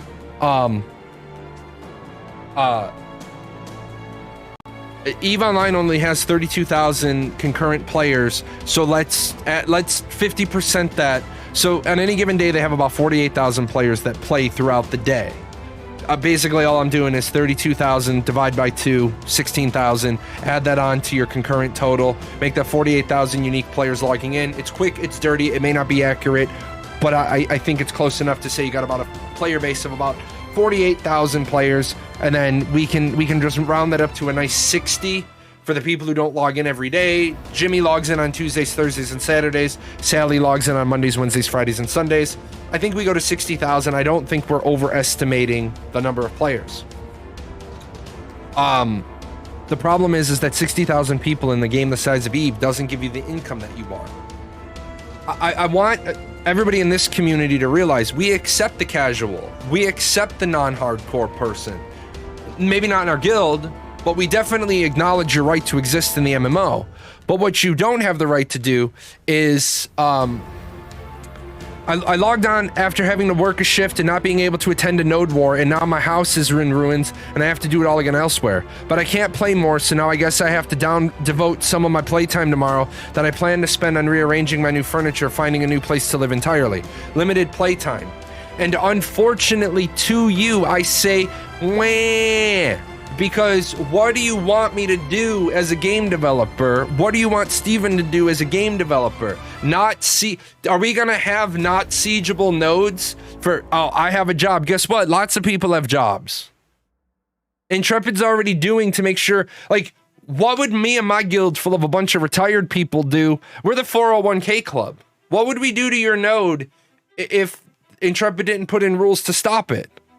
Can anybody guess what the 401k club, a bunch of retired people, would do with sieges if Intrepid didn't put a stop to it? I want to see if anybody can guess. What would we do to just irritate you? See if anybody can guess this one. Siege at 3 a.m., baby. You want to know the biggest annoyance? Biggest annoyance is being a Catholic school teacher, getting a phone call. Hey man, we need you to log on your Titan. What? We need you to log on your Titan. I'm not logging on my Titan. It's 3 a.m., man. I got to teach in like 4 hours. No, man. We need you to log in Titan. We need a jump bridge. I'm not doing that. Why are you this number is for emergencies only. It's an emergency. This is not an emergency, and I'm changing my number. Like, unfortunately, catering to that person would make Ashes just any other MMO where they complain that it isn't unique. Exactly. Well, for housing, let the state provide a cardboard box. I understand that it's going to be heartbreaking for you. I understand it is going to be heartbreaking for you to log in and find out that you work. First of all, before you ever play the game and set yourself up to be heartbroken, you know that sieges happen on the primetime window. So if you work nights, maybe you play in Europe. If you work off shift, maybe you play on West Coast. It's entirely possible people who siege raided you had a job, family, maybe multiple. I've never felt any legitimacy in that excuse. For the years it's been spouted in all of the games I've played, I don't have time. None of us have time. I don't disagree with you. I've been in the middle of fleet commanding in EVE. Been in the middle of a fleet, gotten called by the military on my BlackBerry. Literally. This is a 20-minute out call. Get to the base. Oh, somebody take over. We can't. Nobody else has Fleet Command 5. I don't know. Break into wings and run like hell. I gotta log out. Then I get a whole bunch of nastygrams. I can't believe you did that. I was like, yeah, Uncle Sam really doesn't give a shit about my EVE Online raiding schedule. We couldn't jump out. Hey, I gotta go. You guys got exactly 3 minutes. I'm lighting the Sino. I gotta go. Well, can't you just... No, I can't. My job requires me to go. What's the thought process behind the person killed in PvP losing experience? I don't really mind too much because I haven't seen it in action with any consequence to the killer. It was pretty annoying in alpha when people were frenetically killing each other and racking up negative XP whether you killed someone or not. Alright, so first of all, don't judge it by alpha. The corruption system wasn't functional in alpha. Second of all, you won't get negative XP in meaningful events. You won't get XP in sieges, wars, caravans, arenas. You will get negative XP if in the bounty hunting system. So anywhere that you're expected to die, you don't get negative XP. To be fair, if you're in a sweaty guild in that type of leadership role, you should have a plan if you get a call out. We had a plan. The plan is one of you needs to train fleet leadership or fleet command 5, and nobody did. They were in the process of doing it. What's the studio supposed to do about your real life affecting the time to play a video game? I mean, yeah, that's ultimately the problem. What do you want the studio to do? They're already saying wars and sieges will happen during prime time. Have to accept the limitation on your playstyle. Yes. BlackBerry died off. I say BlackBerry. At the end of my career, I had an iPhone and I hated it. Ganking equals negative XP. True. If you get ganked, you do get negative XP, but they get corruption. Whenever I have to raid and I'm on standby, I always warn them at the start of the night if I get a call out with no warning. Well, yeah, they knew that I was always on call. Working 24/7 in a one deep shop. 24/7, 365, unless I'm on official leave and I get to turn in my phone. That was always fun.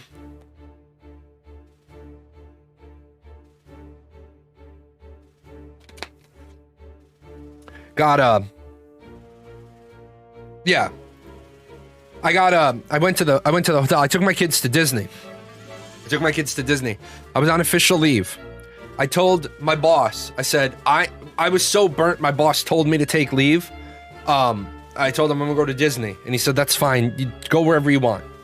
I turned in my phone, and I said, I am not going to have my personal phone on me. Period. Not gonna have my personal phone on me. This was back when camera phones weren't better than digital cameras. I got back to the hotel.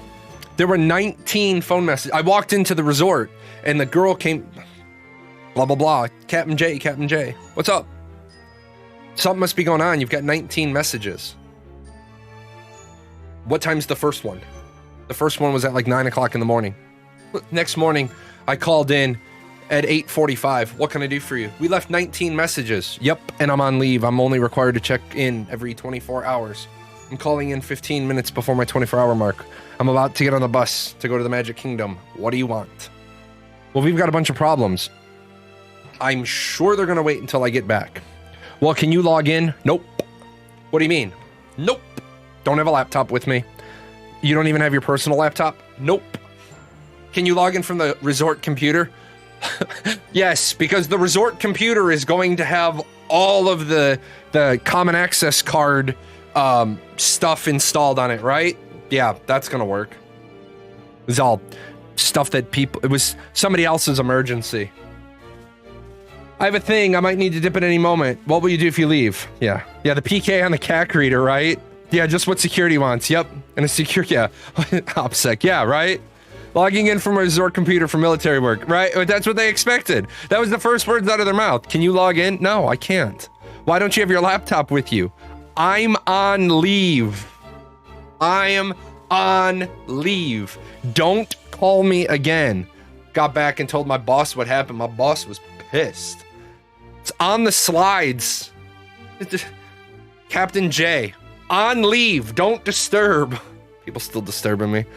Someone actually went in and pulled my leave form, and because I didn't put my cell phone number on my leave form, I didn't want to be bothered.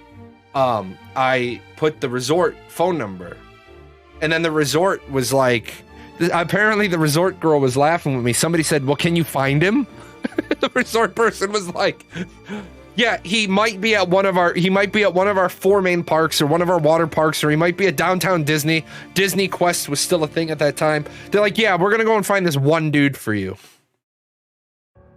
People, they fucking baffle me. Yeah, can you find him? Yeah, bro, let me get right on that. I think casual players have their place in the game if they can get over that initial fear of being ganked. Yes. What I disagree with is casual players trying to change the very core systems of Ashes to accommodate all of their fears. I agree with that.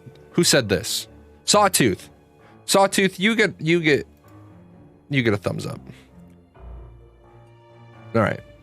So, I'm gonna walk out of the room real quick, and while I do that, I want you to think about this question. The question of the day, and it's gonna be our segment scene today. Wait, where's my? Excuse me. Where is my post-it note? Because I've got all the segment scenes and video ideas on a digital post-it note. I love digital post-it notes. The question of the day is, should auction houses be auction houses, or should they be markets that are stocked by the players? Don't type anything yet. Let me walk out of the room. Let me come back. We'll start the segment, then put your stuff in.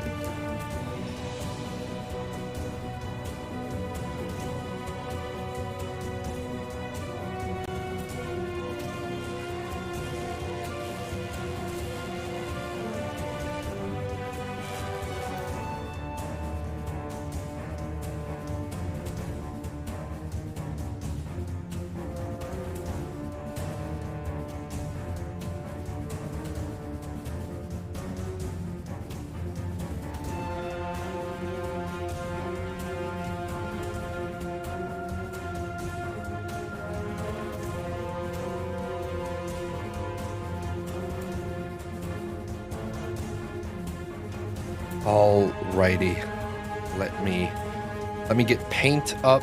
We gotta Jahlon Ross this up right, and then we'll do the little intro.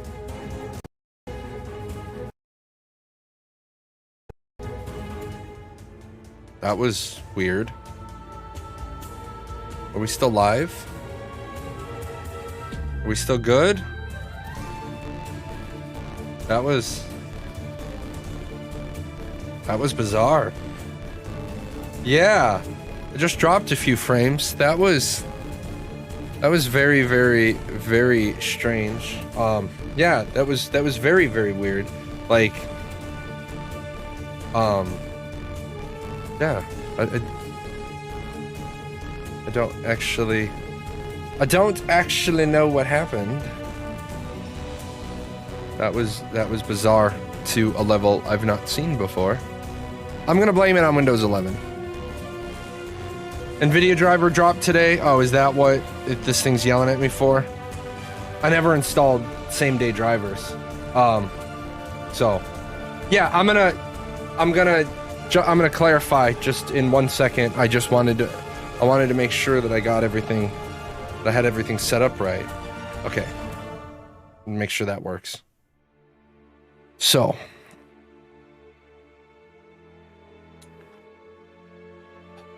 all right, so what we're going to talk about today is we're going to talk about Ashes of Creation, and we're going to talk about economics.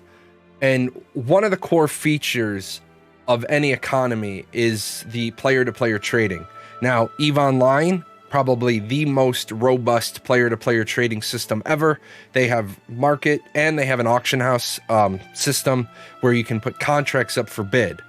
On the other end of that extreme, I would say BDO is probably the most restrictive player-to-player economy I've seen, because there's basically no player-to-player trading. You can only put things up in the auction house, and the auction house has controlled pricing.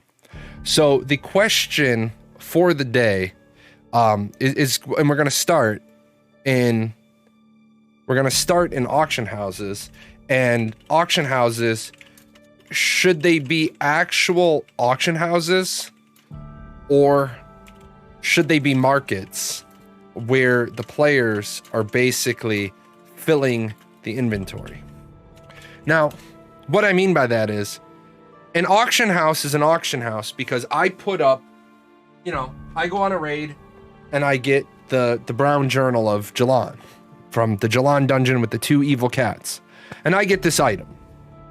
Now, if it's an auction house, I set that item in there for 1 million gold as a minimum bid, 1 million gold.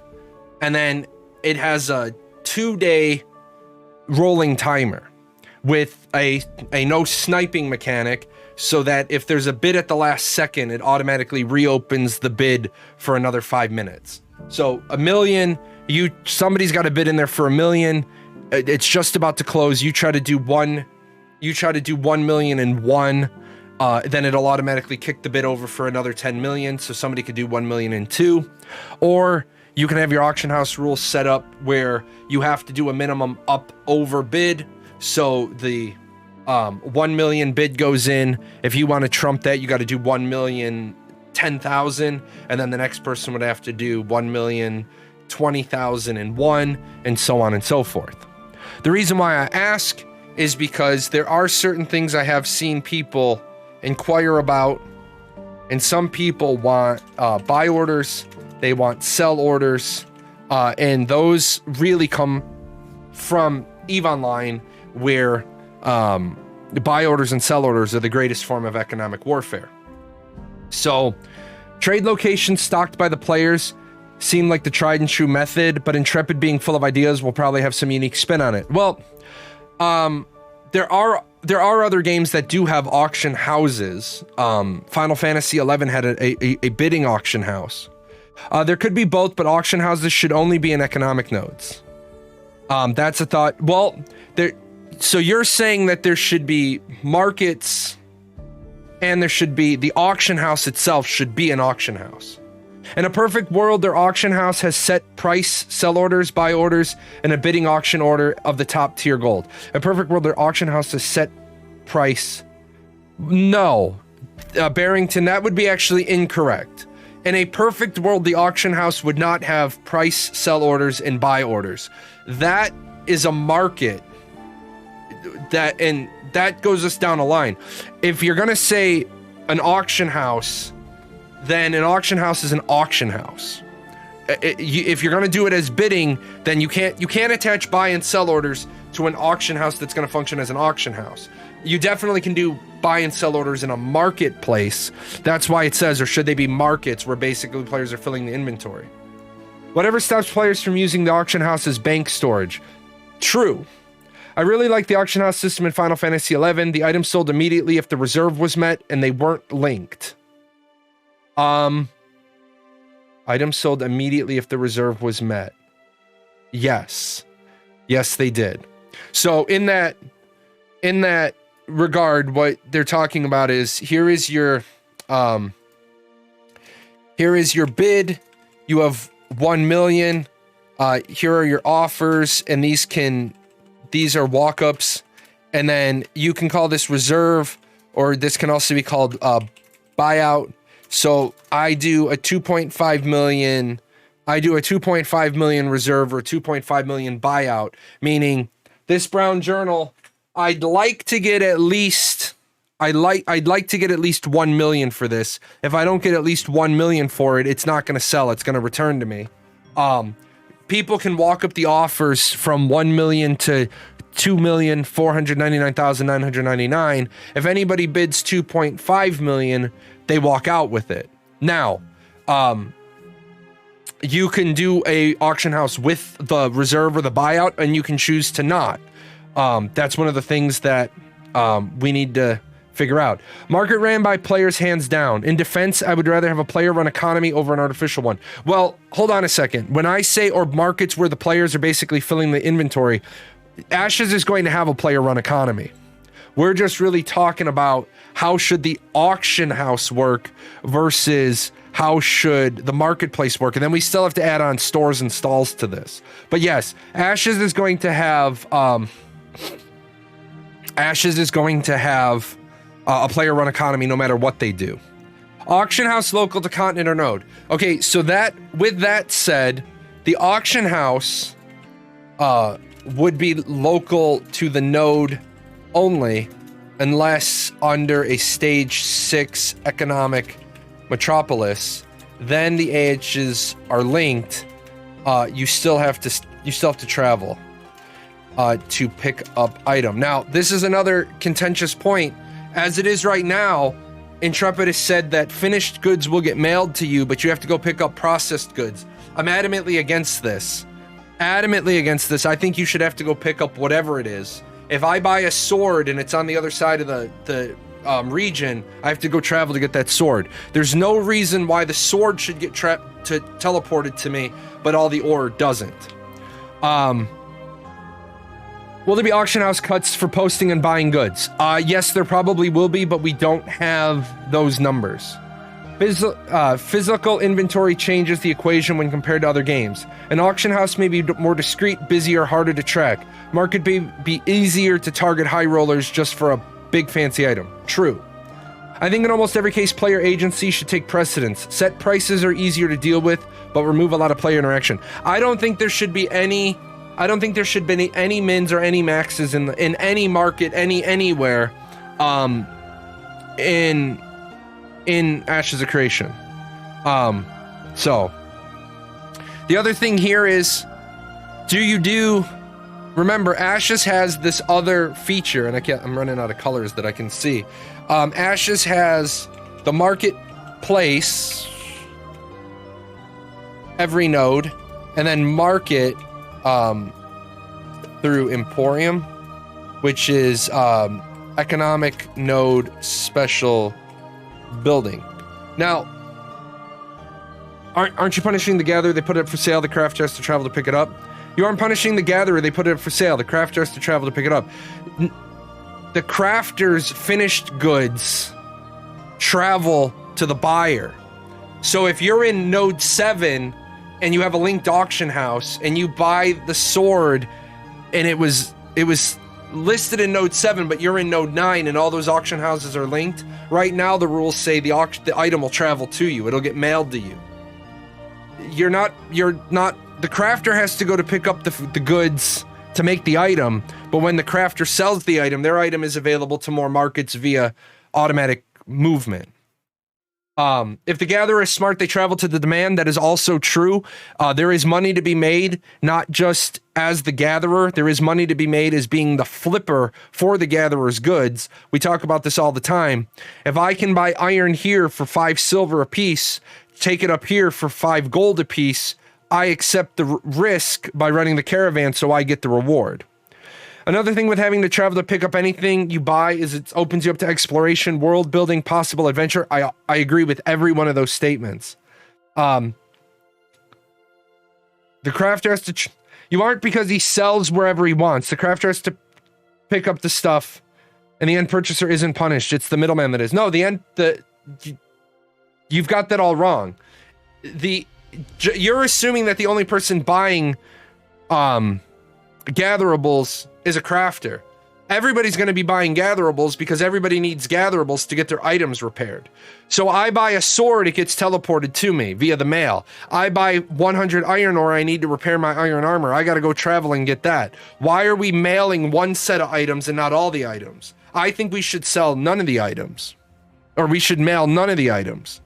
There should be buy and sell listings. It should be automated. Taking the gold from your inventory upon posting to be immediately delivered. And you should have to be standing at the location where the goods are deposited in order to fulfill the order, unless the market is connected, which should be an economic node.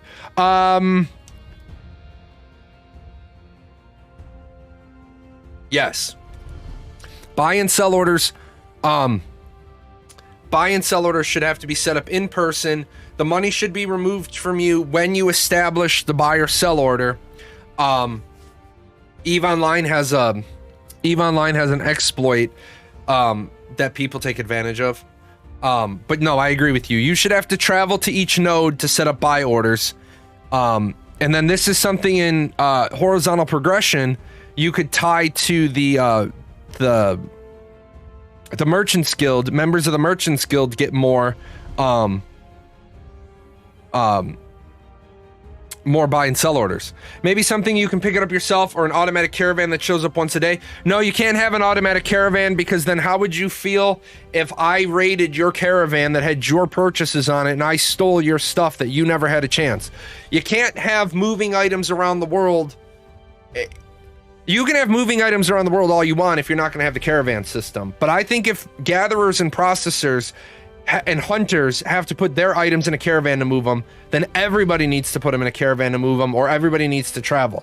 I feel one rule for everybody is always better than multiple rules.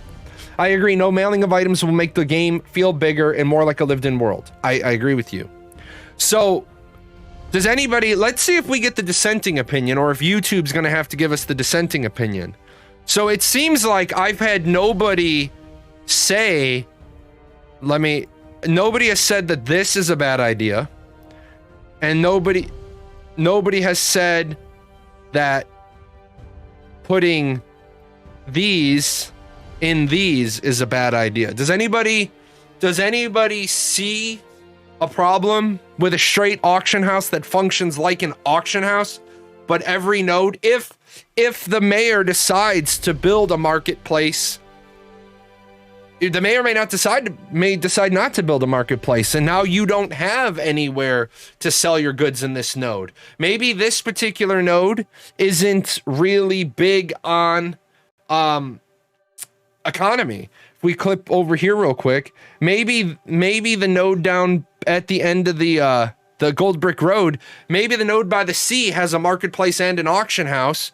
But maybe the two mayors down the Gold Brick Road all having a conversation with Mayor Jahlon up there in that city. They say, we're not gonna waste a building spot on the marketplace. What we're gonna do is, instead of putting a marketplace in that spot, we're gonna put a religious building or a social organization. Maybe these three towns actually, or these three nodes actually embrace the idea of a world. So you have the Merchants Guild in one, you have the Thieves Guild in one, you have the Scholars Academy in one, and so the two smaller nodes don't use up a constructible plot. Maybe that works that way. Do you mean like an auction house like in WoW, player filled, and you can set a separate bid and buyout price? Yes. Ultimately, I think the auction, everything in Ashes should be player driven, but I think having the auction house be bids, offers, reserve buyouts, and no sniping, a sniping mechanic. And then I believe the marketplace should have buy and sell orders. I wouldn't want an auction house. If you're not there to sell the item, then you can't, but I know it is impossible because people want to set it and forget it. You'd still have to be there. We're not talking a global auction house. You still have to, there's no global auction house. The auction houses are limited to the node only, unless they're under a stage 6 economic metropolis. Then the auction houses are linked. That's already happening. That's already a done deal. So, granted, I would also like to run a second account as a merchant, so it wouldn't bother me. Yeah, the auction house thing is already happening, but the idea of it is already happening. No, I mean, you have to physically be there and awake. No, that's nonsense. That's, I'm sorry. Having to be there personally, that's what falls into these two things. Because there's one other feature, and those are shops and stalls. Players can set up, and these two names really have to flip. Players can set up stalls where they fill it with NPCs and the NPCs sell the items for them. Or they can be a traveling bazaar and they can sell the items out of their backpack. Now, you're probably not going to get too many people selling gatherables out of their backpack, otherwise I can just stab you while you're AFK. But no, having to be online and Awaken there, that will never work for a player-driven economy, because then you would never be able to fill the supply and demand chain that way. Absolutely not. No game ever do you have to do direct player-to-player trading. It just will not work. Early EQ was like that. I don't remember early EQ being like that. I thought early EQ you had the bazaar in your backpack, so you could still be AFK with the stuff in your bag. Maybe it was. EQ was a long time ago.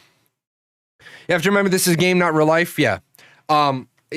That's not going to work. Is setting up a stall effectively a list of sell orders? Setting up a stall is effectively, I sell you what's in my backpack.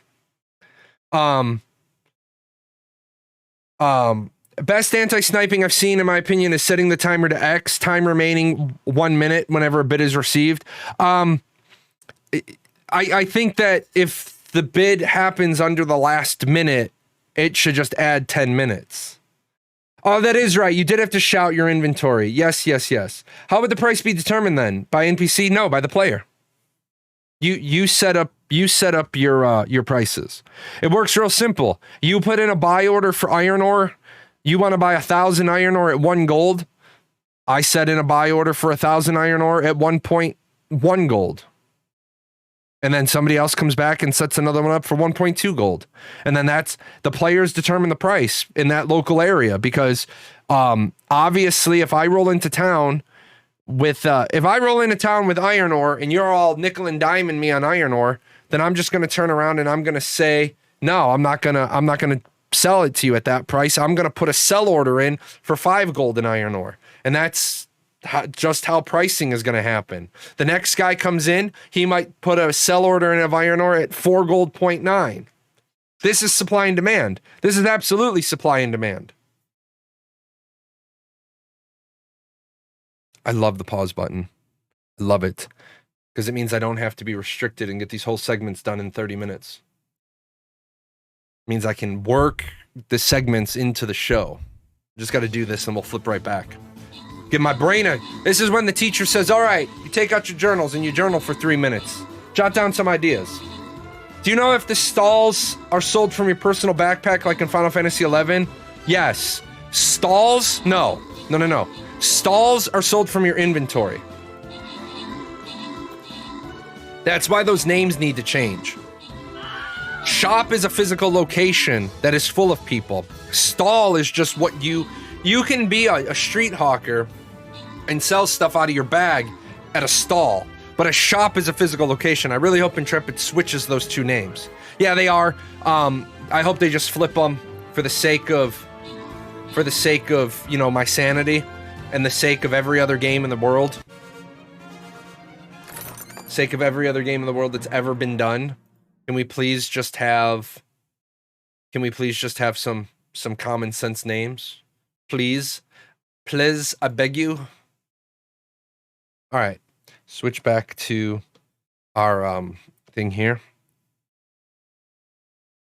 All right, so yeah, I don't think anybody's against any of these ideas. And I do know the reason why I did this segment today is I do know Intrepid is bringing on an economics person. They originally had Dr. Rocco Scanzizo write them a bunch of white papers early on in their early on in the history of the company, or I guess early on in the life of the company. They Dr. Scanzizo wrote them some white papers. White papers are just ideas to keep in mind. Doesn't make a lot of sense to bring an economic specialist onto the team before you have an economy. And my belief is that Rocco is currently employed and he's not interested in moving from his current job. Intrepid's going to bring on somebody. And let me tell you, every MMO that brings on an economic specialist finds that they have a better player-driven economy than the people who set up the whole economy and then try to figure out how to make it work. I was wondering about who their economics pro would be, so there would be somebody else on board for sure. Yes, they are getting somebody else on board for sure. If I pop over here real quick, pop over here and I look. They are looking for a senior economy designer. And if I remember, I looked at these and these were pretty beefy. What they were looking for. 5 years of game development experience in an economy designer role. Shipped multiplayer titles on the current generation of console or PC. Strong proficiency in Excel spreadsheet maintenance and balancing. Passion for game and development. Unreal Engine 4 experience is a major plus. Strong ability to deconstruct high-level gameplay systems and creative direction into specific technical details, features, and tasks. So yeah, they are looking for somebody. They are looking for somebody with the meat. What I did notice though is minimum experienced is experienced. I am a little concerned about one thing that they didn't put in their job application. Current generation of consoles or PC.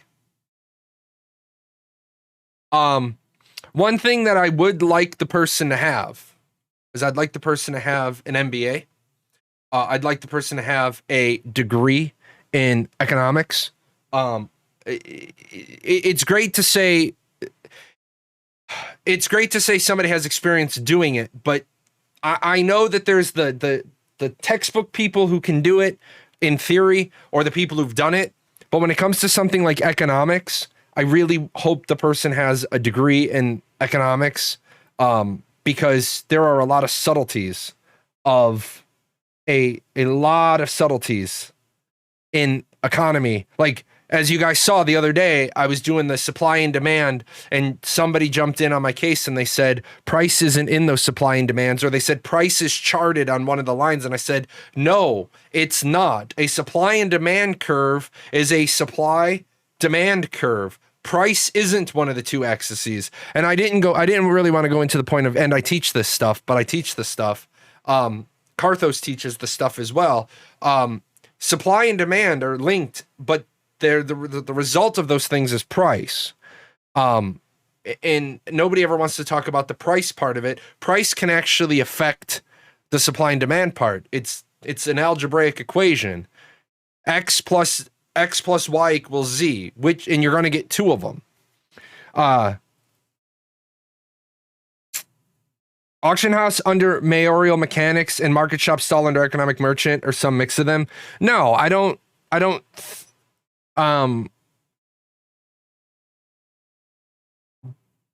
Both of them are going to be based on the mayor. Does the mayor build an auction house?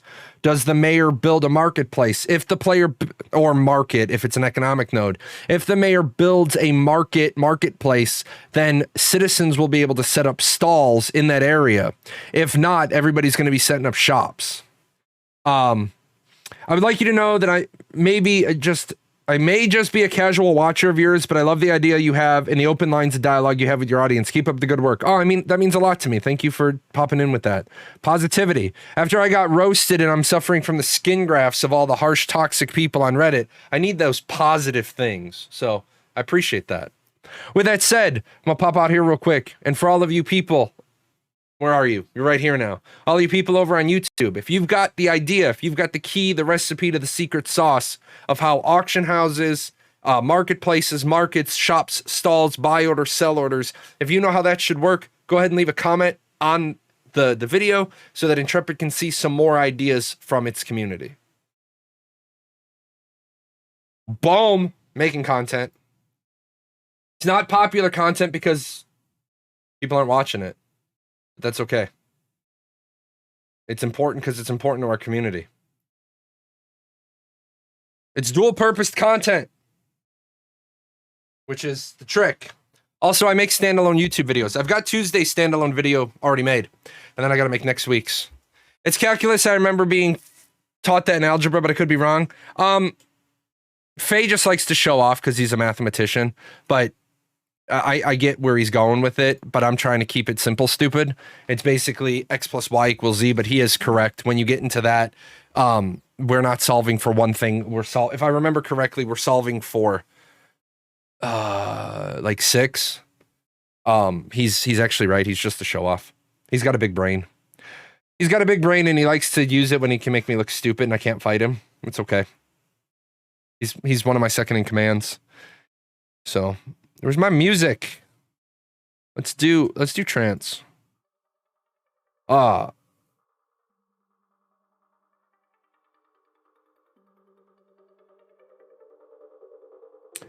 have tested DLSS. It's working. It's not amazing, but it's not the best game apparently with support, but it's the game I have. I love the fact that you said it's working. It's not amazing. Thank you, because that's kind of where we started. That's kind of where we started from it. It's like, sure, it was something made for the 20 and 30 series NVIDIA graphics cards. They tweaked it so it works on lower cards. Again, I don't think we need DLSS in Ashes of Creation, especially since they're using Unreal Engine 5. Can't wait for more of this. Well, Just a Man, I will tell you right now, it gave you 9 frames per second improvement. That's not a lot. The next album I'm working on, the next big album I'm working on is an EDM album. But like I say all the time, albums cost money. And albums cost money, and if we can do stuff for free. So I have about a third of the money I need for the 30-track EDM album. The problem is I need to stop releasing 10. I need to stop releasing 10-song albums because then I spend money on the art. What is going on, YouTube? Stop it. Stop it.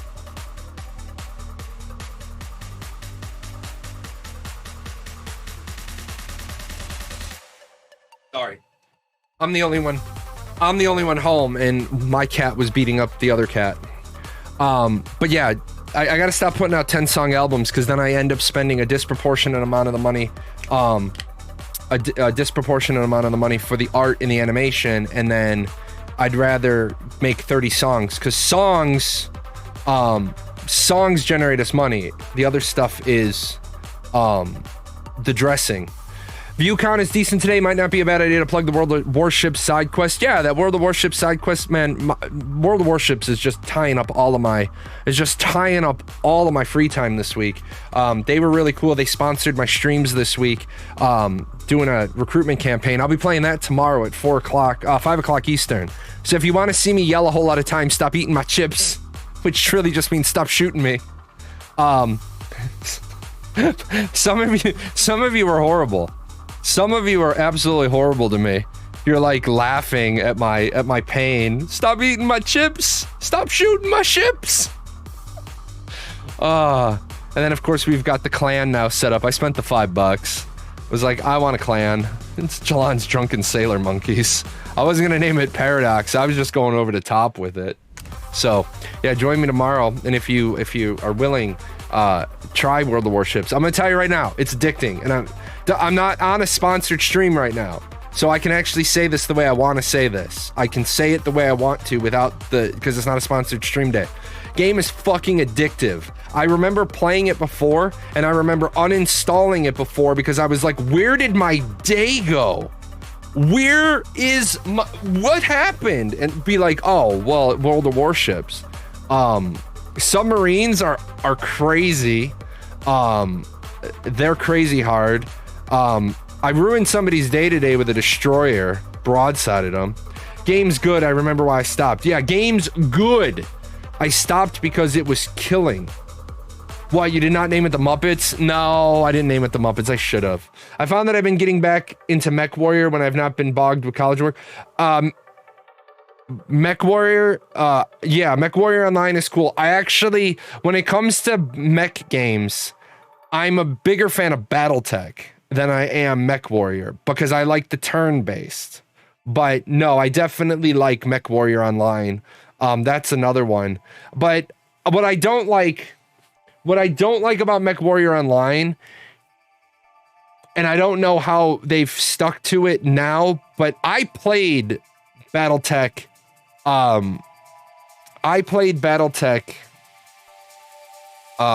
The tabletop in the RPG, and I watched the cartoon, and I knew all the stats, and then you play these games and they're not the same. I will say Battletech Online, Battletech, the turn-based game, until you get into the really high-level units, they are very, very accurate to the models and the books. And then my friends got me into this other goofy game, like the click dial mech thing, and I was like, I don't understand. I was like, guys, I think they tried to get me into that game in about 2007, and I was like, guys, we got video games for this now. What are we doing? Like, what are we doing? I am gonna check out the Pathfinder MMO, but now that we're doing some games, I want to get back into that.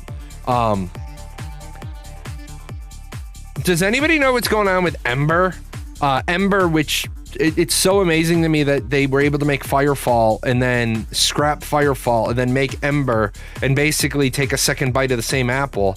It's not a mech game, but it was always a cool game. I love dropping the thumpers. Does anybody know what's going on with Ember? Yeah, DLSS is in Unreal Engine 5. That is true. I think at some point though, Intrepid Studios needs to realize your game looks beautiful, but your systems are not cash money. Your systems are not cash money, so you need to work on those systems. I'm still waiting. I am still waiting on the Ashes of Creation Discord for why there has been no, why there was no push of Steven's interview. Steven did an interview at MMORPG.com. The video is up. I'll watch the video after today's show. So, you saying cash money while wearing all that is hilarious? Why? Because I look like it. Why? Because in this, I look like a Vegas blackjack dealer. So, there was a mech game I used to play in the 90s that I really liked, hex turn-based. Yeah. Yes, I do realize I look like a Vegas blackjack dealer. I am aware. I am aware of this flaw of this vest. It's nice in my office today. It's getting a little hot. It's already really hot.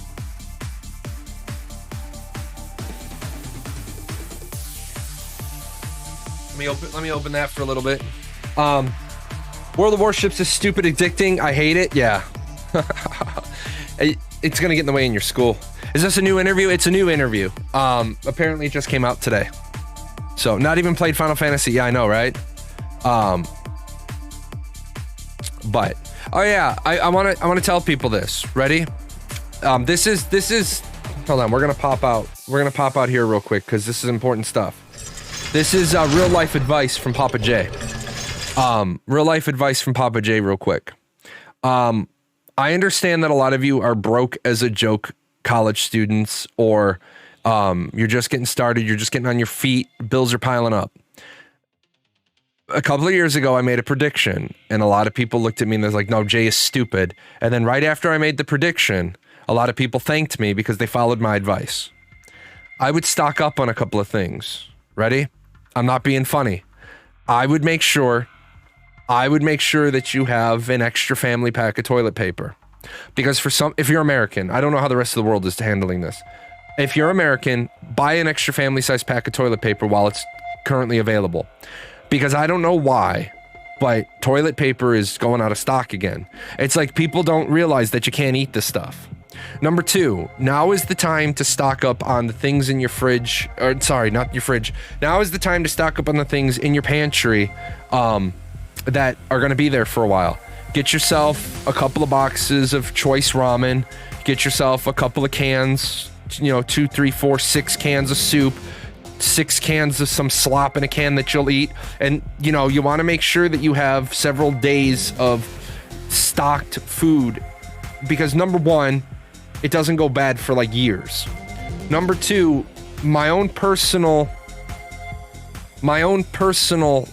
looking around of the market is kind of crazy right now. I'm seeing a lot of things on store shelves that are depleting again.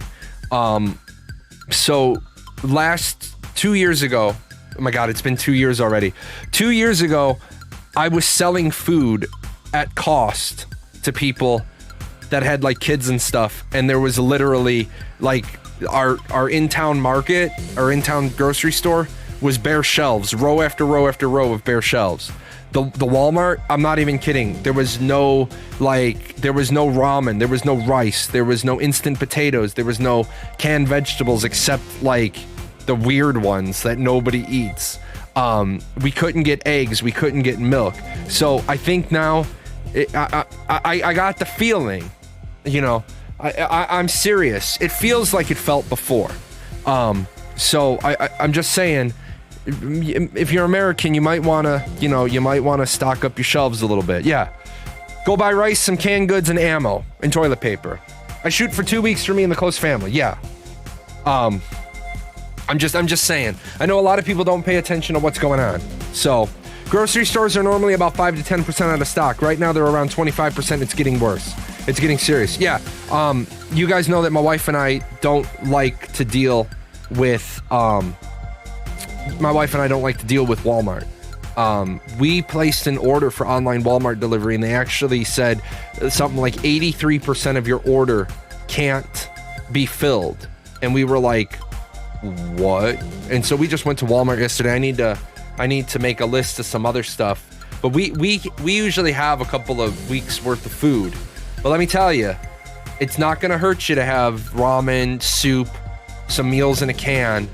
Worst case scenario, you eat out of your kitchen for a few days, and then you replenish if you can. And then I've just saved you enough money that you can go and buy that overpriced PlayStation 5 or graphics card, or whatever, your overpriced cosmetics if you're an Ashes of Creation fan. So with that said, I just wanted to share that. I was right a couple of years ago, and my wife said to me, my wife and I bought $600 worth of food. We went to the store, we bought $300 worth of food, and then we went back and we bought another $600 worth of food, and I said, you know what, I love to cook anyways, let's just cook. The stuff, we finally rotated out all of it, but I also have kids, so. Speaking of learning homesteading, anyone interested in the subject should check out the JDAM low-cost agricultural book. It's based on Korean natural farming, well worth the investment in the read. Cool. I'm gonna go ahead and just copy and paste that. I like to learn new stuff. I like to learn new things. I don't need to learn how to be a farmer. We have those in the family. You say, hey, how do we do this? All these PS4 and PS5 games coming to PC makes me not even worried about a PS5. Yeah, and then all of the Xbox games going on Xbox Live, and Xbox Live is accessible through PC as well. I don't know what's going on. So I do not get it. I do not understand. With that said, you know where I haven't gone today? I haven't gone to the Reddit. I'm not quite sure if my burns are healed. I got burned bad on Reddit. People don't like me over there. People don't like me. It's okay. I'm a big boy. I can take it.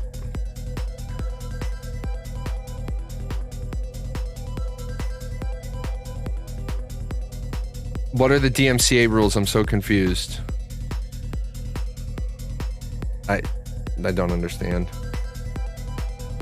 You said buy those overpriced cosmetics, not this month. Man, yeah, what is up with that? What is up with this month? Like, why do I feel that this month the concept art is like hit or miss? So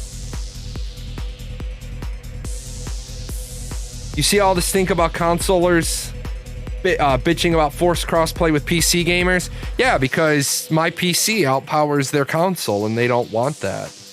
So I haven't gone back after getting dismantled. I cried. No, I didn't. I ate cheesecake. So some thoughts on the flagging system. What the hell is this?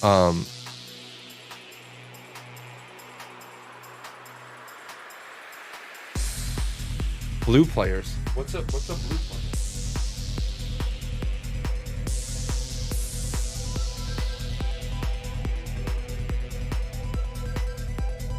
I saw some. I heard somebody out in the loft, and I didn't know anybody else was here.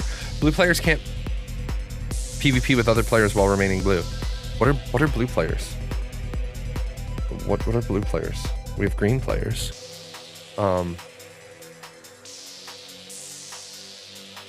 Hold on. Let's take a look at this, because I have no idea what he's talking about. So maybe somebody can help me fill in the blanks. I'm really so confused. Some thoughts about the flagging system. If I drag this in here, and I drag this up a little bit, I can do this. All right. Let's see. I think the biggest group of MMO players that Ashes will miss are the players who absolutely despise PvP and immediately refuse to play the game that forces it on them. Correct. I also think Ashes of Creation will have a lot of high quality PvE content anyway that could make these players happy if they didn't have to participate in PvP. I think that some tweaks could be made that shouldn't be a huge strain on development resources to draw the players in, and perhaps even occasionally tempt them to PvP when they feel like consenting to it. Currently, the open world flagging system is set up to have green players who are non-combatants who don't want to participate in PvP, but are willing to subject themselves to it. No, that's incorrect. That's fallacy. Currently, the open world flagging system is set up to have green players who are non-combatants, period. That it doesn't matter if they want to participate in PvP or not, but are willing to subject themselves to it. Also doesn't matter. Currently, the open world flagging system is set to have green players who are non-combatants, period. The rest of your sentence is wrong. You don't have a choice. You also can't flag up as a perpetual flagged player. I'm basically proposing adding a fourth category, call it blue players, who can't be attacked in PvP at all. I still want to cuss. I want to cuss. I want to cuss. I really... Fuck no! Okay, no. No. You're taking a game and you're literally like, you know what? We're going to take our game and we're going to add another category to it and we're going to create New World, and this is literally, I didn't pay a single bit of attention to anything that just happened in New World for the months and months and months and months and months. I didn't read any single critique of all the flagging in New World in months and months and months and months and months. And then what I'm going to do is I'm going to make the system completely opt-in. Because let me be honest with you, if I had, exactly, totally wouldn't get exploited, not at all. Okay, so I'm trying to gear up my new tanks. I'm just gonna have everybody go blue and go into the dungeon. Let's see what comes of this, but really right now, just off the cuff, this is a fuck no. I think that for the health of the game, most players should be green, purple, so there needs to be a lot of incentives for players to keep themselves flagged into the system. No! This is from a moderator who doesn't even know how the flagging system works, okay? This whole idea is based on the idea that you can control F and be purple. You can't. In order to be purple, you have to control F and tag someone. Going purple is a flag and a tag. I can be control F, and if I don't tag somebody, boom.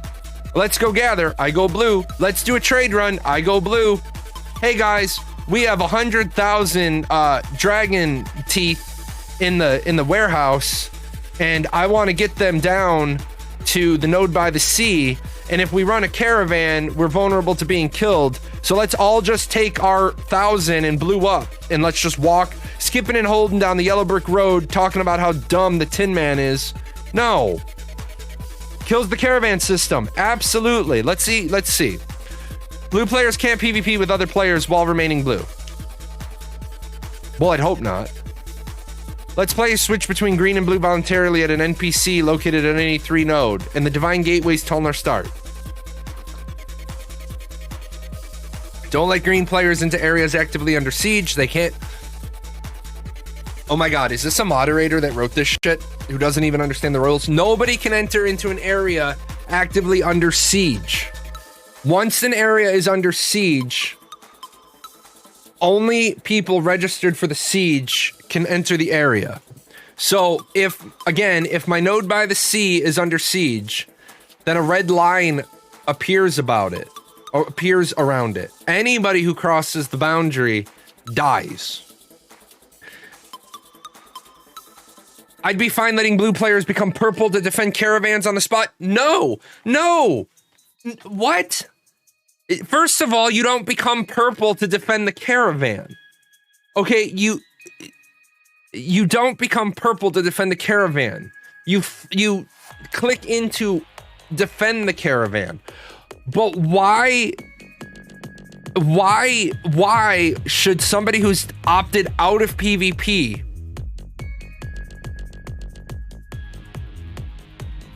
Yeah, I could, but I just would find it easier to do this. Why would...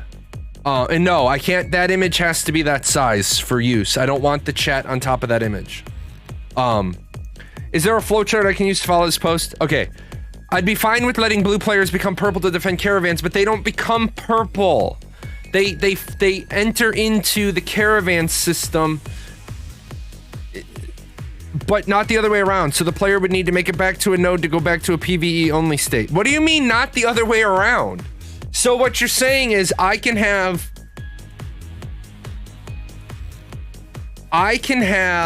a following of blue players just off the side of the roads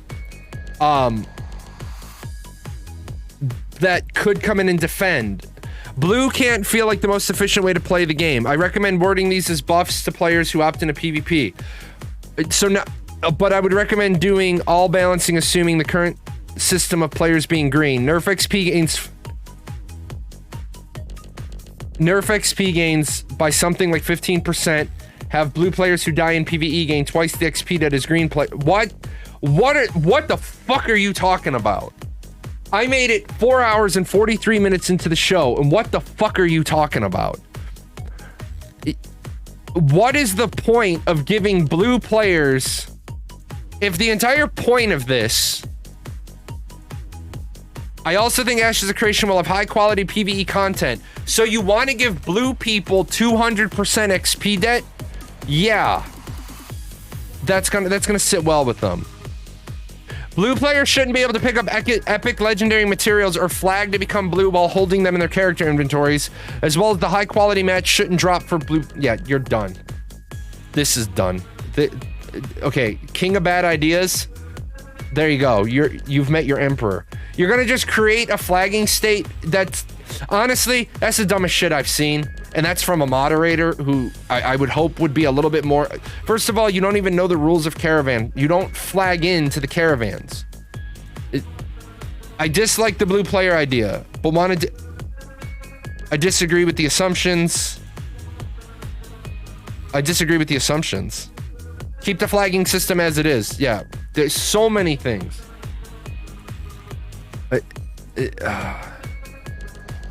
Do you know what the problem is? The problem is I'm the bad guy. I'm the bad guy because I have to say somebody who is supposed to be a pinnacle of knowledge for our community wrote a post that has errors in it and starts off with, hey, you have a splinter in your toe. So the way I'm gonna fix the splinter in your toe is I'm gonna cut off your foot. What? I don't want to lose my foot. Oh, well, you know, your foot's just in my way. What do I have to do on the warship link in order to be a captain? Well, first of all, what you do is you make your account going in through that link. It gives you a very nice premium package. Number two, if you go in and you make your character through you make your account through that link, as soon as you do the tutorial and buy one ship, and by the way, I'm giving you that, my code gives you enough currency to buy a ship. I get credit for you joining. And then you look for the clan, JDSM, Jahlon's Drunken Sailor Monkeys, and then I'll approve you after the show when I go in. Or my Grumpy Old Man in 46 Nation can approve as well. I made them XOs because I'm just big on making all the people I know officers. Be like, and here's work for you, and here's work for you, and here's work for you. But yeah. It's okay that they want a blue stage, but the issue is the blue stage is way overpowered. Yeah. Somebody asked a question about sieges. Do you have to register to defend a node? Yes. So what happens is this, and we'll... I want to save this. Save... I don't want to save into my Ashes 101 folder. I don't know why it's doing that. Okay. Yeah, damn delegator. I know, right? Someone getting 200 gold. Vale Mistwarden getting 200 gold. Ceci. Citizens of the node are already registered as defenders. Correct. Oh, we got 2 more? Good. Good. We'll finish a whole map today. What am I supposed to be doing? Killing flying units. Oh, I gotta find flying units. Come here, Sprocket. You cute little mechanical cat. Do your job. So what you have in a node siege is several steps. I hate it when I do that. Okay. So what you have is you have a node siege. So you have this node, and somebody comes along and drops a siege flag on it. Now, if it's stage 3, it's 2 days notice. 4, 5, 6. This is 3, 4, and 5. So if this is a stage 3 node, what's going to happen is you drop a siege flag on it, and then a bunch of pieces are going to start moving. What's going to happen is there's going to be a window. There's going to be a prime time window. And they haven't 100% decided, but let's say the prime time window is 3 p.m. to 11 p.m. You're not going to have a siege won't start after 7 p.m. because there's 2 hours of siege and then there's 2 hours afterwards. Now I'm assuming and I'm hoping that Intrepid's not going to allow the 2 hour afterward to roll after prime time, because having to stay up, yeah, when is prime time for blue players? Exactly. I'm hoping that Intrepid's not gonna like DM people and say, oh, the siege ended at 11, but you have to stay up till 1 in the morning defending your freehold. I hope that they don't do that. Now, I don't know how the time is gonna be picked. Is it the mayor picks it, the defender picks it, the attacker picks it, the system assigns it? I wanna drop over to the wiki real quick, and I wanna see if there's been an update time.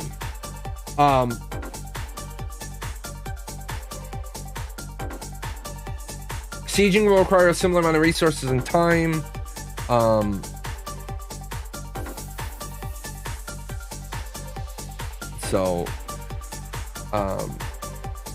Yeah, that's the sometime between a window of 3 and 9. I know that he said that, but I think he's gonna end up making it 11. Otherwise 3 to 9 doesn't really work, because then all sieges will start by 5.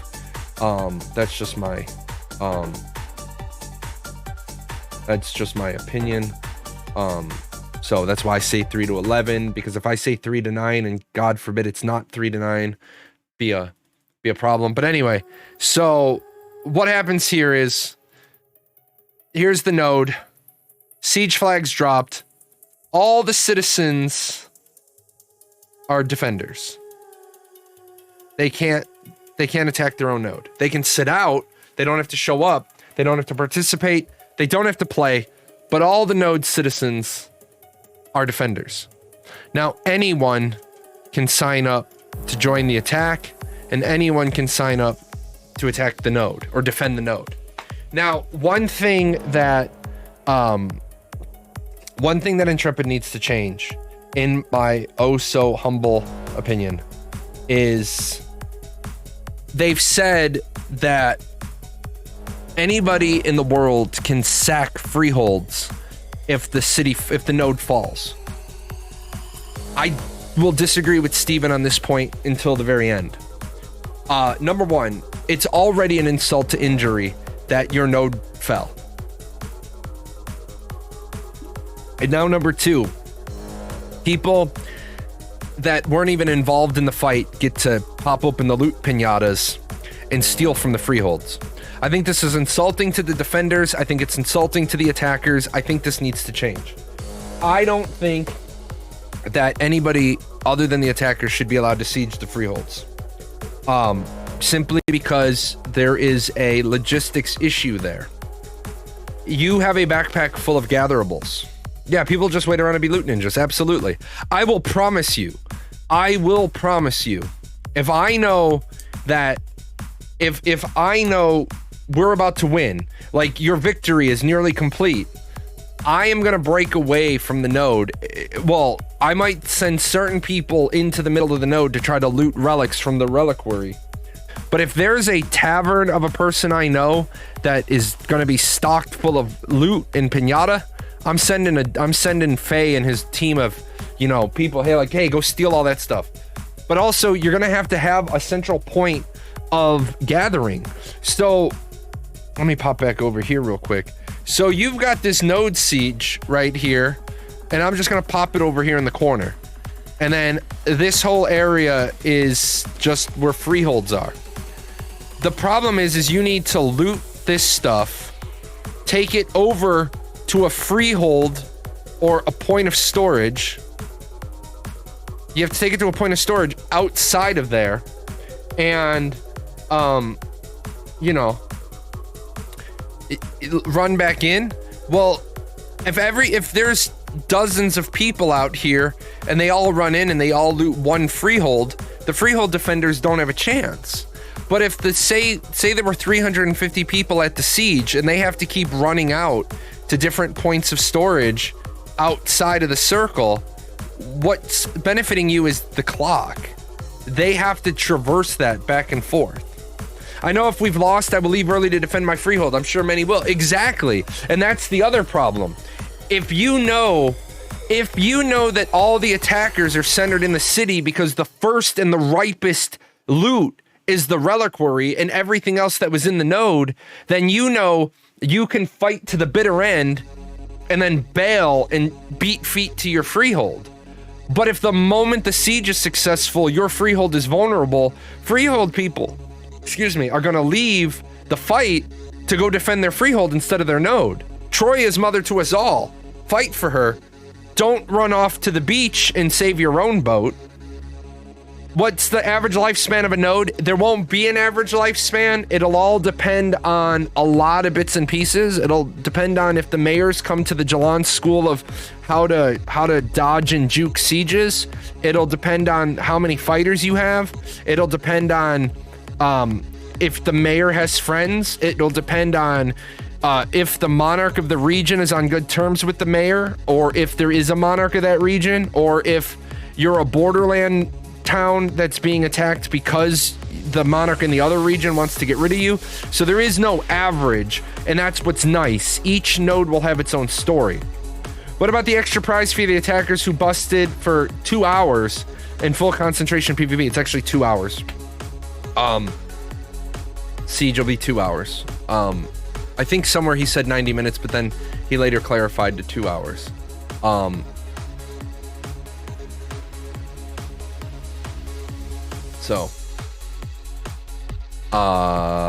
Do we know the win conditions? Yeah, the win condition is a channel on the flag.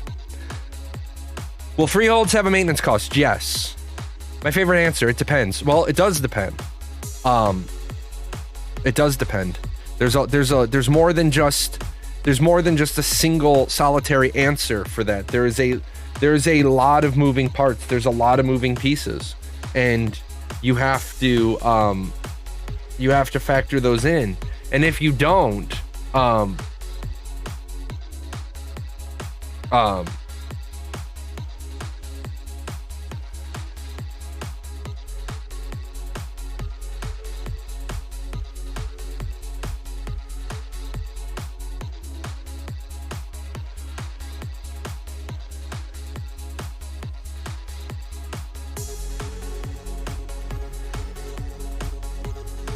hold on, I gotta go answer an idiot on YouTube.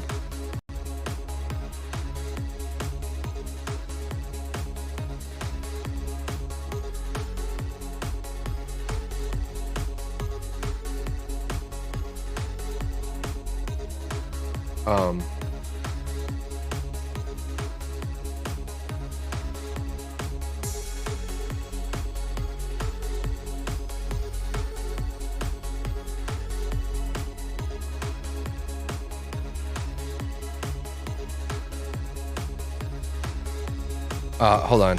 I hate people.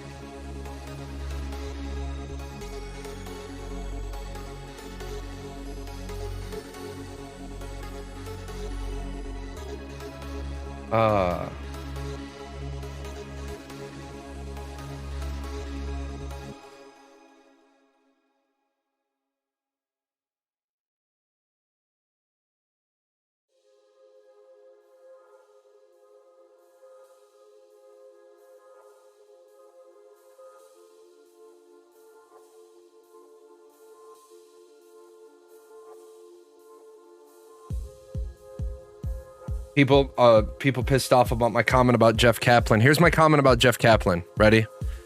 Here's my all I said about Jeff Kaplan. Somebody said Jeff Kaplan could be a good option. He's had experience in making MMOs and has a very good public impression, but I don't know Intrepid can afford him or not. I do agree Steven should be the lead game designer. He has a clear vision of the game and gain a lot of knowledge. My response is, I'm going to disagree with you that he has a good public impression. Given everything that's been said about Blizzard, a vice president of a company should have been aware of those things being all the things going on at Blizzard. Either he didn't want to be, or he was and he did nothing about them. Either way, the Blizzard culture has shown that Jeff Kaplan may be an amazing game designer, but he's a bad leader. Steven needs more leaders. Did I just shit talk Jeff Kaplan there? Because as a leader from the military, I said my bar of expectations for leaders is up here.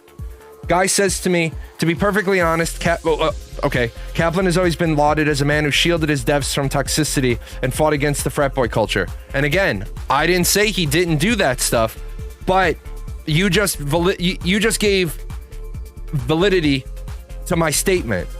If he shielded his devs from the toxicity and fought against the frat boy culture, why did he only shield his devs? Just because if you're a vice president in a company, you're a leader. Kaplan finally resigned when he realized there was nothing he could do. Of all the people in Blizzard who actually do have a good public impression in spite of where he worked, it's Kaplan. And I disagree with you. I disagree on his leadership. There isn't a single Overwatch developer that has said a bad word about Jeff. In fact, they've come out to defend him when comments like yours have been made in more public places. Again, my comment isn't that he ignored it. My comment was he did nothing about them. Find me a public statement where Jeff Kaplan went head-to-head with the president of the company.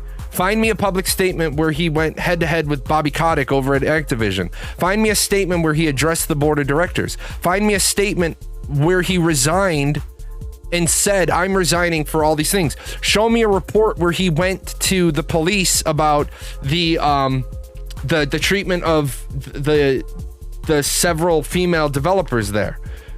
That's what I'm looking for in a leader. I'm looking for a leader who stands up. Don't get me wrong, I'll call out anybody at Blizzard who is actually guilty of doing something wrong, but not everybody is guilty by association.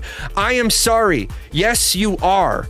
Yes, you are guilty by association. If your job title is vice president, and this Kronos' person's argument is that he was protecting his devs, then he knew there was a problem. Kaplan hadn't worked on WoW for 5+ years, whereas where the vast majority of those allegations are, not the Overwatch team. I encourage you to do some research before you blanket smear people just for working for that company. Why? Is not guilt by association a thing? You worked for Blizzard. Your job title was vice president. How much higher up the food chain do you need to be before accountability is shared with you? It's quite obviously a VP of Blizzard can't do shit about change culture when the CEO and Prez are complicit in not changing the culture. Really? Because I'm pretty sure there's a whole shelf of books back there that talk about leadership, leading from the middle, developing the leaders around you. Do you think a VP could stand against the Prez and CEO and actually have an impact? Yeah, if he showed up at the board of directors meeting and said, I have a list of 10 things that have been brought to my attention. No. As such, he is limited to his sphere of influence, the Overwatch team. And I disagree, and I'm allowed to disagree with that statement. Am I not?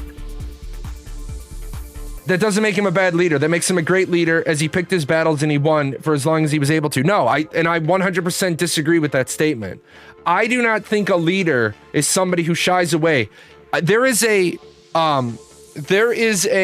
movie called The American President, and there is Martin Sheen and Michael Douglas are the president and the chief of staff, and they're arguing back and forth. And one of them says, you fight the fights you can win. And the other one says, you fight the fights that are worth fighting. Don't tell me a great leader protects his team and only his team. I'm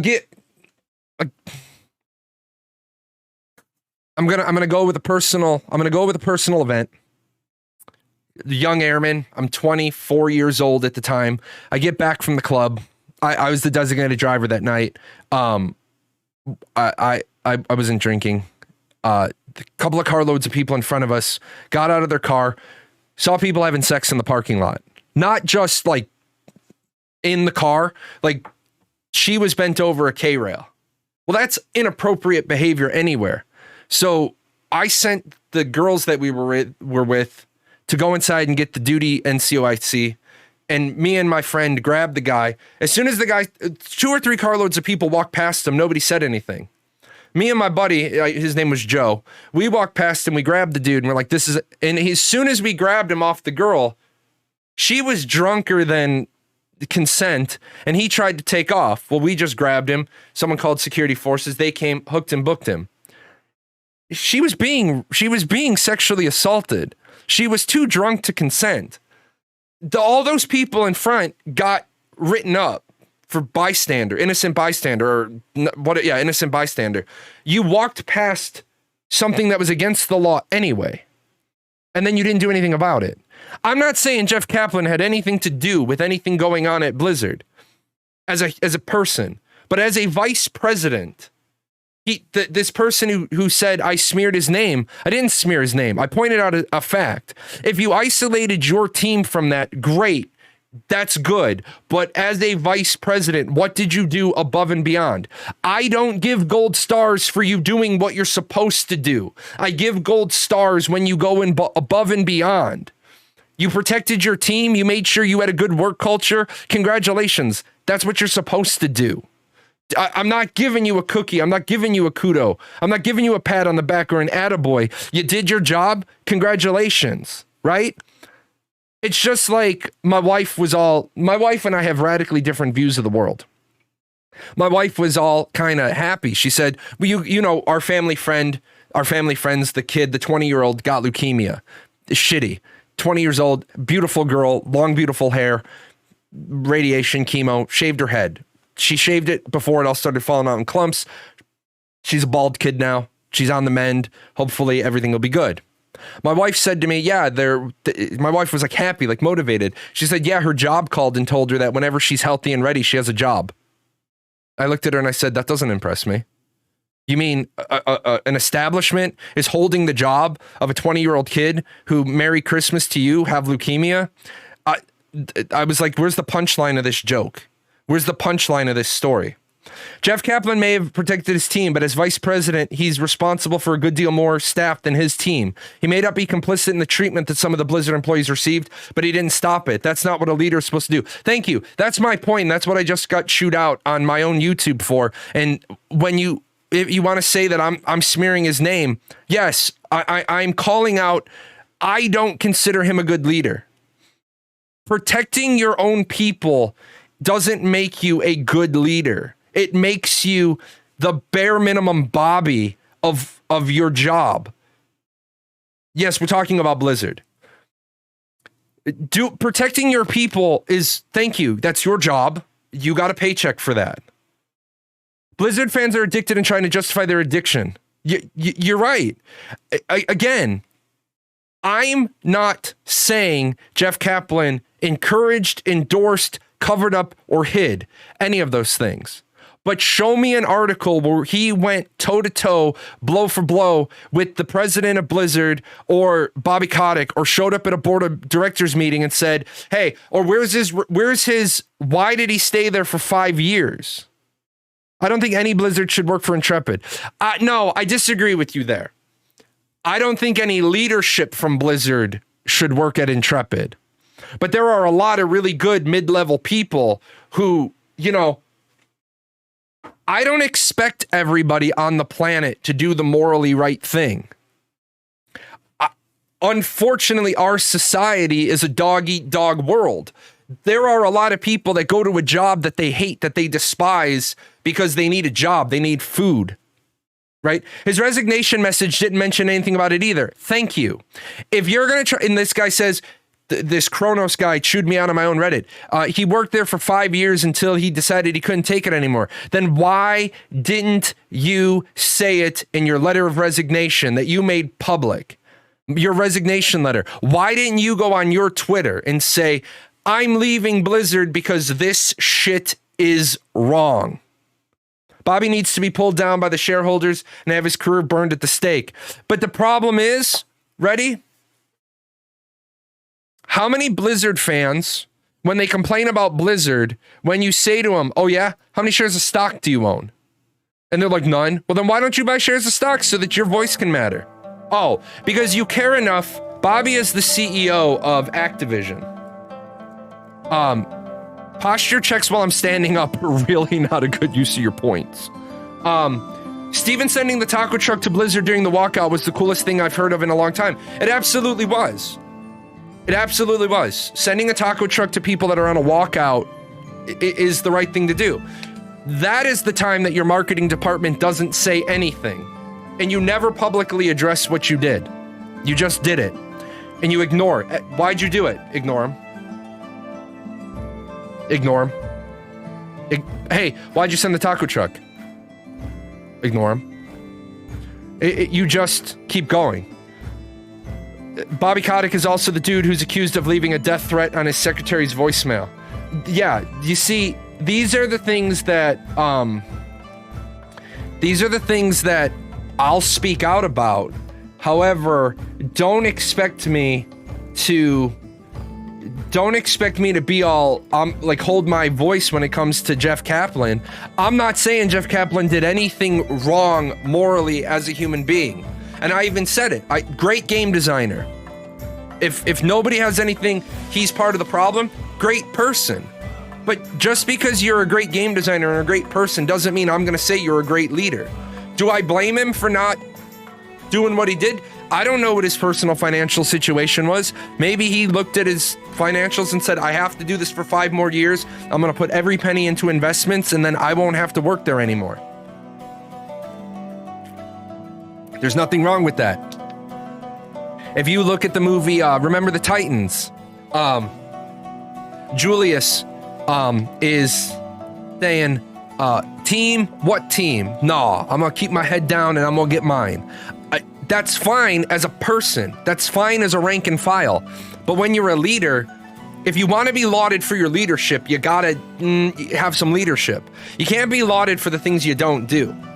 That's what I wanted. From what I know, the shareholders wanted to get Bobby out, but there's a statement in the contract that says he would have to be heavily paid out. It's been a while, so I know and might not be able to source anything. No, he actually turned down his stock bonus. But here's my thing. Who signs these contracts that prevent you from removing people unless you pay them a metric brick ton of money? Why are these contracts still being written this way? The problem is that I want to remind people, and people always criticize me when I say this, and I'm sorry that you don't understand the way the world works. If it is a publicly traded company, that company's responsibility by law is only to one group of people, and that is the shareholders, not to the employees, not to the customers. A publicly traded company, its responsibility is to its shareholders and only its shareholders. I don't like the way they treat me as a customer. They don't care about you as a customer. They only care about you as a customer insofar as it affects their money. If you're publicly traded, you care only about your shareholders. Yes, exactly. If you have to make a choice between what's good for the customers and what's good for the shareholders, you must make the decision of what is good for the shareholders.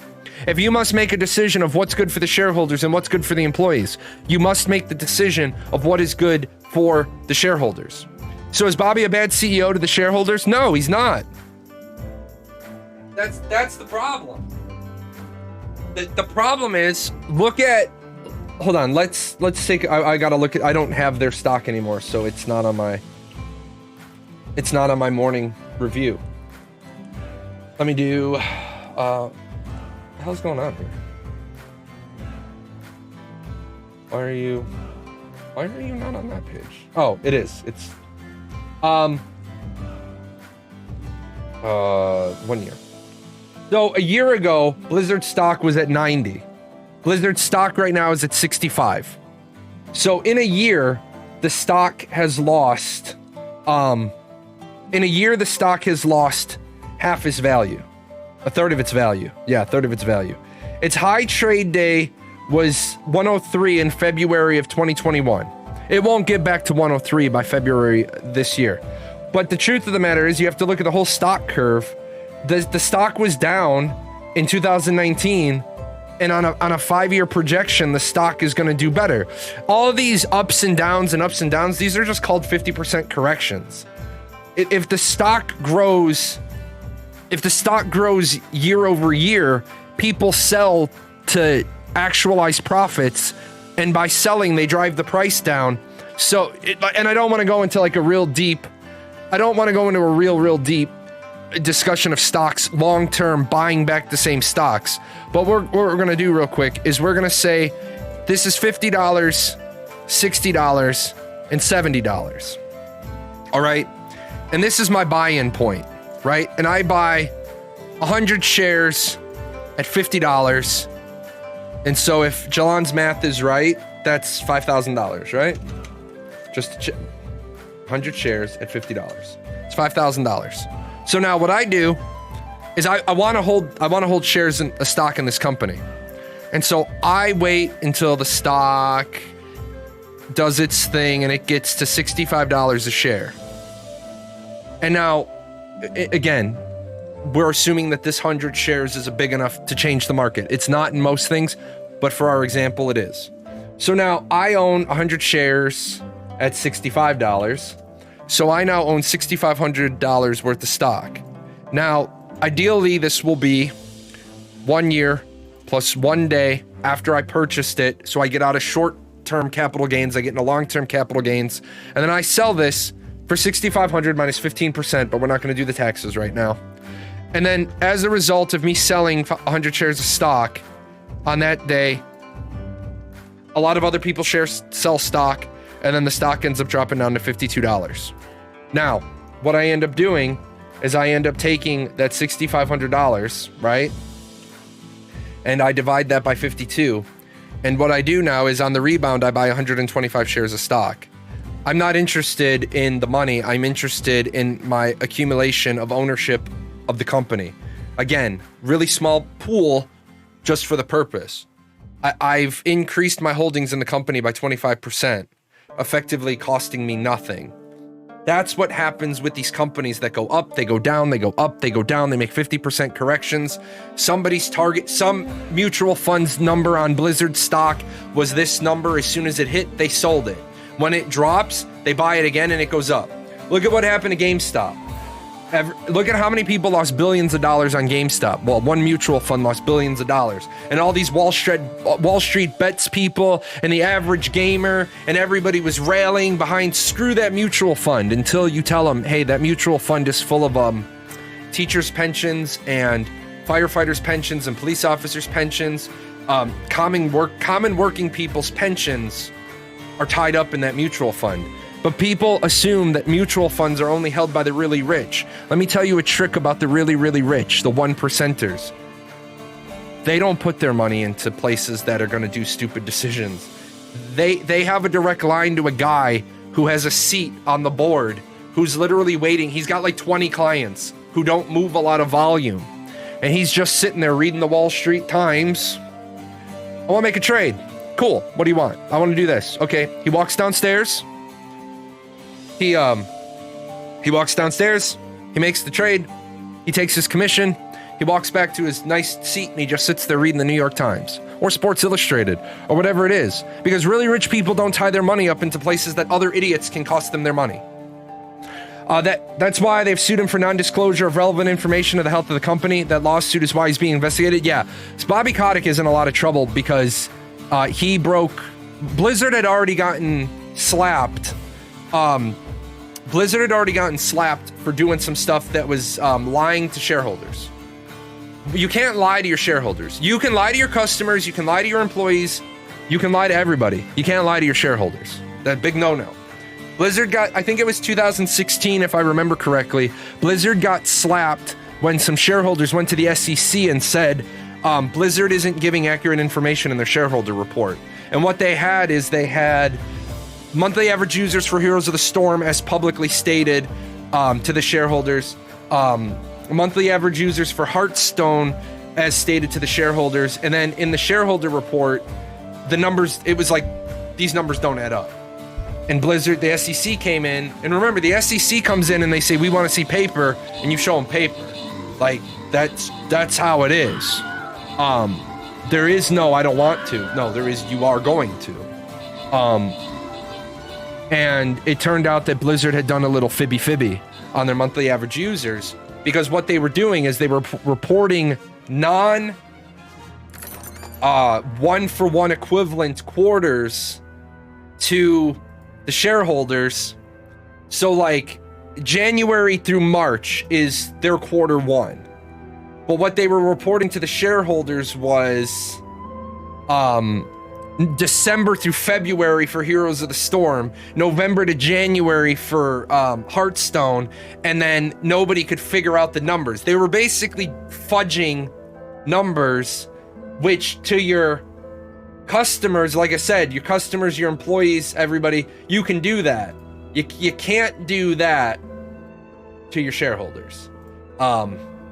They have to be given an honest to goodness 1 is 1 and 2 is 2, and this is what we have set of numbers. And so Blizzard got slapped by that. You can tell them no at first, but if you make them get a warrant, they're going to come back and vindictively audit you for the past 15 years. They can also freeze your stock being able to be sold, traded. They can be like, "Oh, really? You're not going to give us the information we want? Well, we declare you fraudulent and your stock is frozen. Nobody can move volume." And I'll tell you what happens the moment you have, this doesn't happen but once in a lifetime. If your stock gets frozen and can't be traded, guess what's going to happen the moment? Guess what everybody puts in at that moment? If you're that dumb, oh, you can't be traded at the moment? Sell. Your stock's going to come back worth about $1.50. That's like Wall Street Bets, though. To go back to Wall Street Bets, why is GameStop still in business? GameStop is in business because as the stock was racing off to the races, GameStop sold a bunch of stock. They sold a bunch of stock for 4, 5, 6 times what it was worth. Let me back that up. GameStop sold stock at 100 to 300 times what it was worth, right? When the GameStop fiasco happened, their stock was worth $17. In fact, some of the stock that they had bought back at like $5 to try to stabilize the price of the company. The highest reported trading dollar for GameStop was $3.25. And then it dropped back down to 40, and now GameStop has been slowly dropping back down. It's down to 116 now. But in November it was 228. There was absolutely no reason for GameStop's stock, and I saw trades at well over 400. There is no reason for GameStop's stock to go from 5 to 13 to 400. People artificially affected the price. Well, what GameStop did is when it was hitting the peak, they were selling. And as it came, they got cash on hand. When it fell down, they bought because, again, they continue to hold the same number of shares of stock, but they got cash on hand. This is why the stock market, for most people, I'm always going to tell you, the stock market is like going to the casino. If you're going to put money into the stock market, you're putting money on the casino table, on the roulette line. If you can't afford to lose it, don't put money into stocks, not individual stocks. Money market accounts, index funds, but really, if you can't afford to lose it, and you shouldn't be putting any money into the stock market until you have no debt. Because most of the time your debt is going to be a higher interest rate than what your projected return is going to be. A little bit into crypto if you've got some play money, sure. If you absolutely positively need to buy that NFT, sure. But I'm going to be right back.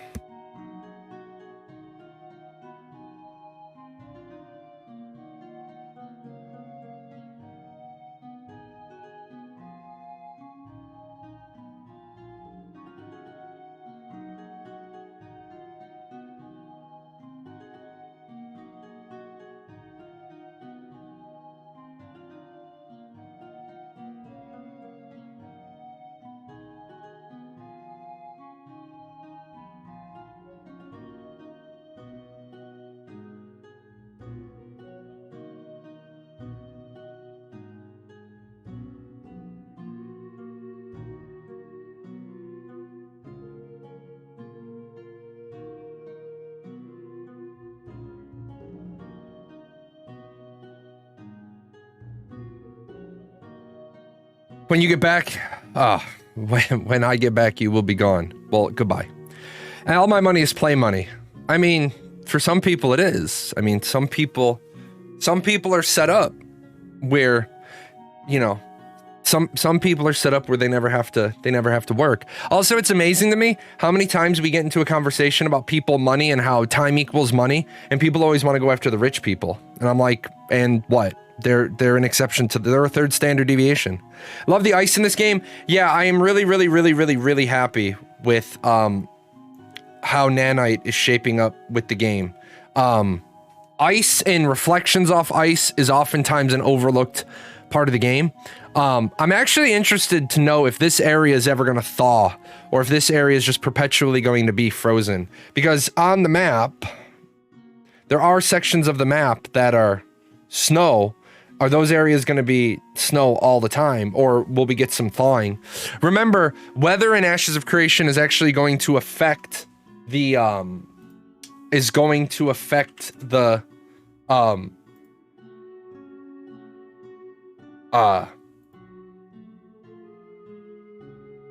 landscape. So in winter, you might be able to take a shortcut across a lake because the lake is frozen, which might vary your caravan routes. Also, caravans are going to have modular pieces. I'm actually really interested in a question about caravans, but I don't want to press Steven until further down the line. I want to know if we can own more than one caravan. I want to know if we can have more than one caravan, or if we're limited to only one. Because could you imagine having multiple caravans in your bag? Like, oh, I got my off-roader, I got my snow tires, I got my, you know,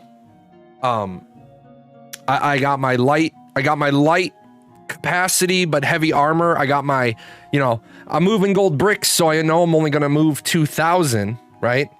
It's time to focus on combat. The game looks insane. Yeah, and one of the big problems here is, as I talk about on my YouTube channel, until you make the decision on combat, you can't make a lot of other decisions.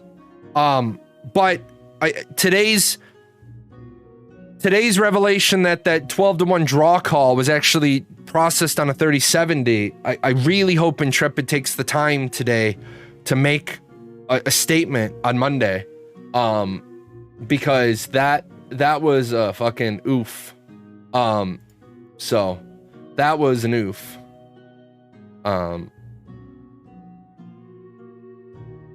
That was a big oof. Watching MMORPG, Steven calls Ashes of Creation a sand park. Now it's both a sand park and a theme box. Man, this is, man, you gotta pick a term. You're not really a sand park. You're a theme box. You had theme box. You should have just stayed with theme box. Any chance Toast was mistaken? I will say this. In the history that I have known Toast doesn't answer off the cuff. Toast was really good at, I don't have an answer. I owe you an answer to that. I'm gonna go get the answer. I don't believe Toast was mistaken. I don't believe Toast was mistaken. Yeah, he called it a sand park apparently. So multi-caravans would help players decoy with the real supply, except no, you wouldn't launch multiple caravans, because the ones that get destroyed would eat your profit margin. Stick to 250 versus 250, 35 average frames per second is yikes. No, it's not. Let's be honest. That's asking for more than 30 frames per second in mass combat. You're just asking. I'm not asking for 144 frames per second during sieges. I think 30 frames per second is fine for mass sieges, because it's not, and people get it into their head, well, my hardware should, it's not about your hardware. It's not about your hardware. It's about your hardware and the server's hardware and the worst guy's hardware. Because if you can't, I mean, if you're going to have a 250 versus 250 fight, and you're going to say, I must have 60 frames per second, well, you're probably not going to have 60 frames per second even with 250 versus 250. I think it should be the low end of the spectrum. I think that 250 versus 250, if they can't make 250 versus 250 happen, then they need to stop spinning wheels at this point. They need to stop spinning wheels at this point, and they need to figure out, what can we do? It's like when Leonidas is taking his 300 personal guard to the hot gates and the Senate says, what can you do? What can we do? What can you do? I think 15 frames per second is too low. I think 15 is too low. I think if you can't hit 20, 25, because remember, 15 frames per second is noticeably grown. It's noticeably low. It's, you know when something's 15 frames per second. Obviously, in an ideal world, we want to be at 60. Anything above 60 and not... There's a lot of people who are playing on 144 hertz monitors with 144 frames per second, but they're not seeing it. Some people can, some people can't. But I think if they can hit at least... Whatever they... I think 20, 25. 20, 25. Do I need 35? No. Just because you have a 30 series graphics card doesn't mean your $15 is more important than the guy with the 10 series. Exactly. There are a surprisingly number of people who don't care about frames per second so long as it's playable. I agree with you, except I disagree with you because people that don't care about frames per second as long as it's playable actually care about frames per second. They're just not elitists who care about a number. If I give them 12 frames per second and 20 frames per second, they're going to call the 20 frames per second more playable. So, yeah, 15 is on the edge of not playable. So, the guy with the 10 series is more important because there are more of them. That is actually another thing to keep in mind. If you can't make 250 versus 250 feel good with 10 series hardware, then it doesn't matter that you can do it on a 3070. 60 hertz or 144 hertz matter on fast-placed ego shooters, and tab target you need smoothly select an opponent and have fluid camera movement. No. No.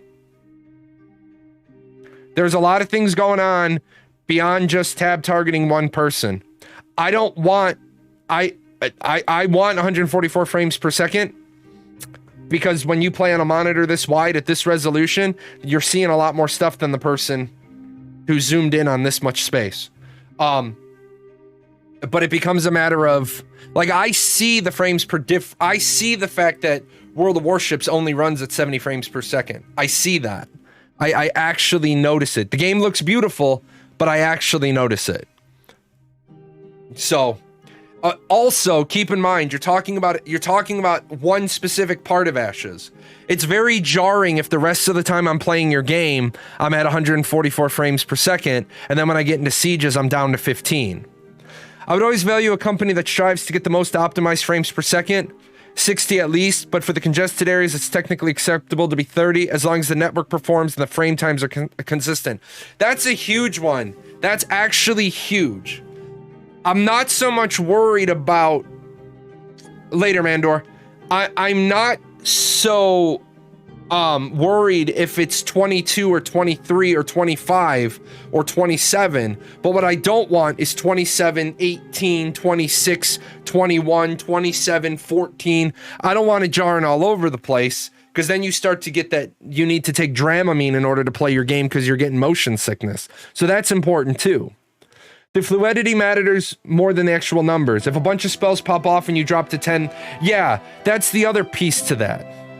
Anything less than 60 feels bad, right, but you have to accept the fact that anything less than 60 feels bad, but you have to accept 30 in MMORPGs, in mass combat, because you're not going to get more. You're not going to get more, because simply the technology does not exist to put 1,300 people on the screen with 60 frames per second. I know it may sound dumb, but I legit get headaches if it's less than 60. Did you know that I made the mistake when I was first streaming downstairs? I had a 144 hertz monitor next to a 60 hertz monitor, and I kept having headaches and I kept throwing up. So I was turning off one of the monitors And Tamir said to me, she's like, why don't you just go back to Walmart and buy another one? Because they have them. And I was like, no, I don't need to spend the money. I can just game with one. Tamir like got up and left. Tamir got up and left, and she came back with a monitor, and she's like, here, stupid, you can afford it. So they should focus on 250 and 250 and perfect that. Yeah, but again, if you're willing to give up on, here, where are we? Nope. Wrong button. So here's where we at. Here's where we at. Here's where we are at. If this is 250 versus, oh, let me do this in text because my hands are tired. So 250 versus 250 is going to have with it guild package 1, siege, or guild package 1, alliance package 1, other systems 1. But then when you come over here and you have 300 versus 300, then you're on guild package 1 plus 50, alliance package 2, other systems 1 plus 50. Now, the problem is that if you give up on making fights bigger than 250 versus 250, I don't see guild sizes staying 300 if you can only have castle sieges of 250. I also don't think their product surviving if node sieges can only be 250 versus 250, because now if this is the setup, then they're gonna have to come in here, they're gonna have to do new node system, and then they're gonna have to do new node system, because how are you ever gonna tell? You can only get to 500 versus 500, or you can only get to 250 versus 250 for 500 people, but your node has more than 500 residents. What, 250 of those people just get told pound sand, you don't get to defend your home today? Well, if for node sieges, it's going to be different. How's it going to be different? If you can make it work for node sieges, make it work for castle sieges. But this is why Intrepid has made the mistake of overfeeding information, and now I don't see them keeping guilds at 300 if the castle siege is only 250. I believe guilds will drop down to 150 to 175, because the entire purpose when they said guilds will be 300 was that your guild was 300, the castle siege was 500, you needed to bring in 200 alliance members or mercenaries. If you suddenly don't need that, you suddenly don't,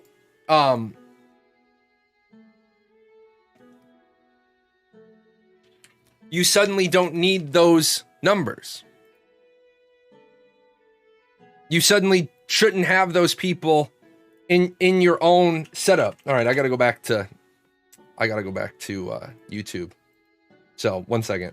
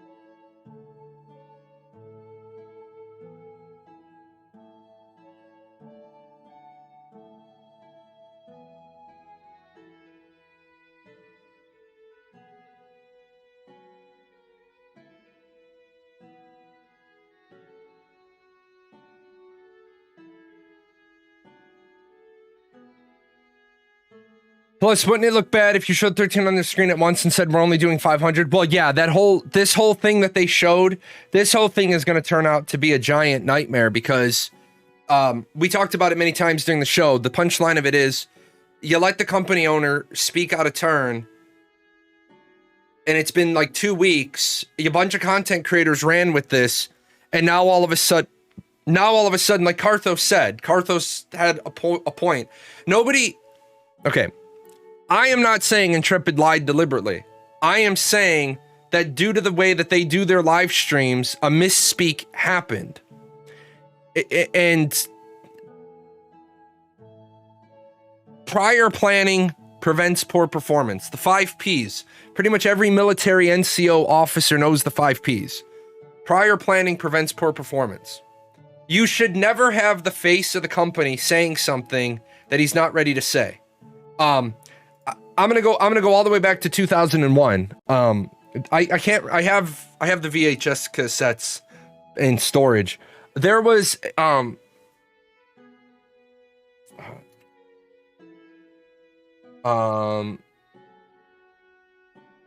I think, no, it wasn't. I can't remember who it was. There was a media journalist. When 9/11 happened, I'm a historian. I had all my VCRs in my house were recording different channels. I was a history teacher on 9/11. So I literally was recording 3 different news channels simultaneously. I remember watching, and what I thought was the greatest moment in American journalism I'd seen in my lifetime up to that point. When most of the broadcasters get handed things and they immediately scan the first and they start reading it. I forgot who this guy was, and I got to try to find it. He got handed it to him, and he wasn't known for just blind reading. And he read a little bit of it. He literally says live on the air, "No, I'm not reading this." And he hands it off the screen. The comments about the 12-1 draw distance, it seemed to me that Steven wasn't ready for this to talk about this. It seemed to me that Steven was ready to talk about this one in the background because he recorded it. But to me, it seemed like Steven wasn't ready to talk about this. But to say that this was recorded on a 1080 with 30 frames per second, and it was really recorded on a 3070 with 30 frames per second, that's a big difference. That makes it like 1,300 people on your screen at 30 frames per second. That's not really impressive. Like, you're not really impressing me. Like, I expect better than that. Now, I know some people would immediately jump on me and say, but it's not optimized, or it's first pass, or it's this, or it's that, or the other. But the problem is, would it change the game? It would change the game if it was on a 1080. Absolutely. If it was on a 1080 at 1080, that's one thing. But if it's on a 3070 at 1080, that goes back to that. I expect a 3070 to run this well, even unoptimized. 3070, I know you're looking at me like a sad puppy dog. No, you don't get a gold star for the day. The 1080 got the gold star if it was doing it. You don't. I expect you to work that hard. I expect you to lift that much. Will Ashes be DX or Vulkan only? It'd be awesome if they have the latest DX driver API for less overhead with high CPU counts, meaning more optimization, better memory allocation, and less crashes. I believe they have said DX12 is what they're working with. Steven upgraded his... Okay, Zetrix, Steven upgraded his PC, his home PC, where he does his recording, to a 2080. So Steven's personal computer is upgraded. But I'll be playing on a 3070 AMD equivalent and at 1440, so that's not really impressing me right now either. Yeah, exactly. I mean, so... these are the things where... I know I'm a jerk, I know I'm abrasive, but I say the things that my constituency wants me to say. I say the things that my viewership wants me to say. And I say, stop making Steven look bad. Stop making Steven look bad. And stop setting Steven up for failure. And stop not protecting the boss's voice and his signature. Because every time Steven's like... Today, Steven calls his own game a sand park, where his working... He owned the corner on Themebox. He owned Themebox. Nobody else was going to come out with Themebox, but now you're just saying, oh, it's a sand park. Well, it's not a sand park. If we put the 4 terms on a continuity, theme park, Themebox, sand park, sandbox, nothing... And let's actually do that, right? Let's do that right now. Oh, I hate when I do that. if we put these things on a timeline, right? And we say, this is pure theme park. This is a theme box. This is a sand park. This is a sandbox. Okay, so now,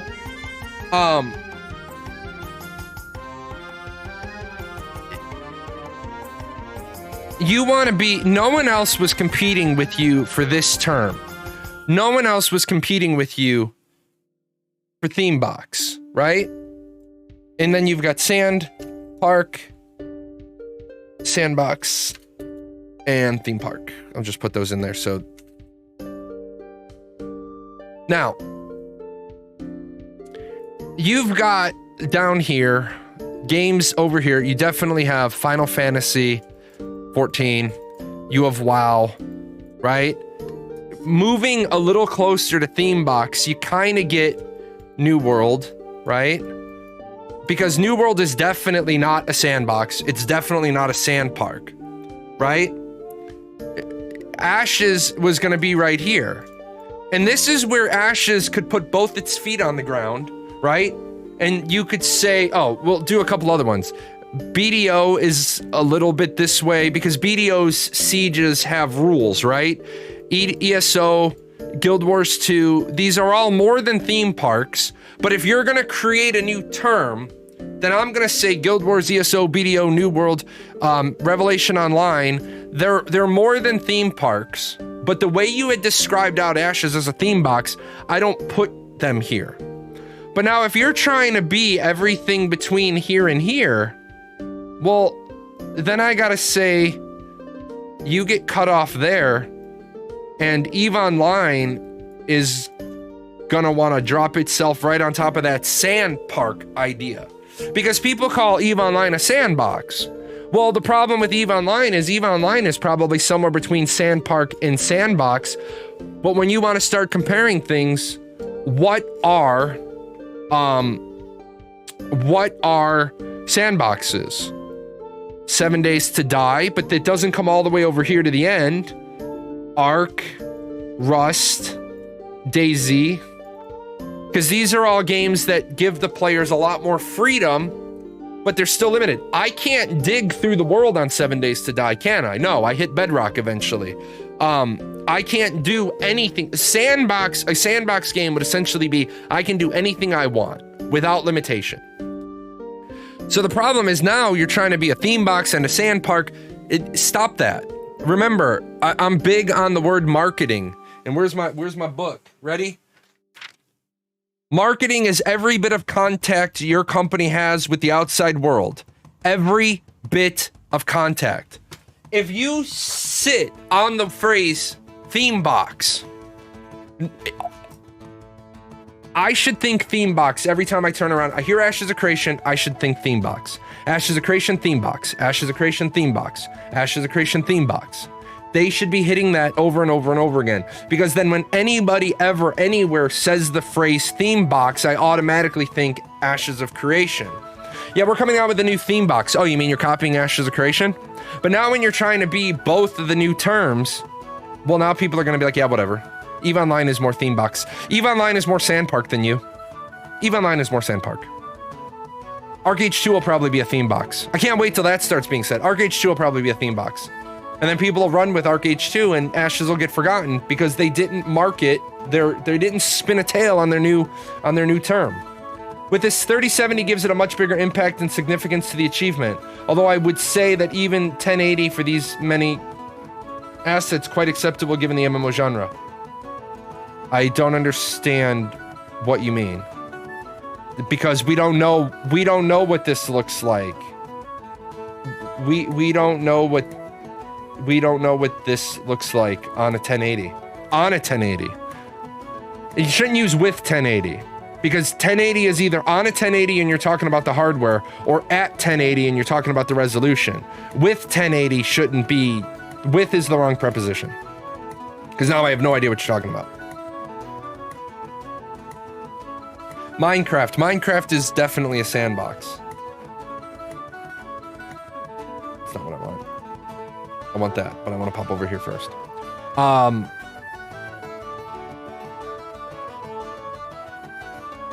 Yeah, I wish NVIDIA would have just gone with the 1090 instead. And then all they would have had to do is say, hey guys, we're going,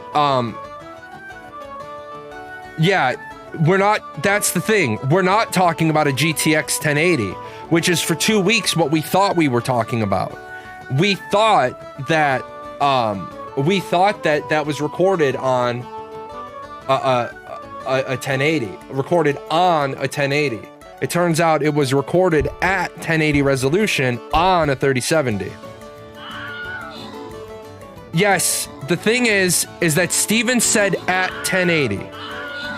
And then it was clarified. We're not debating what was said.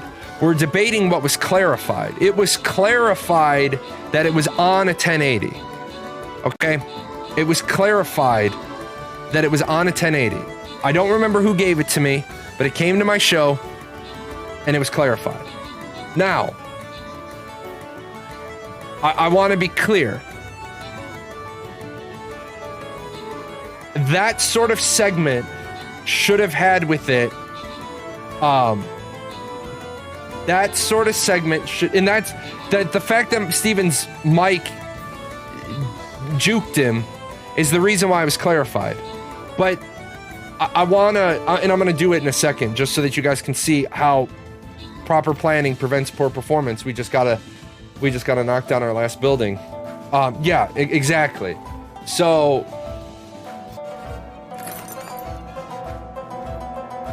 hooray, we killed the boss. And we're done for the day with Stream Raiders.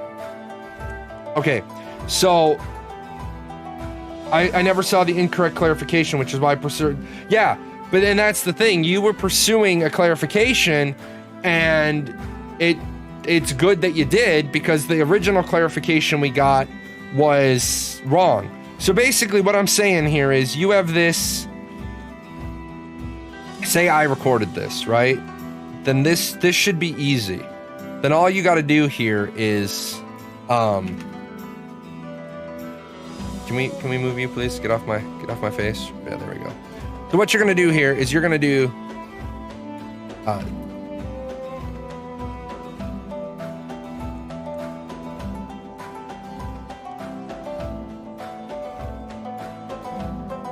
me shrink this down.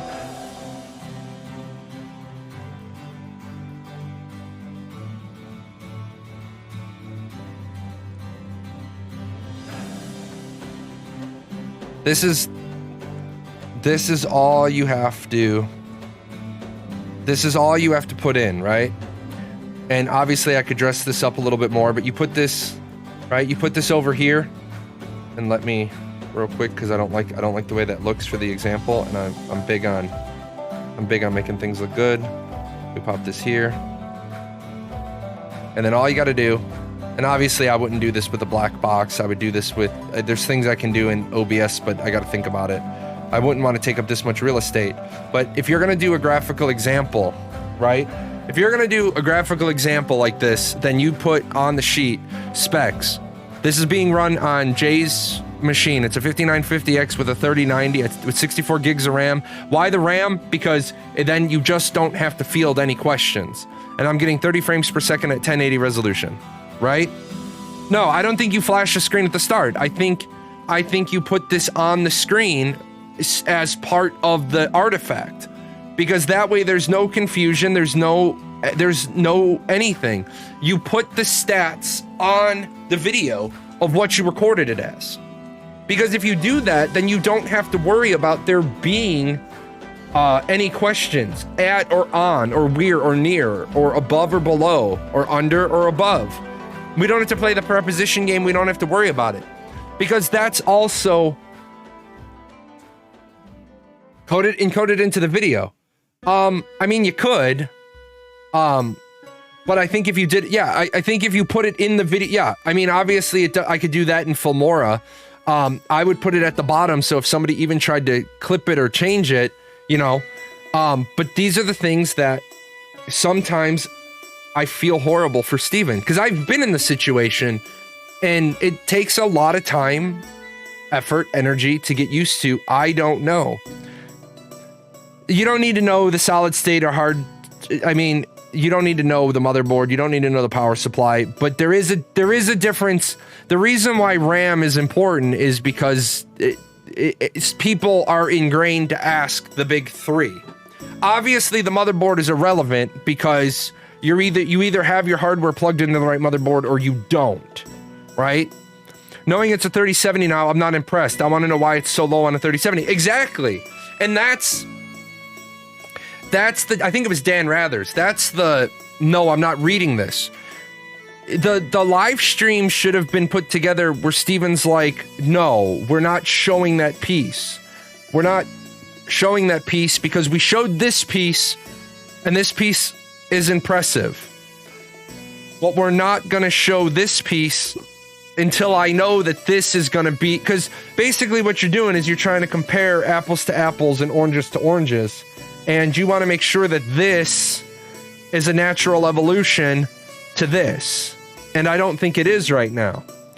But I think, and I know some people have told me this is the problem with Steven being the lead game designer and the creative director and the CEO, and I'm not disputing that. I've said it on my, show many times. Steven is overworked. Steven has too many roles at Intrepid Studios. I have a video on it. That's the proper way, although many parties do leave these out intended to leave room for the audience to make assumptions when in fact the performance is really worse than people think. Thanks, Cheesy Dorito. Available over at Spotify and available over at PGN Music. Threather, the point is that a 3070 only getting 30 frames per second. You already followed? Awesome. Thank you. I appreciate it. A 3070 only getting 30 frames per second with 1,300 static assets on the screen isn't impressive. That's the problem. I went from 0 to 60 in 3 seconds in my Porsche. I'm not impressed. I went from 0 to 60 in 3 seconds in my 2016 Journey. How the hell did you do that? What do you mean by static? As it's not changing graphics or it's not moving? The 12 to 1 draw call. Are the trance tunes from earlier also on Spotify and YouTube? Yes, the trance album is on PGN Music on both Spotify, YouTube, everywhere music is, including iHeartRadio. So.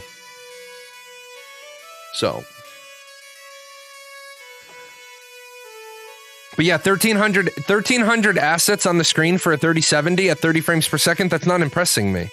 That's me telling the 3070, good job. Now go do your 3 sets at above your benching weight.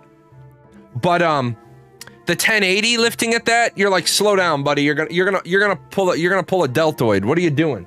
See, the thing is that when you, I'm the person who wants to compare apples to apples and orangutans to orangutans. I'm not impressed when something that's more powerful is doing its job. You don't get credit for doing your job. Your job is different than his job. It's like, for example, I tell my kids to clean their rooms. I have a teenager and I have an 8-year-old. Am I going to hold them both to the same standard? No, because one is a 16-year-old, one is an 8-year-old, and I expect them to have different levels of what cleanliness is. Now, when the baseline argument of deep clean your rooms because your rooms are shitholes, I expect there to be no filth, no food, no soda bottles. I expect all the laundry in the hamper. You know, all the clean clothes folded. Those are the base things. My teenager, I expect, dusting to be done. I expect, stuff on the shelves to be moved and dusted, once a year, deep clean your room. That's what I expect. I don't have the same standard for the 8-year-old. It's unrealistic. I don't have the same expectations for a 1080 and a 3070. It's unrealistic. But knowing now, I wouldn't have made the video that I made on 500 versus 500 combat. We aren't congratulating the 3070 though. We're looking at the work being done. We were saying good job on working out the math problem, child. Not good job. No, that's not what you're saying. Because when they said you're getting on this video, they said you're getting 8 frames per second on the initial and 24 frames per second on the second part. That's good. And then when they show the second video and they said, and now on this video with 1,300 people on the screen and nanite and using lumen, you're getting 30 frames per second. It is a huge difference to say this video was done on a 3070 and this video was recorded at a 1080, because performance, the stats only matter. The stats only matter when you take the hardware into consideration. Now, of course, I'm assuming this was on a 1080 as well, because that's the work computer. That is the standard Ashes of Creation Intrepid Studios developer machine. But if you say that now we're getting this, here we were getting 24 frames per second, and here we're getting 30 frames per second. Well, if you up to the hardware by 2 generations, maybe your bleeding edge 12-to-1 draw call solution ain't doing dick for the answer. Maybe it's simply for the fact that you put in a graphics card 30% more powerful. And the people's problem is, Carthos said it best. Nobody thinks Intrepid Studios lied on purpose. But the people who dislike Ashes of Creation are going to say Intrepid lied on purpose. There are going to be people that roughly 2 times the performance of a 1080, roughly. So now you have the problem of something really, really good has become something really, really bad with other ramifications. And remember, marketing. I say the stuff, and some people don't understand the nature of my show. I say the stuff that I say so that there is a content creator saying it. If I'm saying it, then that means it's not being dusted under the rug. It's not being hidden. It's out there in plain view. Intrepid Studios responds to the things I say. Steven responds to the things I say. He sees all the videos I do. Sometimes I get called out on them, and they're like, I didn't really like your tone in that video. And I'm like, okay, I understand why you wouldn't, but I'm representative of a segment of the community. Sometimes they see something like, thanks for that. We didn't think about that. That's being a content creator.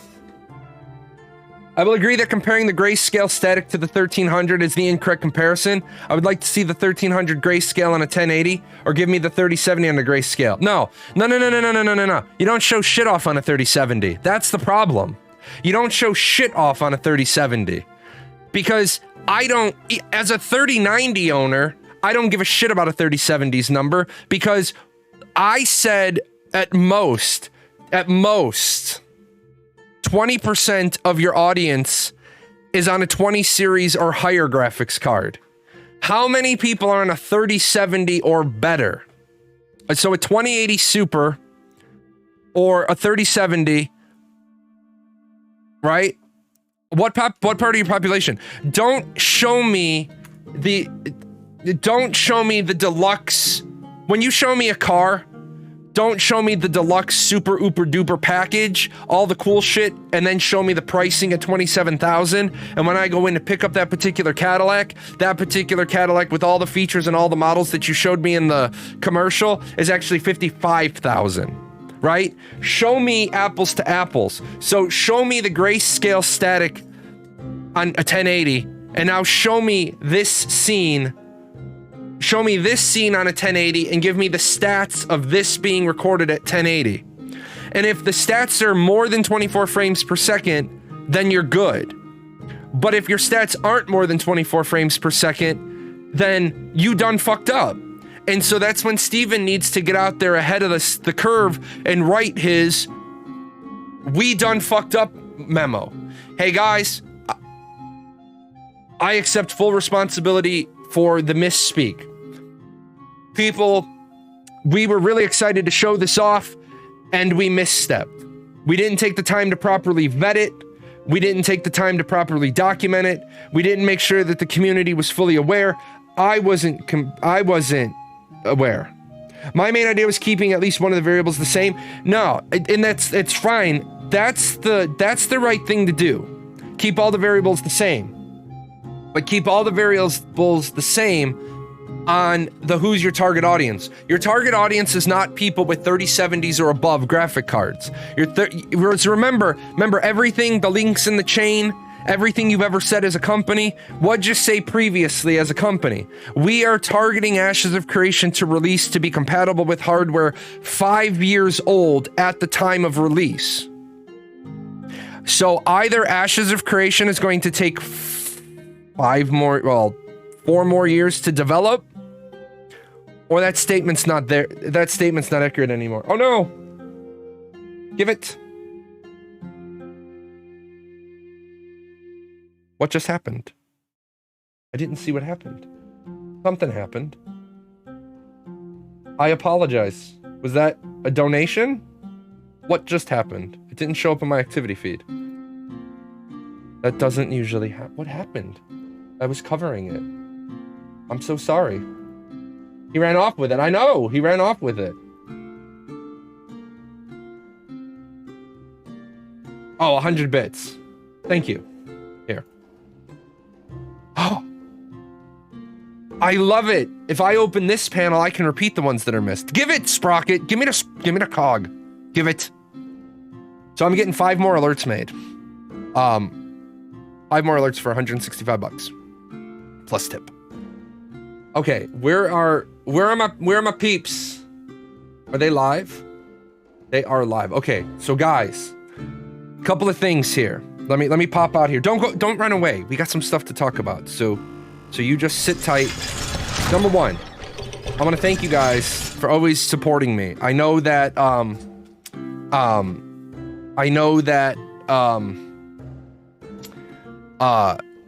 I'm a difficult content creator to follow, to watch, to support. I know that some of you turn around and you like, Jay, you're killing your career. I'm trying to help promote you. I'm trying to help do these things, and you're just killing yourself, and that's fine. I do the show for you guys.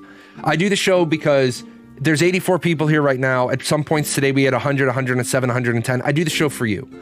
If my attitude gets too much for you, send me a PM and say, Jay, I think you're at like 120%. Let's dial it back down to 97. With that said, I do want to thank everybody who's interested in the music that I do, right? I do want to thank everybody for that. My one big request I ask all the time, and most of you are probably already there, big request, that link to PGN Music that's in the chat channel, please go subscribe there. It's really difficult for me to grow the YouTube channel for PGN Music. I'm not making any money on it, and when I say me, I say us, because right now Google makes all the money and they don't have to give me any of it. It's also available on Spotify. With that said, I do want to give one more shout out to Sneckers. Dropped a 50 pack on us the other day. That was really generous. All that money gonna go to make an EDM album. And the big one, if you guys aren't doing anything this weekend, tomorrow I'm gonna be streaming World of Warships. There is a referral link in the chat.